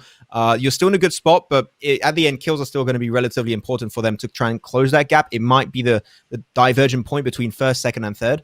So I just think if it ain't broke, don't fix it. It worked for you in the past. Keep on going, but just be a little bit more confident, I would say. Don't hesitate to go for fights if they make sense.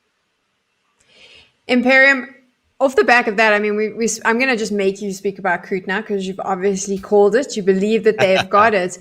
Mental game, though. I mean, this is the world final, so we can pretend that it doesn't come into play, but there is a mental game at play. Does Kroot start getting worried now so quickly? Their big gap is closed. Didn't have such a great Miramar. Do you think maybe they come into Erangel now being a little bit concerned? To be fair, you make a really good point. You genuinely do. The mental game of, they say it's one thing getting to the top, it's another thing staying on top, right? Because the only way is down at that point. So yes, the mental game for Kroot is going to have to be absolutely on point. That's where the IGLing is going to have to be cool, calm, and collected. The morale of the team is going to have to, especially off what was a shaky Miramar game, to be fair, is going to have to be, hey, cool, forget about the last game. It's fine. We play our own game in Erangel. So you make a really good point. I don't think they'll have too much of an issue. The most important thing is that they also adapt, because if you think about it, in the third game of Erangel, or at least the first 2-3 games, there was less teams being aggressive, which allowed a team like Kroot, who are naturally a little bit more aggressive, to benefit from that, to take advantage of that. Whereas they've just come off a Miramar game in which at least 2 more teams were more aggressive, a little bit more controlling. Morph and Bluebees, they need to be looking at this Erangel game going, there's at least 8 more players that are willing to take fights. Let's maybe be a bit more calculated, a little bit more stable with our positioning. Don't go in too wildly, otherwise there's a higher chance we'll get burned. That's where they've got to adapt. Off the back of what Imperium just said, I mean, he mentioned a lot of that aggression, some of the passive plays we saw in Erangel earlier, Max. What do you think is going to happen here? Do you think it will still be quite a passively played map, or do you think a lot of these teams are going to go, you know what, we've got nothing to lose, let's come in and get really aggressive? I was going to say exactly that some of these teams got literally nothing to lose. And I remember when we were doing PMGC League stage, I was talking with D-Man, and he said teams when they have nothing to lose is when they are playing at their scariest level. Yeah. They will go for some rotations that they don't usually play. So it's really hard to analyze what they're going to be doing, and it's hard to adjust because they do something just so out there, so out of the ordinary, that it can make your play a little bit harder to execute upon. So we could be seeing the odds and the chances of these top teams rendered useless and just crumbling to pieces under their very eyes because of these teams that are on the bottom side of the standings. They're like, yeah, as you said, they got nothing to lose, so they're just going to be trying to pop off.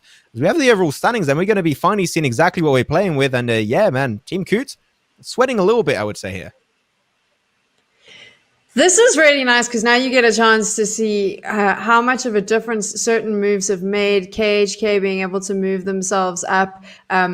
Team Kroot now has to stress a little bit. Imperium. Anything else there that catches your eye? Yeah, what does catch my eye is Oni Titans. Yeah, I was about to say, because they're a team that we talked about being quite passive, yet they have 27 kill points and only 5 placement points. So fair play. Like, they still need to massively improve on their placement points, don't get me wrong. But unless maybe that's the other way around. But I don't know. Either way, if that's the case, if Only Titans do have 27 kill points, they will want to balance that out with higher placement points. It's really come close. I mean, I think when we hit the break after the 3 games, when we were halfway through the competition, we kind of said, you know what, this is going to be a runaway. It looked like there was a firm favorite. One game has completely changed this up. It's really sort of equal footing. I want to talk a bit broader here, though. I think what's very exciting is obviously every single one of these teams competed through their regional finals to come to the global finals. We couldn't have a LAN, so this is the best next thing, if you like. And every single one of these teams has performed. There hasn't been a team, in my opinion, that looks weak. Maybe some inconsistencies, but for the most part, Max, every single one of these teams has done such a good job at representing their region and representing PUBG Mobile. Yeah, they're part of the best of this Red Bull M.E.O Season 3 tournament overall. So just making it this far in its zone is just a huge achievement. And I think that every single team deserves a big pat on the back for that. And you said also the teams have been doing really good in this event. And I agree with that one too. Maybe not as consistent as you might expect, but some teams are just able to get those one little shiny pieces of hope, and they just did an absolutely awesome play that is going to make it so that we remember them until for absolutely ever. So I got to say that yes, we have some teams here that have been shown some really good performances from time to time, but I keep saying it, the name of the game is consistency, especially when you start hitting the official circuits, the PMGCs, the PMPL, all that stuff. Being consistent is relatively strong, but when you're seeing here on these kind of tournaments, teams that are on top, like Coot, might be a completely different ball game on another type of tournament. So it's going to be interesting to see how these teams do in this end of the tournament, and also what they can do in the other official tournaments that will be happening throughout the year. I'm excited to see the future of PUBG Mobile, courtesy of this Red Bull M.E.O Season 3. But I'm also excited to see our second last game. So Max, Imperium, let's jump into it and find out if Coot can grab a third chicken dinner. We're going to see if she can call it properly. Thank you so much, Sam. We're going to be getting ourselves once again onto the grassy pastures of Erangel to see exactly what's going to be on the menu once more. Imperium, are you feeling it? Are you feeling the back-to-back-to-back win from Coot on Erangel? Or are you feeling another team here? No, I actually think it's going to be another team. I'm not saying Coot are going to do bad, but I do feel it's going to be another team, because I do think, as we've mentioned, as we've talked about, as you've rightly mentioned, we're getting into the second last game out of 6. Backs against the wall, you're feeling looser. Whether or not you've had a good or a bad day, but you're wanting to kind of maybe end on a strong note, go all guns blazing, whatever you want to call it. So I don't think it's going to be as easy for Coot this game, but they can still pull it out of the bag. I think you also got teams slowly adapting to their playstyle. That's going to be the main issue, that they've been able to know where they drop, they know how they rotate. If you want to put a few pebbles in their shoes, one way to do so is to just be one of the lower side teams. Just be, okay, we see Coot, we look at you, we're going to mess up your chances of making it in number 1 position. It could happen, and I think that teams that tend to play like that, they're not the most loved teams in the chat, that's for sure. We've seen it happen with Kanina Power Navi back in the day, Imperium, for EMEA League, but you never know. We could be seeing teams trying to just mess a little bit with the overall matrix over here. Yeah, for sure. It's a legitimate part of the game. It may not be the most morally encompassing strategy, but it's still a strategy nonetheless. You got to do what you can within the rules to gain on top, to get on top of your opponents. And when Coot were coming into the last game in Miramar, and even this game, on top with that massive point difference, they put a target on their back, right? They put a target on their back. So of course, people are gonna be foaming at the mouth to get a knock onto one of their players, or keep an eye on the kill feed and recognize, oh, Coot player has gone down from that point, right? So definitely. And I would even say the same for now more from Bluebees, right? They've come off the back of a fantastic game in Miramar. Teams like Coot, maybe Rubik, they're going to boom. They're going to be looking and going, oh, okay, Coot, Bluebees, watch out for those guys. Better be a little bit careful if you get close to them for sure. We'll have to see if that's going to be coming on through. Though we were talking about a few teams that did really good, and I think that one of the teams that I think deserves a lot of respect for that last game, especially thanks to Sully, was KHK. From one last game alone on Miramar, 15th to 7th. That's an extremely big jump forward. That's a leap forward, even, I would say. So I think that you got some of these teams that in the final moments have been able to, step up, rise to the occasion, and get himself in a somewhat comfortable position, maybe not the best one. You're not going to be that number one position team, but you still have some prize pool distribution for the few of the top teams overall in this event. So even if you're not going for first, aiming for second, third, fourth is still relatively good to go for.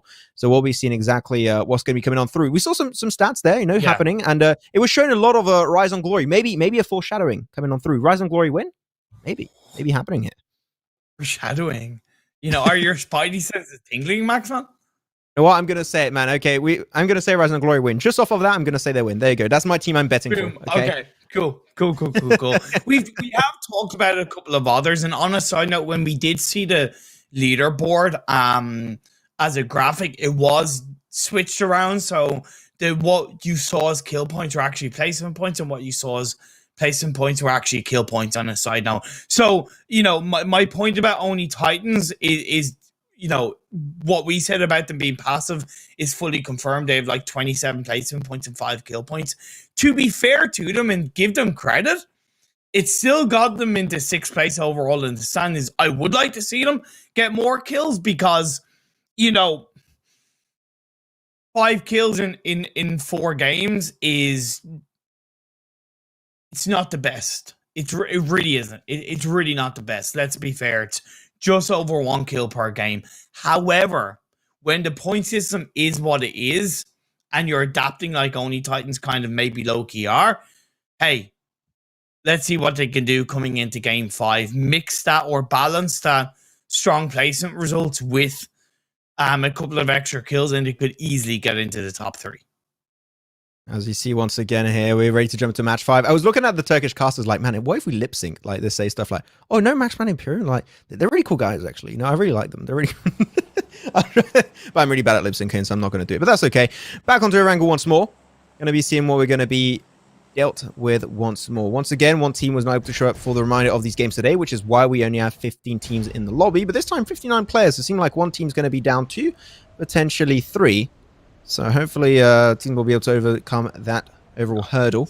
As this playing path is pretty good, I'd say. Imperium, very nice. As we're going to be seeing exactly what we're going to be dealt with over here. Yes, very nice. Yeah, real good. Real good playing path. Absolutely can't complain. Coot are going to go for a drop onto Military Island. Same with Rise on Glory. Now, whether or not... Yeah, Rise on Glory might actually go to Novo. And Morph are also dropping on Military Island as well. Morph normally go to Military Island, if I'm not mistaken. So I'm low-key not surprised. But interesting to have 3 teams on the island already. Yeah, quite a few seem like they're going to be taking those odds for themselves. Especially, as always, this playing path is good, but it doesn't really matter if the Phase 1 circle is not fun to play with. So hopefully, I would like to see a George Paul finish, or at least a surrounding era George Paul finish. I think is there you go. Hey, you know what? It's relatively close. I like it. It's going to be over to the western coastal line. We know for a fact it's not going to go into military, so that's going to be also big. Morph dropped there this time around, and it seems like Morph already rotating with a car. They might actually encounter player Nico very closely, so we might have a few early shots exchanged in that position. This is a little bit of a similar circle that we saw in the second Erangel game of the day, game 3. So that's a good thing. That is a good thing because it allows the teams to play off what they learned from that previous Erangel game, adjust it should they have had a bad rotation, and go from there in the first couple of phases. I am expecting, because of that playing path is pretty complementary to the Phase 1 circle, I'm not expecting too much hassle, too much competition. I'm super curious, though, how the teams in the Military Island are going to rotate into the mainland into these circles. That is if they have to rotate, which will not be the case of KHK. They drop Northern George Pole, so literally they are set up for success. They don't have to move. Just loot up there, take it very laid back. You are absolutely golden when it comes down to it. Other than that, yeah, some teams are going to have to try and play for it. And the main issue with this Phase 1 circle is that it's already somewhat telling of what kind of terrain you're going to have to play with, unless you have some big hard shifts and it ends up on Everest, which could end up being the case. We had some wild shifts today. I'm expecting this one to be teams trying to take as much control as possible over hilltops, high ground positions. Reason why this circle, there are not many compounds. If it keeps centering up in many times in a row, the amount of compounds is to an all-time low compared to a central circle or even another northern or eastern circle. For sure. So teams that enter play and scout early on are going to be heavily rewarded with relatively strong spots to play from. That's so true. That is so true. But that's where you got to see the adaptability of teams, not only from the lateral angle game, but to their own gameplay individually.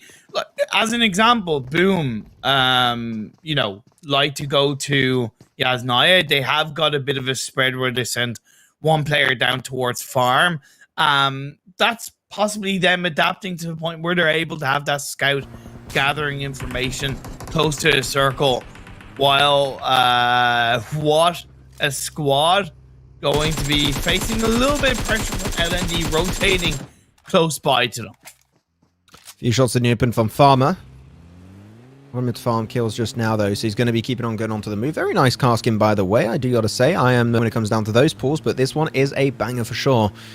Yeah, overall, what a squad. They have shown that they are a team that when they must, they will. And take from that what you want. They are a team that when they have to go for a specific call and a specific move, they are going to be doing so in really big ways.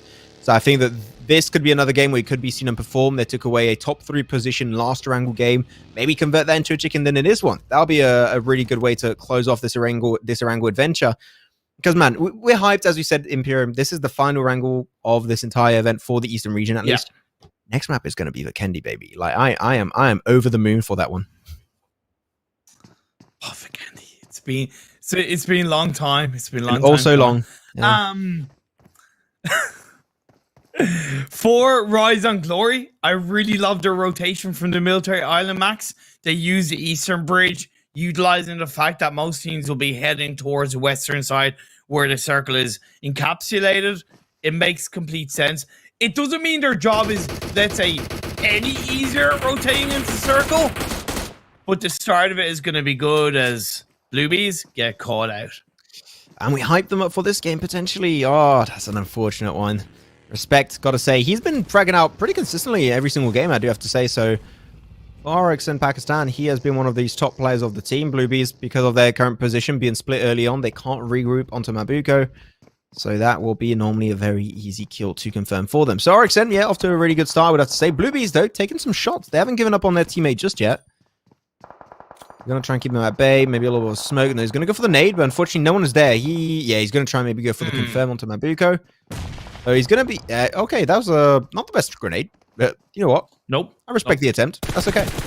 Oh, nice sprays. Yeah, they're so split. Look at that. They're just surrounded. There's so many corners and angles that they just can't hold on to.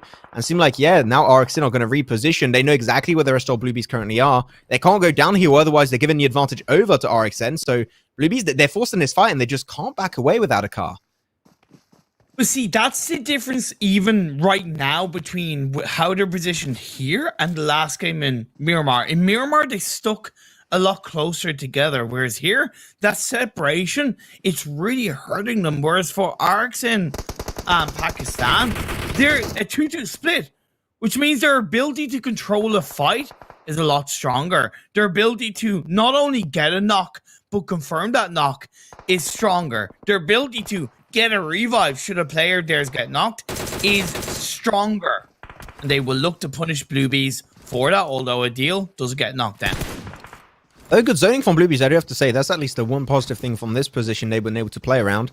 Still, that 2-1 split is not going to really go in their favor if they play it for too long. It seemed like they understood that RXN were not going to be fully committing to this push, so because of that, they used that little moment of chill time to extract themselves a little bit from that spot, go downhill, go back into the compound, and play from there on out. Maybe pick up a car, which seemed like that's what they're going to be trying their best to do.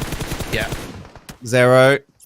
Nice little shots, and it seemed like RXN understood that they are split themselves. So these two teams are fully not ready to take a fight head on. So RXN also trying to move backwards, but Bluebees don't really want to allow this to happen. And I like how proactive they're trying to be now to stop RXN from retreating away from this fight. I will give credit to Bluebees. They are definitely standing their ground in a strong way.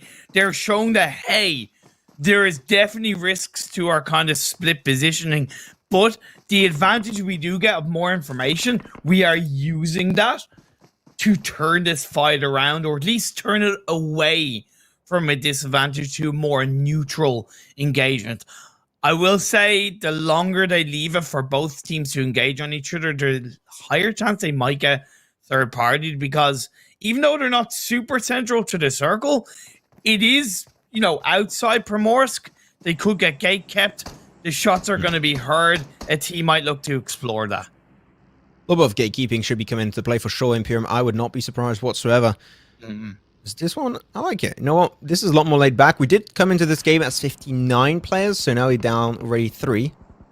And respect, no respect. Oh man, he jumped out a little bit. Yeah, thank you for my math. But yeah, respect jumps on a little bit too early. So it seemed like he's going to be falling to his death. And now it's Zamin solo versus Bluebees, and they got such a good spread. Like, this tree is just clearly not going to cover all of those angles, and he knows that he has to push it. He has no option, and he knows that he's going to be taken down. It was a call of despair, and unfortunately, in despair, he shall fall and remain. As RXN, Pakistan, will get eliminated in 15th position. Bluebees, you know what? Off of the bat of a little bit of a misplay on their position, they come out on top with an extra 4 kills.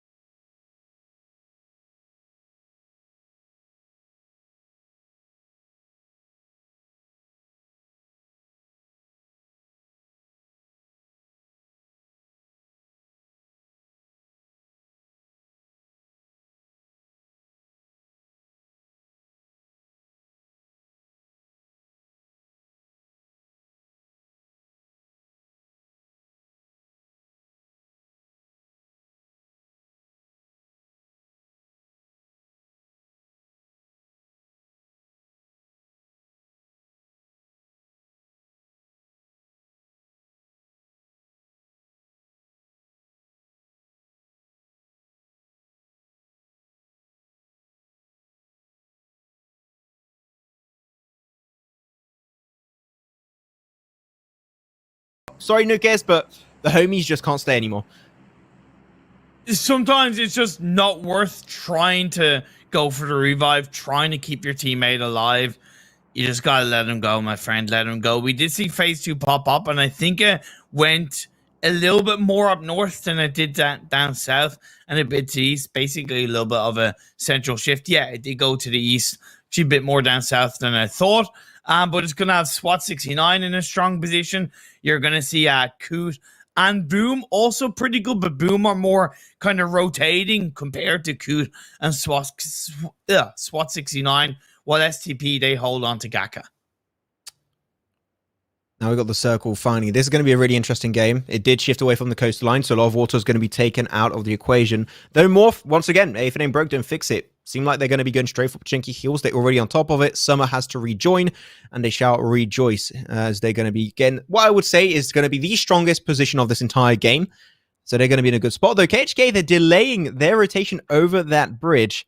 And what a squad. They're just going to try and spread themselves a little bit thinly, take that control. This is the first time I see a crate in this position. A crate in crates. How fitting. I was just going to say, brand is that? A crate with a crate within a crate. It's Among Us. Who's the imposter? Who is it? Let's go. It's crateception. A crate within a crate. Oh. If you want Imperium, I'll give it to you. I'll yes, you take that one, Imperium. You take it. You tell them. What? Okay. Thank you I'm feeling bad for you. Yeah, man. Not there, man. I'm sorry. I can't. Cool, dude. Maybe later on, you know what? I'll give you a get out of jail free card from Monopoly later on. We'll be able to get ourselves a good game.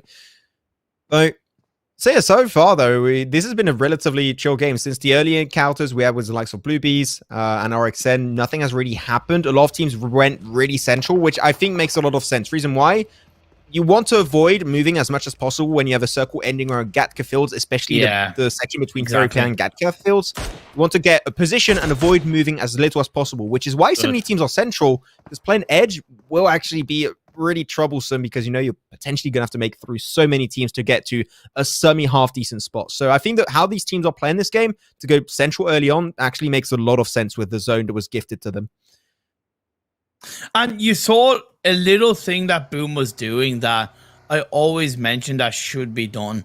Even though he only had a red dot on that mini 14, taking a couple of shots, right? It's just saying to teams around you, hey, you know, we're here. We're here. Go near us, you're going to get knocked. It's so important because if you stay too passive, a team could, in theory, push in upon you. And yes, you might be able to catch them out. But at the end of the day, you don't want a team encroaching on your space. So making that noise was really good for Boom. And I love to see teams doing that more and more. We saw it actually from Foreign Men in the PMGCs where it would be a field finish. One player would be dead center. You would have a mini 14 and you would shoot everyone. And it would like, oh, they're taking a lot of shots. This must be a full team. They're feeling so confident. But it was just one guy making sure that nobody gets close because he was just taking so many shots and applying pressure like equivalent of a 4-man team that they're doing it close. So playing around the mentality and the morale of the teams around you is a big portion of PUBG Mobile also. So the execution on that side, I've got to say, is pretty damn clean. As B2R, unfortunately, Gulda taken away. Very unfortunate. But you know what? They're still up as a 3-man, and they got himself a really good spot too. They're hoping for the circle to keep going up north.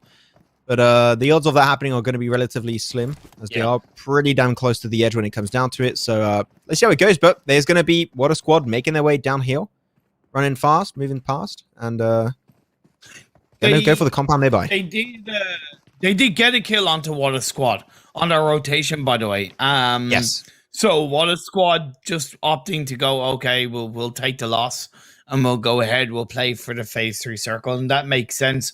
I'm a little bit surprised that B2R aren't maybe, I wouldn't say looking to push in on that, but they should be looking at this going, okay, we got a kill. They're going to be a little bit more scared. We can actually go a bit more aggressively to prepare for phase 3. I know rotating so late into a phase is risky, but I would definitely understand why B2R would opt to push down, as you are going to see this next phase shifting through. There you go. Hey, central. This is why it was so good for all these teams to go central, because now they literally just don't have to move. And the teams that tended to play a little bit too long onto the outskirts, they are going to get somewhat punished here. I mean, especially looking at the Water Squad, there's no good compounds up north to still play with. I think LND will take the compound right down south of where they're currently localized. ROG also going to have to move. Same for the side of Only Titans. Also KHK, a little bit delayed. At KHK, they moved around from George Pole, trying to avoid Water Squad. But I think that is maybe a little bit too wide of a rotation, I would say. As it seemed like we are going to be seeing more potentially contested on Super Chinky Hills. So, yeah, as you said, the only teams that are going to be in trouble are the teams that are out of the circle. And now they're going to have to fight for their spots. I think LND are in trouble as well, because, yes, they can shift down to Gatka, but it's very open down the south and the southeast of Gatka, and that is going to be very hard to deal with if the next circle shifts away. That's why STP, who went to Gatka on phase 1, shifted away on phase 2, and now they benefited from a rise of glory, or rise on glory, should I say. Looking for Only Titans, but they're going to be very close to each other. I like it. Alpha just stopped there. Okay, I'm not welcome here. I understand. Bye-bye. You just go straight for the other compound. Though, Bosky's going to find himself a nice shot for Rubik. It does sting a little bit, but you know what? They're in a good spot. They should be good. Barely makes it in. Oh, no. Okay, I take it back. Alpha does not make it on through. Wait, so, didn't Minecraft death sound, Imperium? What's happening there? I'm just like, another player's gone down. Oh, another player's gone down. But they will get those revives up. keep them as a full squad. But here's the thing: you got a full squad in one building. One building. If that gets breached upon, 2 grenades, 2 mollies, they're out of here. They're out of here. Now, they're not going to get breached upon yet because the other teams that shot at them know that there's a number of teams around. But I definitely fear for Oni Titans.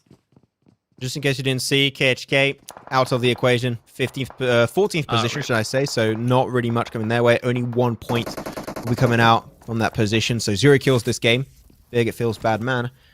In the long run here, we saw the circle, not many compounds remaining. I can expect throughout this phase and also the next circle upon phase 4 is going to be a lot of crashes coming out for a lot of these teams. This is basically Imperium, the calm before the storm. You know that everything's going to be breaking through in just a few minutes' time. The moment that phase 4 circle pops especially, that's where things are going to get a little bit dangerous.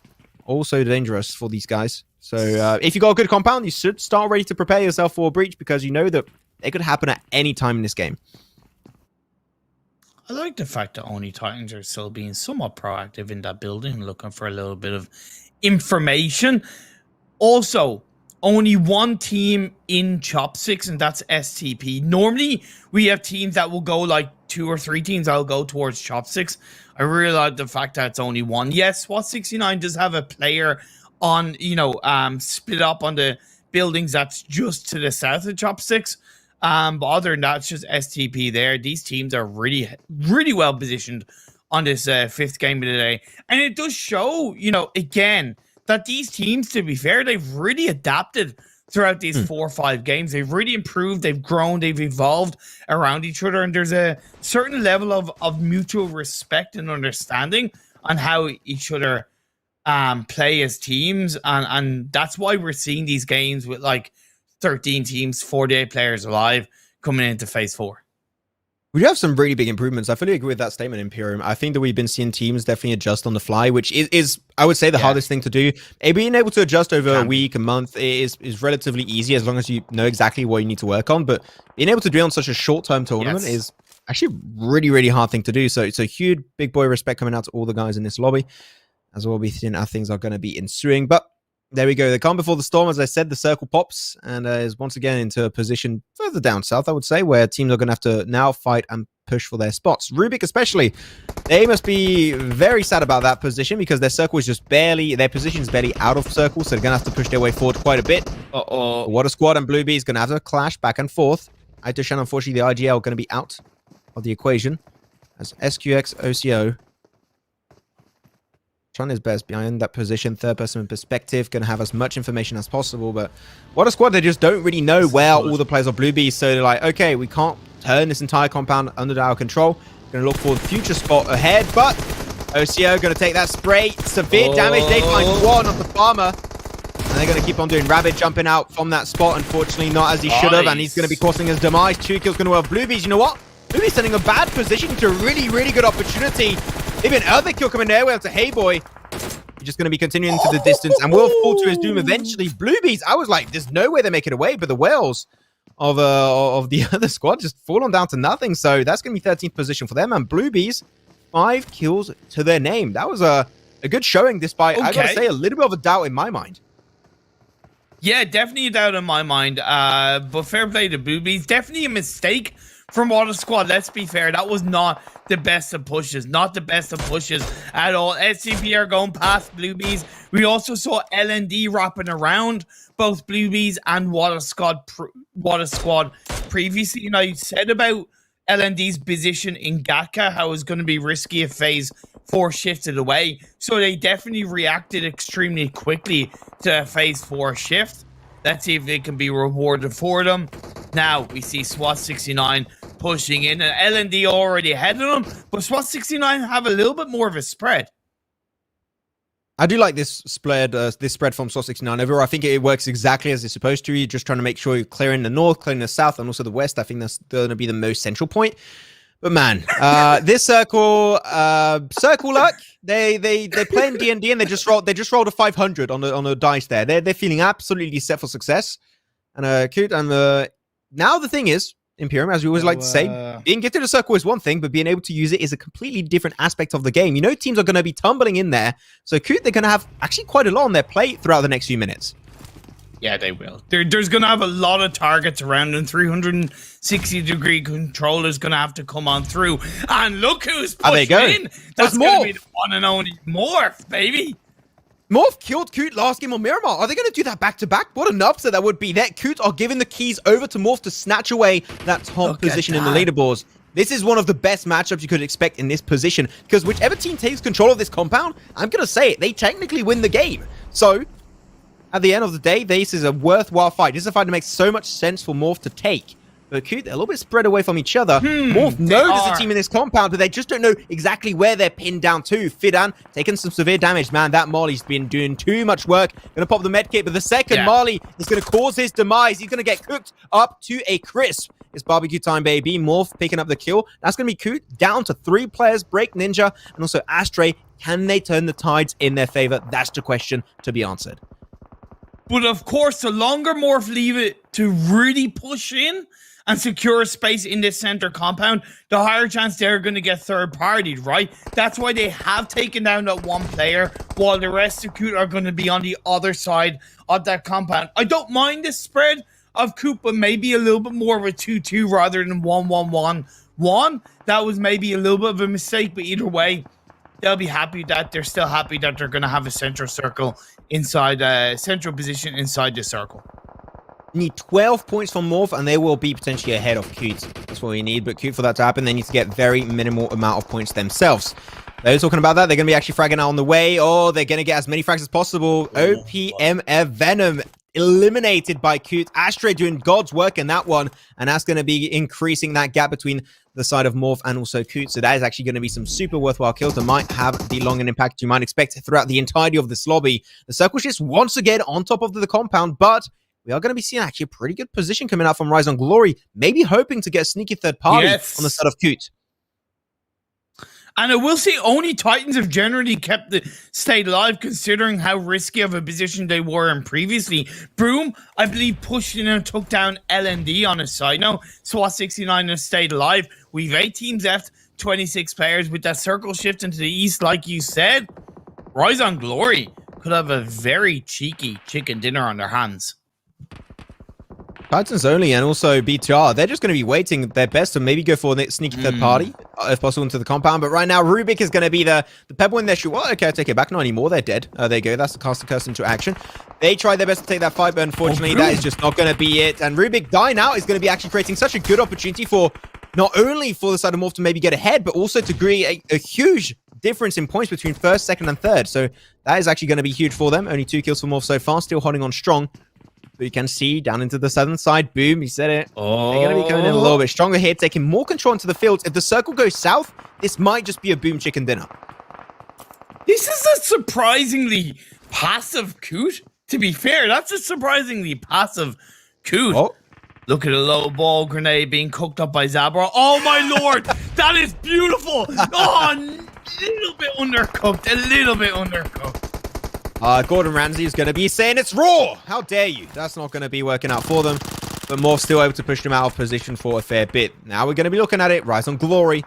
And their best to zone as much as possible down to the southeast. Nade onto Boom. This could be actually insane. Nico, show me what you can do. Cook properly. Going the right way. Did he just kill his teammate? I think he did. You know what? Well, yes, he did. I'm sorry, broski, but it's a game. It happens. It's cool. Hopefully no remorse there. We were still able to feed some valuable information. And during that time, Boom, unfortunately, pinning that location. The circle goes back towards the compound, back towards Coot. What is happening? I think I've never seen such a good circle luck. Back to back to back to back. 4 games in a row. Well, not 4 games in a row. 4 circles in a row. And they're just going to be holding on strong. But SWAT 69 also going to try their best to get involved. Yeah, I was just going to say, SWAT 69 could have this because they have more of an eastern position in circle. And plus with Morph focusing on Coot, they might not be aware of SWAT 69. However, that's also giving space for Boom and Rise on Glory to possibly encroach into the edge of the circle on the western side. 6 teams left, max 14 players. Ah, man. Only Titans started to take some shots, but unfortunately the blue zone took him down, so that's only Titans out of the entire picture. And now we're going to be seeing Nice. Morph once again trying to be proactive. They're trying to be aggressive, trying to push teams away from this compound. They see the smokes and they're going to be spraying on down. Going to find as many kills as possible along the way. So I've got to say, Morph, they know that every single kill is going to be important for them to try and snatch away the spot away from Coot. Shots come out. Beautiful. How does he connect those through the smoke? Stellar performance from Morph. Zabrov's got to be careful, extremely low. Able to barely keep himself on his 2 feet. But Coot, once again, this is the circle actually going to be pushing the compound away, potentially in a big way. So they need to slowly try and regroup and Boom into the blue, trying their best to move their way forward. Rise and Glory are out, so are going to be Boom. Down to now top 3 teams. And SWAT 69, you got to keep that in mind. They might be doing some big plays to finish off this game with a third party, but Morph keep on going. Down to 2, it's going to be Summer and Taka. Summer top fragger last game. They get it. They clear them out. Good. This is insane. Because of this alone, this might be the reason why Morph stand on strong in that number 1 position. But SWAT 69 have yet to third party Imperium. This was the perfect time to do so. Oh my lord, we saw the 2 chicken dinners from Coot. This could be the back-to-back for Morph, and that could put them in the firing line to overtake Coot in the overall standings. But that's going to be SWAT 69 coming out on top, and they take down Morph. There you go, SWAT 69. We wanted to see a little bit more representation from the boys, and it comes out in style. SWAT 69 from Oman. And they were, overall, before that game, not in the most comfortable of positions, I would rightly say. And this is exactly the type of performance you want to see coming out from these guys to get themselves in a relatively strong spot. They were dead last, 16th. This is one leap for sure. Can't wait to see what Sam has to say about this one, because this was an absolutely mental game to see. Well.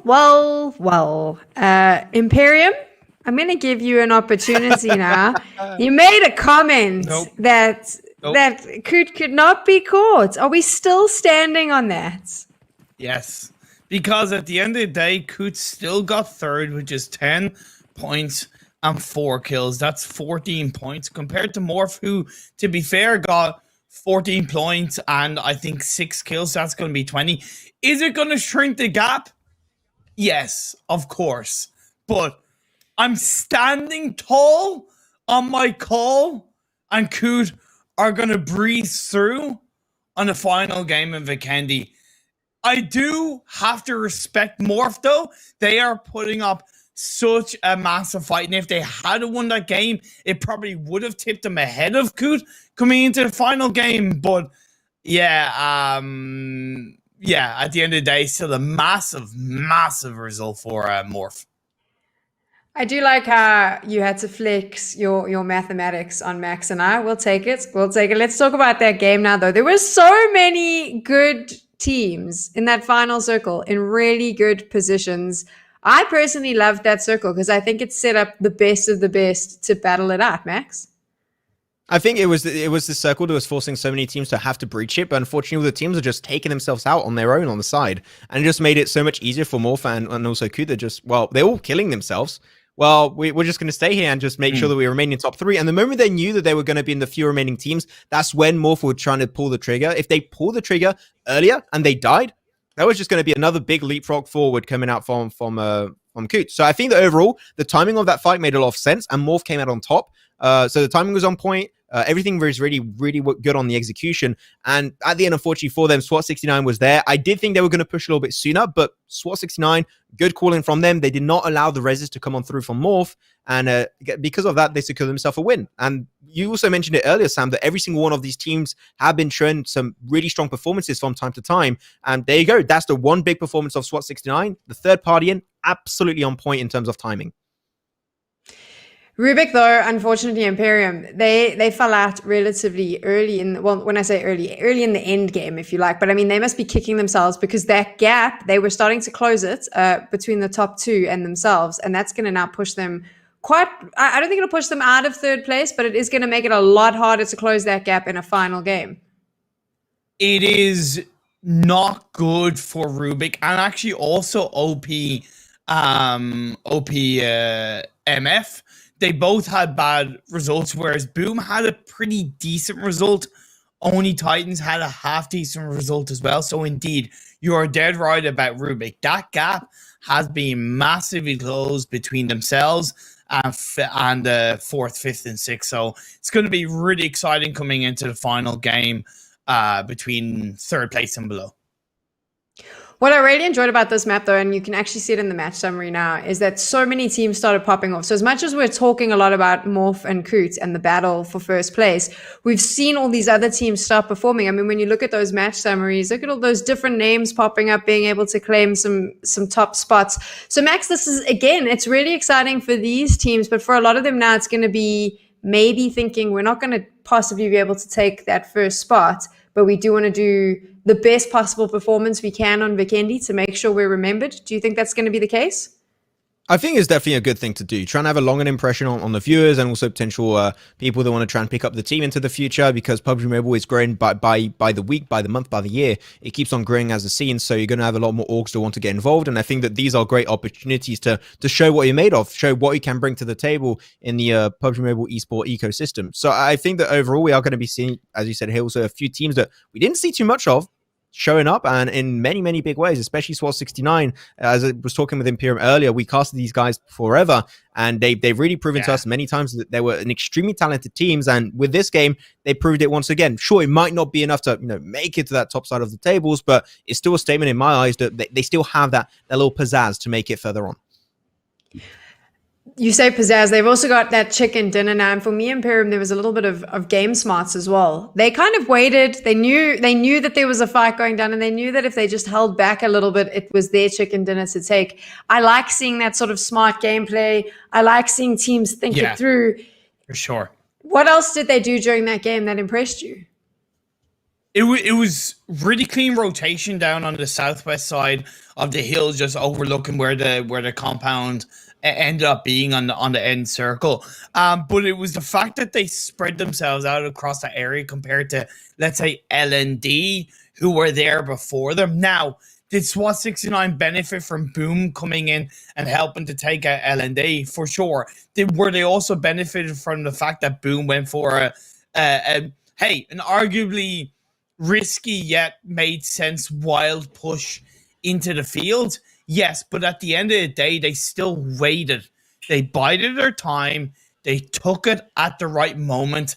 And it was, as you said, extremely smart play from SWAT69. I'm going to move away from our chicken dinner winner for a moment, Max. Take a look at Blue Bees, a team we've been speaking about. We said they're a bit inconsistent in this tournament, but those are impressive kill damage stats. I mean, 6 kills and over 1,777 damage. Most of that damage coming out actually from OCO. So I got to say, he was really showing up in that game in a really strong fashion.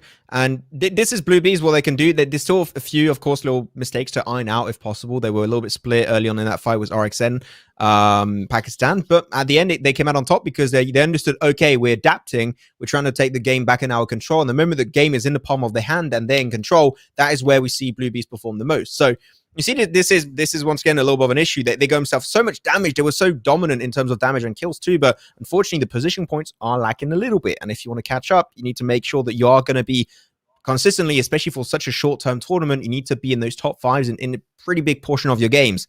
So Blue Bees, once again, that is amazing. Your team fighting capabilities are strong. You've proven it time and time again. Especially in this tournament, but it's still, we need to see positioning coming out from them. So by doing so, you want to avoid early game skirmishes. And despite having now 3 games on a wrangle, they got encountered early on, which really should not be happening too much at this stage. We're going to be moving to another map now. It will be the final map. We'll have a chance to see all these teams play for the last time. We thought it would be a runaway victory from one of the teams, but it would seem now that the points are a little bit closer. So I do have an update, and I'm sure we'll be able to put it on your screen a little later as well. The gap between third and second is pretty big here. So Rubik and Morph now. Rubik's sitting on 58 points. Morph is on 87. That's going to be really difficult to close. And then if you take a look there, look at that gap, less than 10 points between first and second Imperium. I'm going to ask you one more time. Are you sticking with this? Are you going to stick with Coots being able to run away with this one? Yes. 1,000 times yes. 1,000,000 times yes. I've got it. I'm too far gone. I'm too far. I can't back out now. If I back out now, it's going to be way worse. Coot, I'm behind you guys. I'm behind you, but I also have a lot of love and respect for Morph. I've casted him previously. I have a massive amount of love for them. So if any team is going to push them, it is going to be Morph, to be fair. It's just going to be very exciting, especially because of the fact that we are going into Vikendi. The map that, like, you know, isn't played on competitive in 2021. It probably hasn't been played by a number of these teams for a long period of time. So there's a lot of variables in play. One thing that I really want to point out with that leaderboard, though, Sam and Max, SWAT 69. Before that last game, they were in 16th. They moved up from 16th to 5th of one win. That's where the money's at also. So they're going to try to potentially increase that a little bit. If they can make it top 3 after this one, I'm going to say that's a big win coming away off SWAT 69. So they need another big game, but they could be making it to top 3 at the end of today. Well, this is the thing. I mean, those placement points make such a big difference. And any of these teams, one big win, a good few kills in the final map could push you into that top 5. Much like what we saw with them, you can do the big jump. However, I think most of these teams, Max, probably know that the first and second battle is going to be happening without them. So they'll just be trying to find themselves a good position. What's the game plan now, though? Because we're dropping on a map that most of these teams probably haven't been, they've been practicing it, but they haven't been playing it in competitive. So what do you think their game plan is going to be for Vikendi? As we said, like, it hasn't been played in quite some time. It's around, I think, 2 months since it's been taken away from the official circuit of PUBG Mobile esports. So I think that definitely there's going to be a little bit of lack of not experience, because it's still a map they played a lot. At the end of the day, 2019, 2020, Vikendi was like played all the time, and they still got some long experience, but they're not going to be as clinical. They're not going to be as crisp as they used to be before, because there's definitely a lot of experience that's been forgotten when it comes down to it. So I'm expecting teams to maybe not be the most clean when it comes down to it, but I'm still some good gameplay, because it is Vikendi. They still know how to play. They know the basics, which is the most important thing. And at the end of the day, we're going to see, really, when it comes down to Vikendi, the fact that it got taken away, I don't have a concrete answer as to what I can expect. What I can say is that it's not going to be the usual Vikendi action we used to have in the past. It will be a little bit different from that. Imperium, what's the game plan for Coots and Morph? Do they come in very aggressive? Do they hold way back till the end game to guarantee themselves maximum points? What do you think they're going to be discussing before they jump into this game? So obviously they don't want to divert too much away from their normal game plan, which is however they play. But I would definitely put into an account that they will probably be looking at this going, placements is really going to help us, guys. Second place, especially for Coot. Especially for Coot. For Morph, I would expect maybe they might try and be a bit more aggressive, but for Coot, like they did in Erangel, which I noted they were a bit more passive in that last game in Erangel, they only really need to get 14, 10 placing points and 3 or 4 kills, because then that would require Morph to get the chicken dinner. And when you have 15 teams, the chance of them getting it is a little bit, obviously, going to be a little bit lower in that regard. So for me, Morph, bit more aggressive, still going for placement. Coot, purely going for placement. Imperium, do you think, Coot, that was why they played that passive game, what we last saw, because they did back way off? Was it purely, do you think, a tactical thought of, you know what, we don't need to go and look for fights unnecessarily. Yeah. The higher we finish in this game, the better for us? Yeah, pretty much. It's kind of pretty common sense, right? Because if they had have played how they had in the first 3 games, as an example, they could have gone out early, right? They could have gone out 15th place, and that's 0 points. Whereas where they were placed, especially off the back of Miramar being a really strong game for Morph, they go, oh, we cannot let that happen again, right? So they were better off playing for placement, and they'll do the exact same thing in Vikendi. Max, when we take a look at the lower side of the leaderboard, what do you think these teams are going to be doing? Are they going to be landing, being super aggressive? I mean, we spoke about this before the last game where we say they've got nothing to lose. Or do you think everyone's going to potentially hold back in the hope that they can finish high on the leaderboard? I think for literally any single team in this lobby, the dream is still somewhat alive. Maybe not to go for that number 1 position. That's clearly not going to be the case, and not even remotely close to top 3. But we saw it last game. SWAT 69, 16th, boom. 5th position, one go. So if you get a really, really strong one, sure, you're not going to get yourself the big cuts of the prize pool, all that stuff, but you're still going to get yourself relatively high in the overall leaderboards. So I think that we are going to be seeing some teams taking a lot more of a more fun approach to this. They're just going to be playing for fun and they got nothing to lose at the end. And I think that we are going to be seeing teams trying to replicate what SWAT 69 did in that last game and try and just leap forward from one of the last positions until potentially very close to top 5. It might be happening, and I would not be surprised to see still everyone play remotely serious purely based off what SWAT 69 were able to pull off in that last game. I think that we'll see a lot of that serious play, but we are going to shake it up a little bit, right? So we're moving into Vikendi, Imperium, but we've also had a team shake-up with What a Squad. Yes, we have seen them take a player out, which is Wabbit, and they've applied Su Chun. So they have had that swap around on player. I would argue maybe it's because that player they brought in, Su Chun, is a lot more comfortable, confident, and experienced with Vikendi, and we could see a different What a Squad performance in this final game of the day. Or it could just be that maybe because this is a 6-game series, it is giving your sub or another player an opportunity to play on the big stage, right? Because when I talked to a couple of teams coming into today's games, they noted that they were going to have their sub play for at least one game because this is a 6-game series. So I'm curious as to why.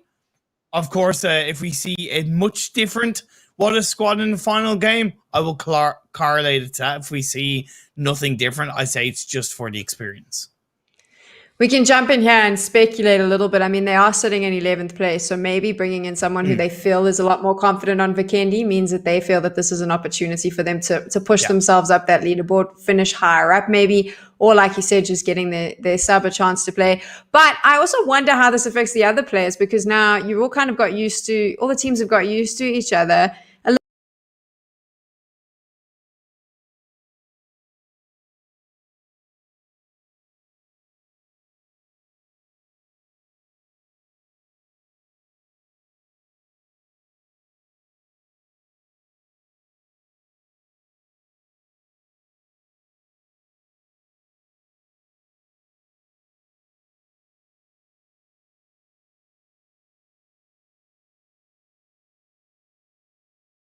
And a wrangle, that's going to be the focal point for all of these teams, because compared to other maps, you get compound, you rotate, is all good to go.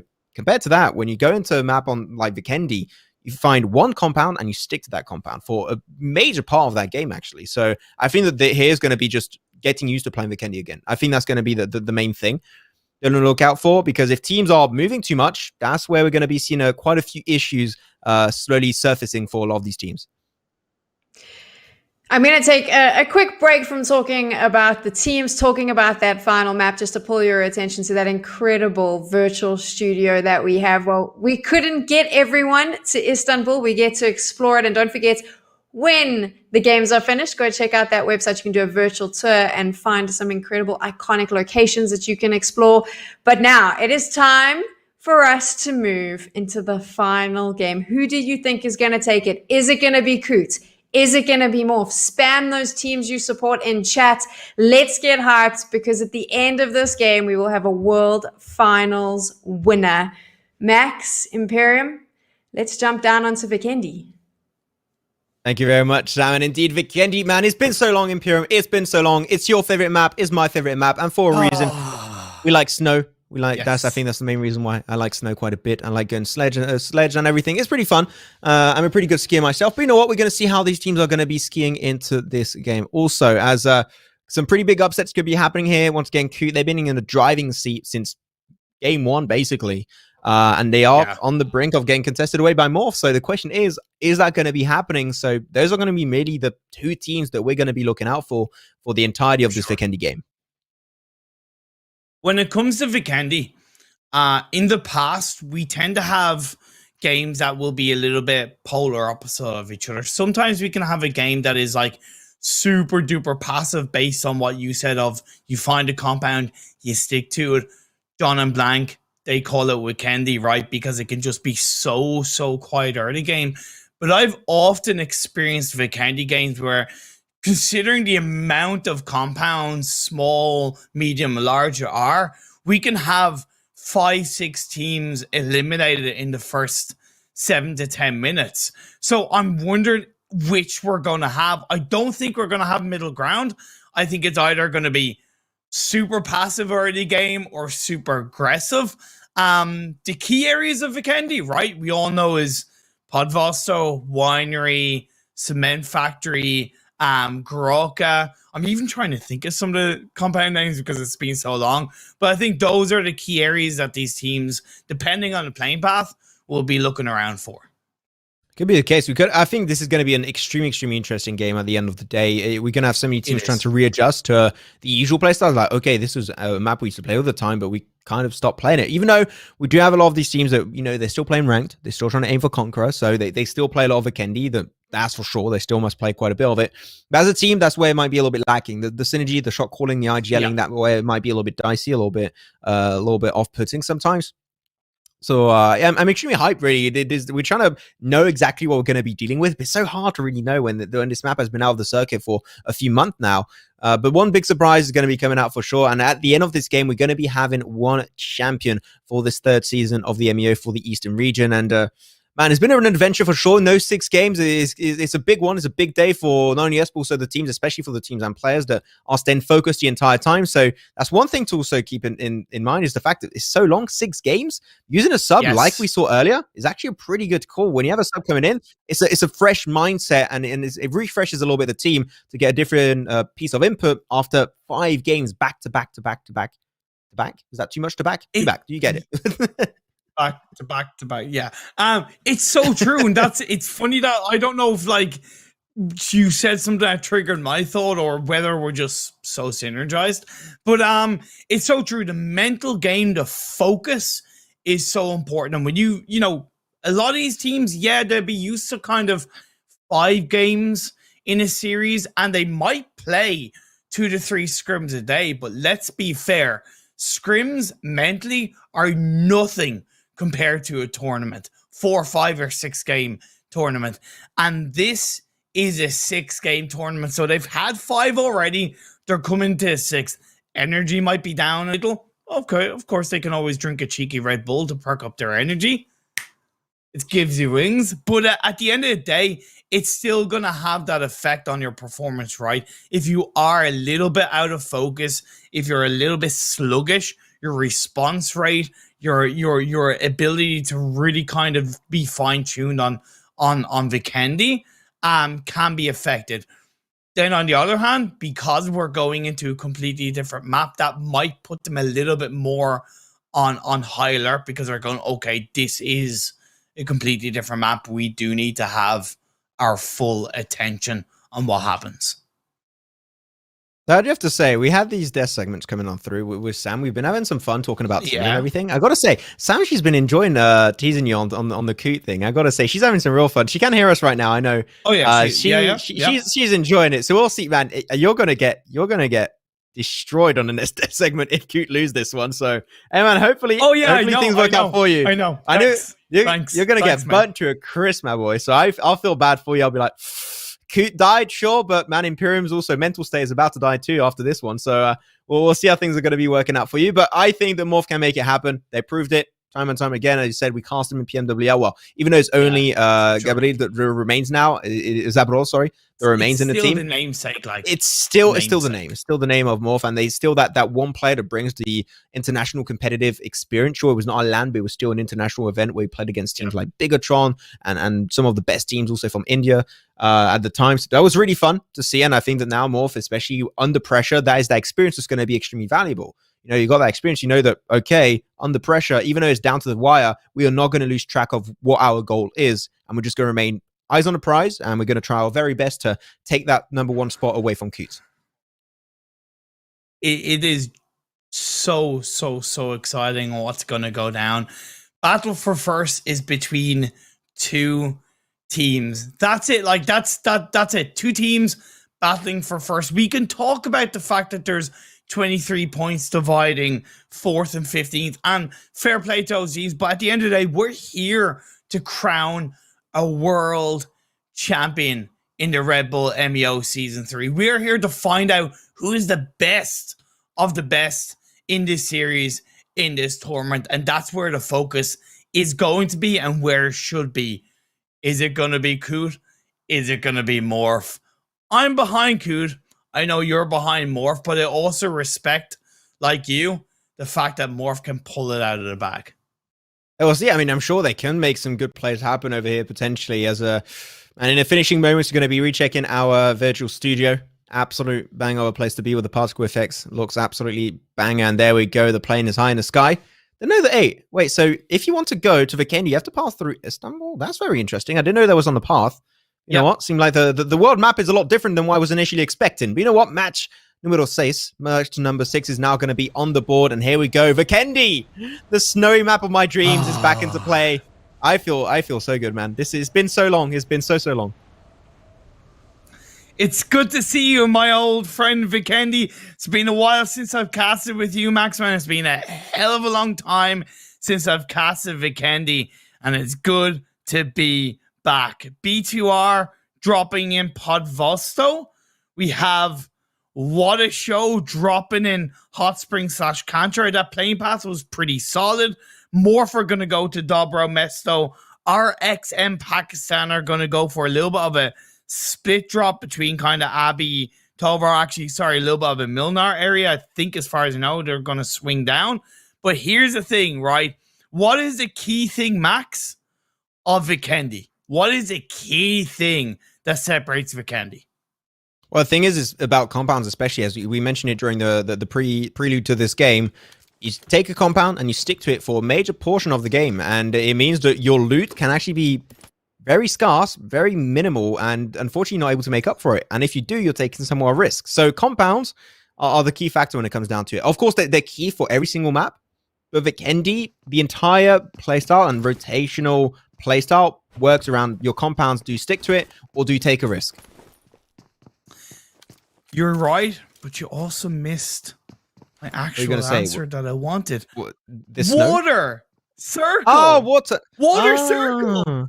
Yeah. Phase 1 is about 35%, 40% water up on the north.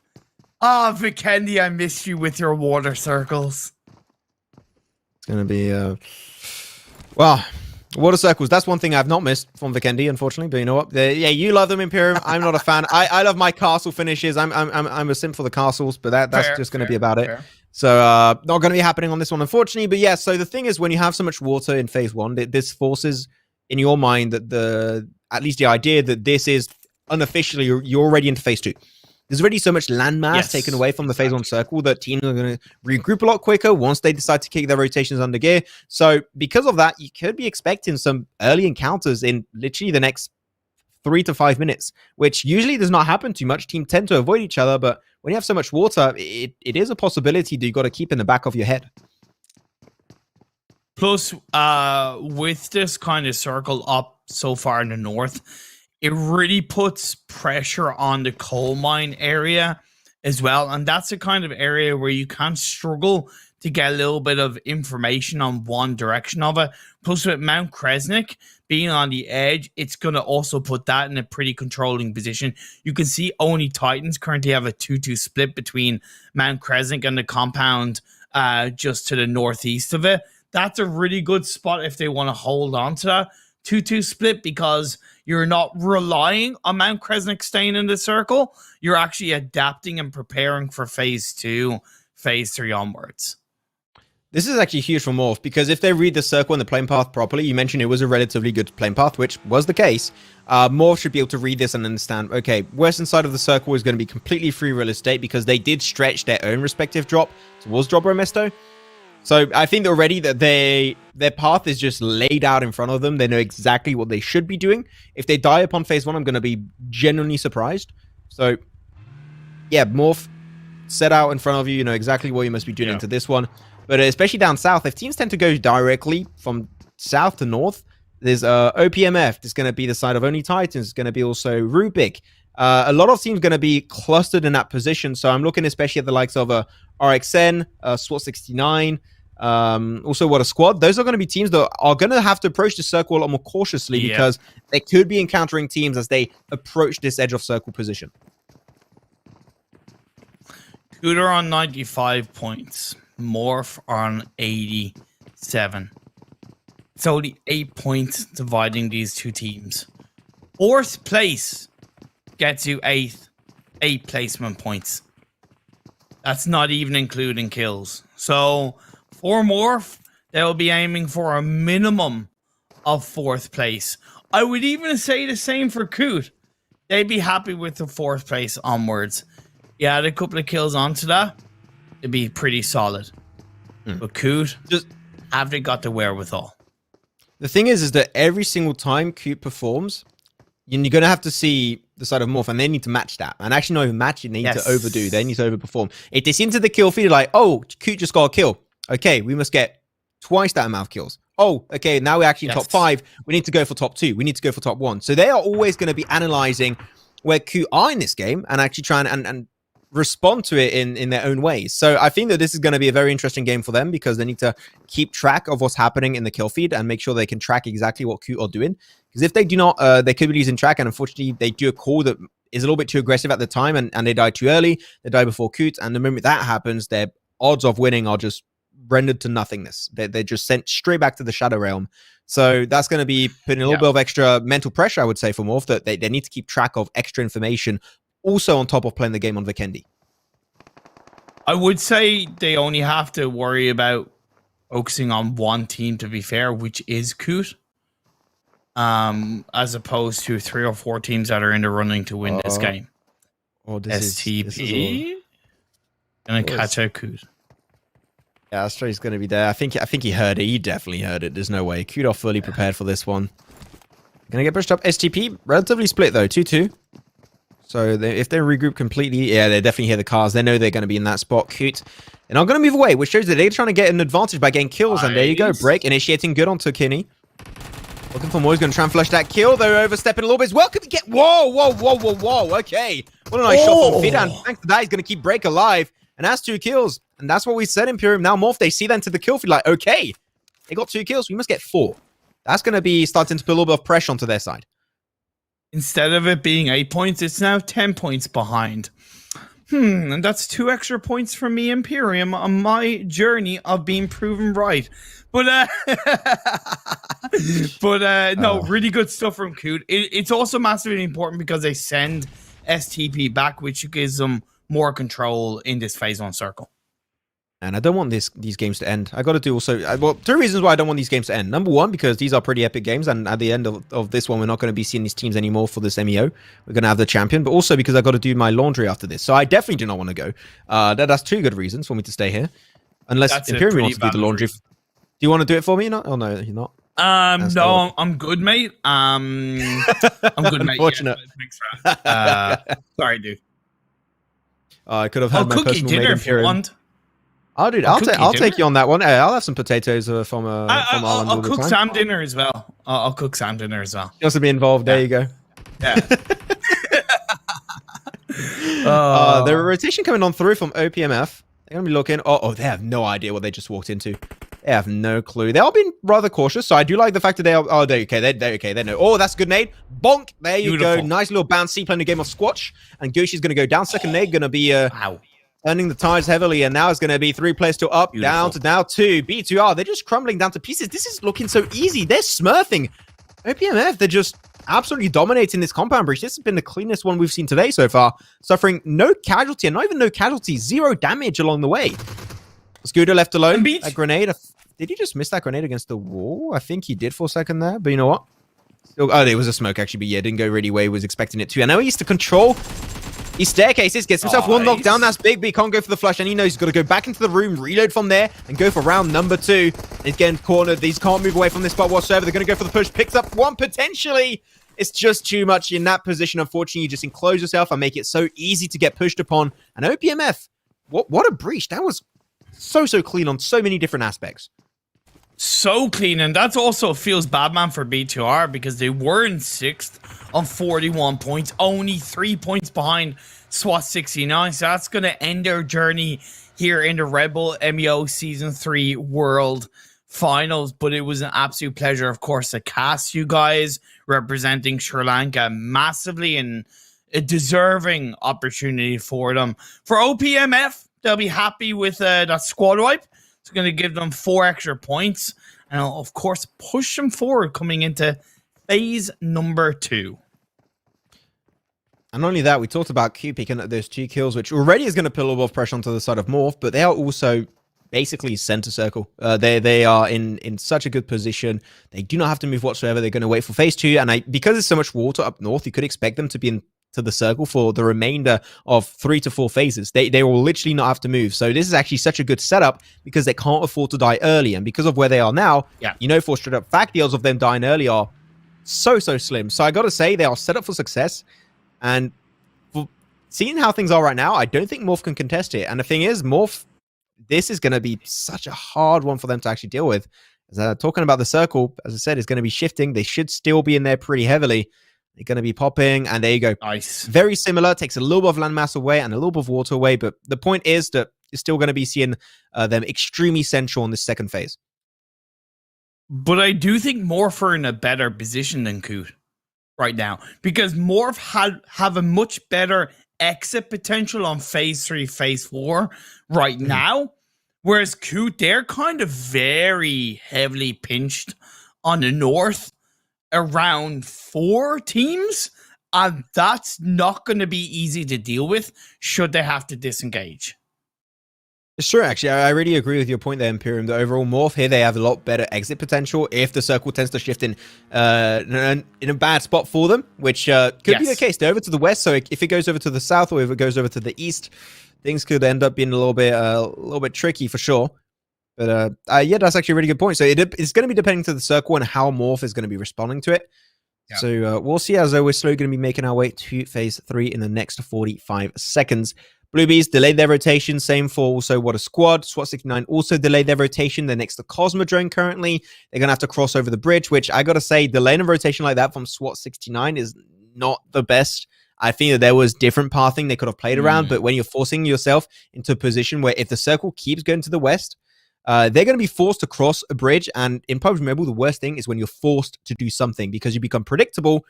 And you're going to have so many teams next to that bridge line that could be easily gatekeeping you and scouting you away. So I think that SWAT 69, not the best decision-making, but they're going to have to commit anyways. It's too late to go back. Totally agree. This is the Vikendi strategy that we all know and love. Get to a compound, stick in that compound, play on the roofs of that compound. For Morph, I would like to see them send a bit of a scout further in towards the eastern side of the circle just to maybe get a little bit of information. I understand why they're reluctant to, because losing a player automatically makes it an uphill battle.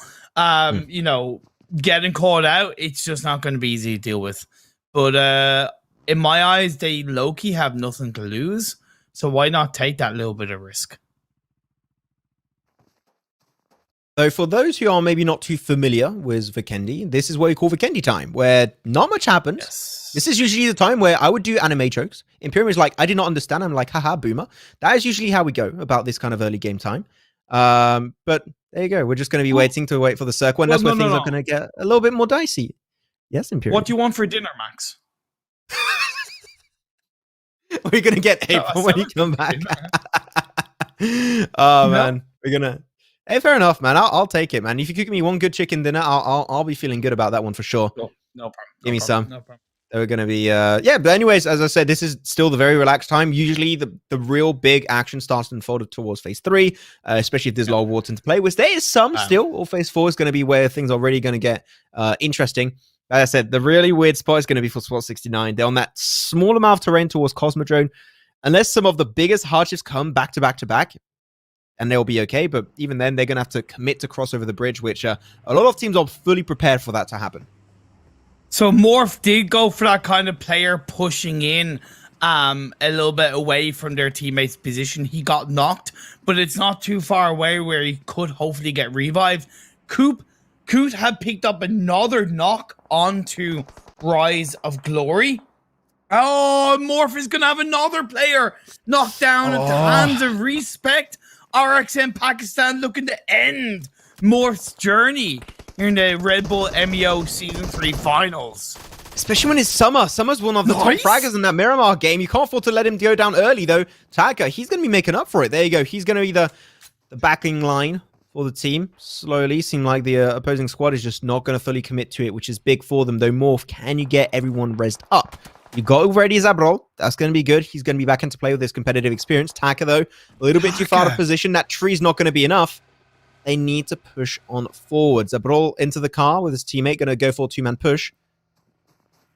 They make anything out of it. Oh, I'm stressed out, man. This is close. That two-piece by Taka was literally game changer. Game changer, fight saver for Morph. Oh, no. Oh, no. Oh, no. This is not looking good. They're behind the car. They're so predictable. And seem like we're going to be having a little bit of a upper hill battle, though, over to the other side of the map. We're going to have another fight. Once again, OPMF, Venom, going to be taking another fight for themselves. It's going to be versus Bluebees. Going to teach them a lesson. We'll keep an eye out for the kill feed to make sure we can track what's happening currently with Morph. Things seem like a little bit on the standstill, though. Coop picking up another kill. Yeah. So they are going to be increasing that lead significantly. I think we're now at a 11, 12 point lead. Increase from 8 11. Basically at the very start. So yeah, we're around that point. So they are looking overall set for success. It's going to be requiring a big game for Morph if they want to turn the tides in their favor. As STP do get taken out of the lobby in 14th overall. But they go Morph into kill feed. We talked about it. Popping off versus RXN. That's going to be 1 to 2 kills actually going in their pockets. As they're going to be looking to increase it. They know they need to match and actually go even further and beyond than what has been done so far for Coot. So they know that they can't allow RXN to leave this spot. They need these kills desperately. So they're going to be looking for the engage. But we did see Summer get confirmed, which was one of the top fraggers. So that's a big loss for them. 3v2. Morph against our man. Against RXN Pakistan. Morph, this is you need to join up. You need to send your third player up. I know the risk is there, but you got to play that bait. Make that bait. If you have a vehicle, make that bait. Indeed, that's the case. He's going to get in the vehicle. He's going to look to join up. Take advantage of that man advantage. The thing is this fight even worth taking in the first place? Like, you edge a circle, and you're not going to be inside the circle up on this next one. So, or you leave the scene entirely and you do it quickly, even though I'm pretty sure that RXN, they got nothing to lose. And the thing is, when you're in a position like this, they're going to try and chase down for kills and get points. Points equal prizes in a world of PUBG. So they're going to try their very best. Blue, did I just see a DBS finish at the end there? I mean, you tried, but you know what? That's going to be OPMF Venom taking himself a big fat L. Bluebees feeling good about that one. They've been able to improve throughout these 6 games today. So big heads up to them. I think that they have been increasing their playstyle pretty heavily in terms of aggressiveness, which I did think they were lacking in the PMGC. And despite the roster changes, you know what? I'm happy with where Bluebees are here. So am I. So am I. But the focus has to be on Morph and their fight to stay in the running for first place, trying to chase down Coot. They have gotten 2 kills so far. They have gotten 2 kills. But getting rid of RXN Pakistan will really help them, not only in terms of control, freedom to move into a circle, but 2 more kills will put them on 4 in total and decrease that deficit. Decrease that lead, should I say, that Coot have over them. That's going to be the name of the game for them. 3 kills. There we go. Got it confirmed for Coot. We know that's going to be the case. So potentially going to be looking for just a little extra. 6 or 4 kills would be relatively good for Morph. But yeah, RXN, they surprising actually, going to be abandoning ship entirely. And where they are currently standing in the overall leaderboard, they're dead last. But they seem like they are keeping the dream alive, doing very similar to what SWAT 69 did last game, from 16th to 5th. And we weren't maybe expecting a few of these teams to just go. Literally, the definition of that was going to be YOLO. But no, they're taking just a step back and they're taking this one extremely seriously, which I got to say, I fully respect coming out from RXN. But big time. Unfortunately for them, Morph, they just let 2 kills slip away off their grasp, which those 2 kills could have been the difference between first and second. But they didn't lose any more players, right? They're still up as a 3-person team. So, you make a really good point, but I would still say that's an overall net win for Morph, getting 2 kills, only losing 1 player. But now they're still on the edge of the circle. Where is it going to shift?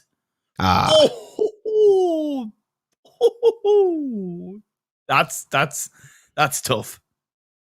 I like it. This is going to be forcing both Coot and also Morph to fight for their spot. It's not going to be a given like it was last game where it falls right on top of Coot and Morph had to push on forward. Now they're both going to have to fight for position. So I like this. This is going to be a little bit of a battle of a little test for these two teams to see who's going to be better on those. But this circle is already so concentrated in teams and players that is this still going to be an opportunity for Morph and Coot to get into that spot without fighting? My answer is going to be there, Imperium. No. They're going to have to get involved in some way, shape, or form aggressively to actually get himself a good spot. Okay, no, I'll take that one back. Actually, there's one compound that just got liberated for Coot, so they're going to go in golden. That's perfect timing for them. But if that was a little bit too early, that would have actually forced them into a relatively big fight. And Coal Mine Hill is quite tricky to play around because as a number of little levels, it kind of reminds me of Prison Hill a little bit, where there's there's always a higher elevated position. So that's definitely going to be tricky to deal with. If I'm not mistaken, KHK have been put down to one player at the hands of Arcs in Pakistan. Good for Arcs in Pakistan. Fortunately bad for KHK. The South African representatives, what boom, are getting pushed upon by the one and only. What a show. Pombit going to be left alone. Unfortunately for him, he's going to be surrounded by teams. Maybe giving it his best shot. Okay, he does have the Thompson. That's a lot of bullets in that ammo. Nice. In that clip. So he's going to be able to maybe potentially make up for that Mantis advantage in a 1v4.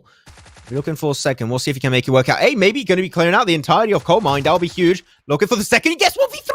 No way, Pombit. What was that? Boom. Absolutely disgusting. And boom, going to get back as a two-man crew. That is what we love to see. Clutches happening on Vikendi. Hey, I don't have them too often, but when they do, man, those are bangers right there. Boom, boom. Let me say AO. AO. Because that was a beautiful, beautiful three-piece from... There you go. Circle back to the shit. And actually goes pretty nice towards Morph. Okay, Morph, this is potentially a big gamble. I'm saying this is maybe not the play to go for. If you see this compound from Blue Bees, maybe it's worth breaching. I'm going to say you get kills off of it and a strong position. It's kind of a do or die because they're delaying it a lot. And Coot just keep on winning more and more space on the top of the leaderboards. So that would be a play that I think wouldn't be bad for Morph. But you can see Morph and Coot, they're getting slowly closer to each other. Things could start to get a little bit dicey from here on out. And finally, they got the fight onto Arcs and they took them down. But now they have to enter into the circle. And indeed, they can focus on it. For Coot, they have to push in. They have to push into a team on a compound. So by no means is it super fine and dandy for Coot. Yeah, they have a full squad. But it's SWAT 69 that is in front of them. And it's not going to be easy for them to deal with. Is going to get a little bit tricky. There you go. Rise on Glory also eliminated. 10th position. Finally down to a single-digit team count. That's going to be 9. 27 players still up and running about. So not a lot of full teams still remaining in this one. Very unfortunately for a lot of these teams in the lobby. We'll have to see. But Cute, they're forcing himself forward towards another team once more. And this time it's going to be Rubik. So Rubik, let's not forget as of right now, still third position team. Not really relatively close to deny that first position, but still in the running whatsoever. Rubik, now that's a big kill onto Ninja. If they die here, this might just be the golden opportunity that Morph needed from the very start of this game on Vikendi. There's another one coming on through. That's going to be a huge molly from Bosku, and they're teaching them a lesson. Don't get close to our compound. This is ours to defend. Break and Astra, how do you play after this one? He does get the res onto Ninja. That's huge. Back to a 3-man squad, but they're still on edge of circle. So this is not going to be a really big, long-term, at least playstyle coming out from them. But the important thing is they're on the edge of circle. They're on the edge of circle. They're inside the circle for now. For now. Morph, on the other hand, they do have a couple of players more heavily inside the circle. We do lose a player of Coot, so they're down to 3. They're going to be trying their best on this one. They're going to have to take a big fight. Hopefully things are going to be looking good for them, but Morph have been proactive. Haven't fully crashed onto the compound of Blue Bees as I did suggest. No. They went halfway, which you know what is okay. As long as they're not taking that fight fully head on and they find themselves a good spot to fight from, especially, that's the important part in my eyes. Oh, there you go. Coot still going to be looking good. As you said, Imperium still up as a 3-man. 7 kills especially. Also, that's going to be relatively big. KHK eliminated in this game. Slot 69 Sanji going to be doing some work on that rock. Is he going to go for a nice little jump shot to finish it off? That'll be huge. But I would say if you drop down there, you kind of shooting yourself in the foot. So I would just say play with your utility. Yeah. There's no easy way out for early Titans. They only got one way out and they've got to wrap around. So Sanji, just hold that angle and you're basically golden. That's almost 3 free kills. Especially when he's got his teammate on the other side, so he wants to be in a position where his teammate is going to be able to cover him. So you're dead right. You go down the hill. You ain't coming back, my friend. You ain't coming back. Could have been able to push in, but they haven't taken out Rubik. They have not taken them out, and that means that they could still get backstab coming in to phase 7 closing in and phase 8 showing up. You're going to try his best to push it, looking for the angle with the AKM. He's going to be able to get it, though. The smokes are going to be making it a little bit hard to really pin them down. Nade from Ninja. Looks like a pretty good pathing. Doesn't get too much done, though, unfortunately. There you go, Break, finding to the kill feed. Onto Morph. Zabral taken down, knocked away. And they saw that in the kill feed, and you can see instant change of pacing and play style from Coot. Like, okay, we know where Morph are. We need to chase it on down there. Just enough time to go for the res. And Morph between a rock and a hard place, especially between Coots and the Bluebees. They are not looking comfortable whatsoever. They're in that shack. Gonna go for the shot. Ninja. That is absolutely beautiful. And also with the nade of Ato-chan, that's gonna put the nail in the coffin. That is gonna be potentially it for Morph. They still got one player, but the odds just drastically tilted in favor of Coot. Coot are feeling strong. They can smell the end. They can see the victory of the Red Bull M.E.O Season 3 finals. They're being helped by Bluebees, but Bluebees are still in front of them, gatekeeping them. Bluebees, they could claim this chicken dinner in Vikendi. They could end on a massively high note as Ato-chan gets knocked out by Hidan. This is the chance for the final playoff. Morph to them, maybe backstab. They're pushing. They're taking a head-on fight with Bluebees. So this is time to actually go for it and snatch a few kills along the way, if possible, and potentially even kill Count, I would say. Close one, 0. How the hell does that work? I have no idea. Count actually out of the entire game, eliminated.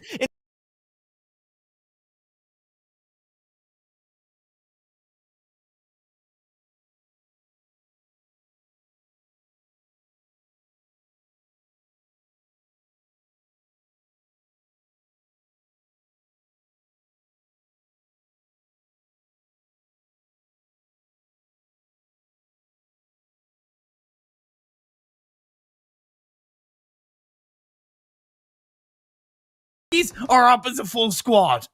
Taka might just be able to actually loot all the boxes from the fallen teammates who are in front of him and actually get himself a few first aids and just snake his way forward. It's going to be down to the wire. It's going to be a really close strat. No, there you go. It was a one opportunity, but seemed like there was not going to be enough for him and not enough time, especially upon phase 8, and he will fall on down.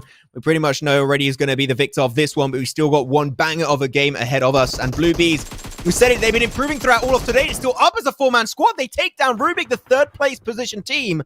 And they're going to keep on gaming on this one, down to top 3. And Bluebees, sure, it's a little bit late to show up to the party, but you know what? I'm still going to give you a huge chunker of respect.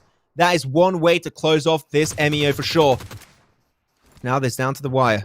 3v2 v1. And they're taking full control. The spread is clean. They got high ground. They got low ground. They got everything in their arsenal to secure and close off this game with 10 kills a minimum, by the way. Imperium, this is Japan at its finest.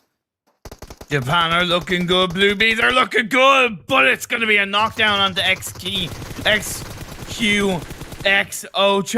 but only Titans, the Pakistan representative, looking then on another high note themselves, but Hasni is going to get taken out. Bluebees taking advantage of that roof play, and now it's just one player, Boom, left on his own. Yeah, and he's going to go down. He's just going to have to try and do a battle of healing, as we usually do in those final moments. But Bluebees will be your victor. And up as a 4-man crew, the reason why they were just able to take themselves big fights is because they reduced their amount of rotations to a bare minimum. They didn't move since they went to the western side of phase 1. They barely moved on the entire game. And that's the reason why they are going to be in a good spot, because they got all of their loot in one good package, and they are able to take them. Wait a minute. 16 first aids and 30 bandages. You good, man? You good? Okay, he's not going to die for a minute, Imperium. We got a few. Oh, no, okay, no, I take that one back. It's going to get pushed upon, and he will eventually die. Bluebees finally secure themselves their very first win over here for the finals of the M.E.O. And you know what? What a good way to close it off for Imperium. At the end of the day, we know who's going to be on top of the mountain. It's going to be absolutely insane, but Coot shall remain your champions in that #1 spot. What a massively good fight that Morph put in, right? Considering the lead Coot had after 3 games. I put my name on the line. I put my words on the line. And you know what? Morph tested it massively, getting 2 insane results in a row to bring it down to the final game in Vikendi. We know who's won. We know where this is going. But before we do that, I just want to talk about this particular game because the Blue Bees started out, I think they were like one of the first teams to go out in the first game. Second game, they were right at the bottom. They steadily just started improving as they went. We spoke a bit about their inconsistency, but look at that to end on a chicken dinner. What a fantastic representation they are for their region, and what a fantastic play from them, Max. It's been amazing, really. I think that they were the cleanest team when it came down to that Vikendi map. It was still a map on which teams are trying to adapt to because it's been taken away from the competitive scene, as we said many times throughout this broadcast, has been taken away. So teams had to get used again to this map. But at the end, it was just such good execution. They played the playstyle of Vikendi down to the wire. Execution was clean. The rotations were on point. It took some fights, so it did sound pretty risky from time to time, but at the end, their control, especially in those finishing moments, in my eyes, is what caused them to win that one. They were spread, they were feeling confident, and they took as much control as possible to make sure that no teams could just jump on that position very late into the game and snatch their game from, pull the rug under their feet, literally. And they were just making sure that they were taking control and securing that game. They just increased their win rate from 50% potentially in that circle, that because they played spread, to 100%. There was no way any team in their right mind would try and contest it. And because of that, Bluebees just get the easiest finish they could potentially ask for. So I loved it. And as you said, they started off pretty poorly. 2 back-to-back games with 0 points, improved, and now they closed it off with a chicken dinner. That is what you love to see. That is one comeback story to tell. It is one comeback story to tell, and we're going to keep telling it because we're just waiting for our referees to confirm all the stuff in the back end. You know how esports goes. So while we wait, Imperium, Bluebees, fantastic performance. But a lot of these teams, I think this is testament to what a great tournament the Red Bull M.E.O is, because so many of these teams coming from regions we didn't know, some of them unknown, and I don't think there's a single team that looked out of their league in this competition. No, 110%. I just want to obviously say how incredibly proud I am of every single player of every single team in the Red Bull M.E.O Season 3 finals. They put up such a massive fight and they deserve to be here. Here we are, the Red Bull M.E.O Season 3 World Finals East PUBG Mobile winners. We're in our fantastic online studio. And now we get to celebrate. We're waiting now to see the announcement. This is exciting, more so for Imperium, because I know he was backing these guys till the end as we move into the studio. What a fantastic virtual Istanbul. All these iconic locations that are popping up. So even though our teams can't be here, they don't get a chance to necessarily be in Istanbul physically, it still feels like a giant celebration, I think, for each and every one of them. And just so beautifully done to make them feel like they're part of something exciting. Imperium, are you ready for this one? Are you getting hyped I am ready. I'm ready to say, I told you so. I'm ready to say my backing came out on top. But honestly, I'm just ready to see the winner be crowned and just say well done to the winner of the Red Bull M.E.O Season 3 finals for the eastern side of the world. What a 6 games we had, Sam and Max. What an absolute journey that we've been told across today's games. It has been this incredible journey, the consistency, the incredible gameplay that we saw from each and every one of these teams. I said it earlier and I'll say it again. Not one team looked out of their league. A great representation for PUBG Mobile around the world, showing the level of player that we're seeing, Max. And just exciting now for the future, because imagine Season 4 when we can be in the physical venue with all these players when they're on LAN. Imagine what we can expect from each and every one of them. Yeah, we're very slowly going to be sneaking our way back to lands, hopefully soon enough, as soon as possible. That'll be great. So imagine these kind of locations, these kind of studios, but not virtual, but being actual real, going to be up there as we've got finally the logos of the winners appearing on the screen. And that is one HD firework for sure. That is going to be Coot on top of the world, on top of the mountain, as they take the title of champions of the M.E.O Season 3 for PUBG Mobile.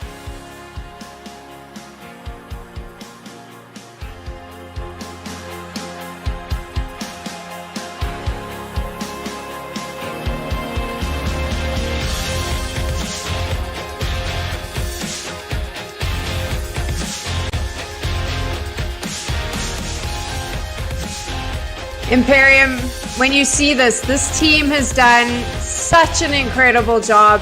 They had those 2 chicken dinners. They were constantly up in the placings. Tell me a little bit about those 6 games and why you were so behind them. Because, I mean, from the get-go, you were saying, this is it. This is the team that isn't going to be beaten.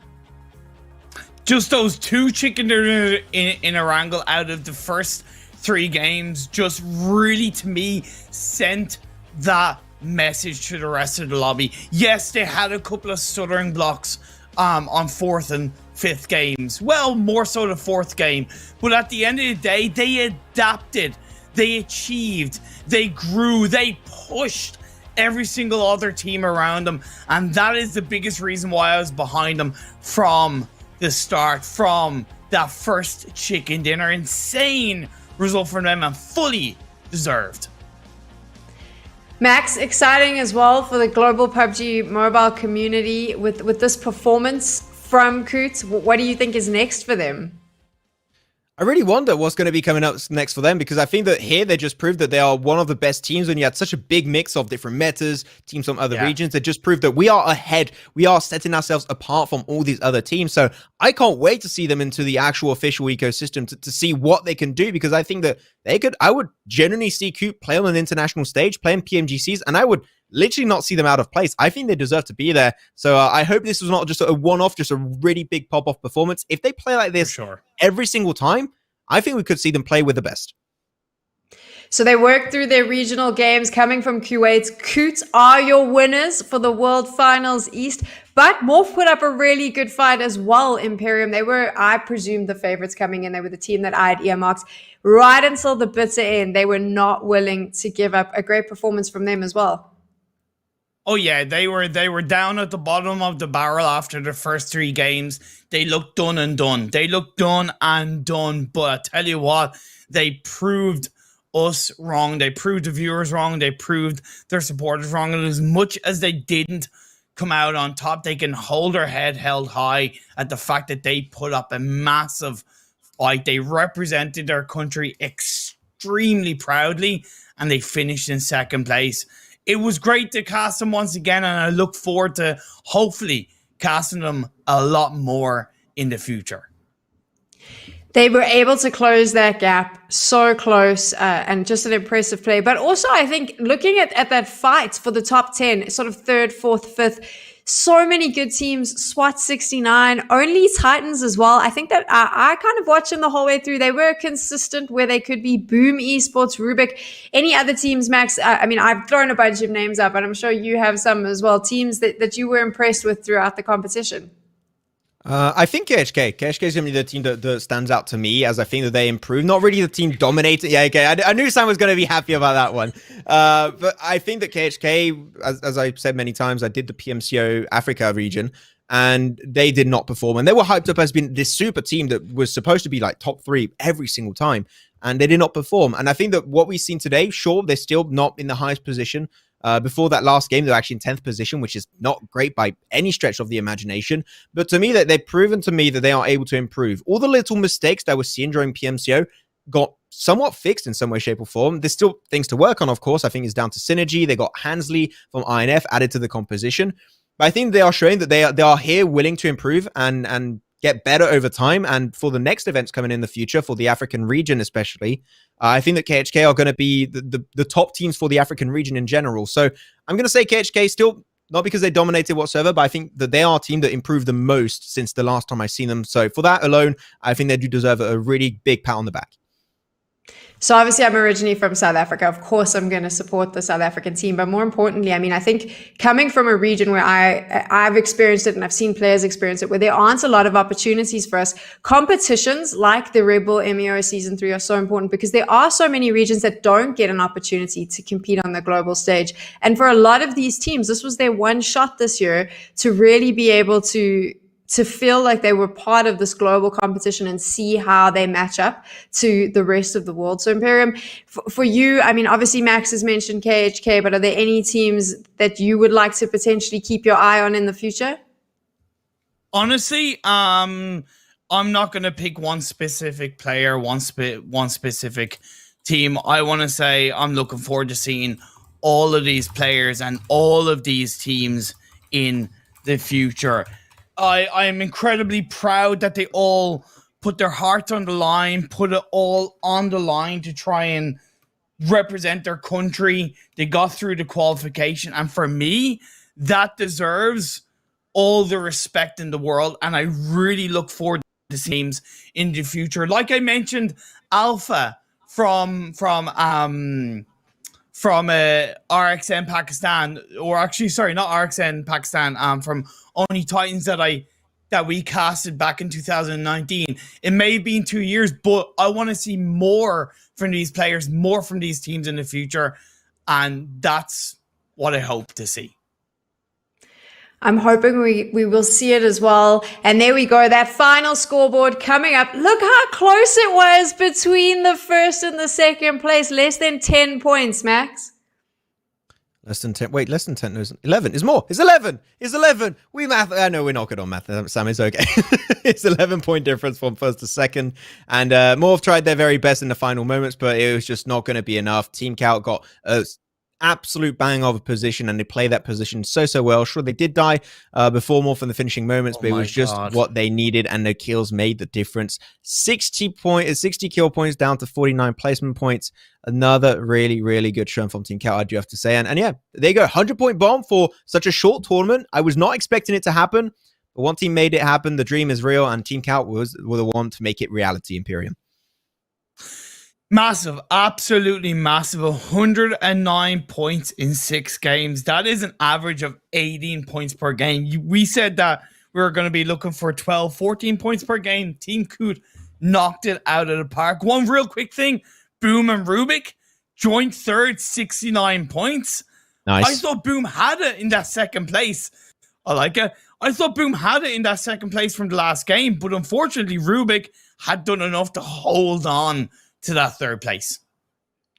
I do like that Blue Bees started today after 2 games with 0 points, and they finish in the top 5. That's a story. That's the story. I think when we leave here, we'll celebrate all the teams, but Blue Bees, I mean, they've got to walk away with that and go, wow, this is amazing, Max.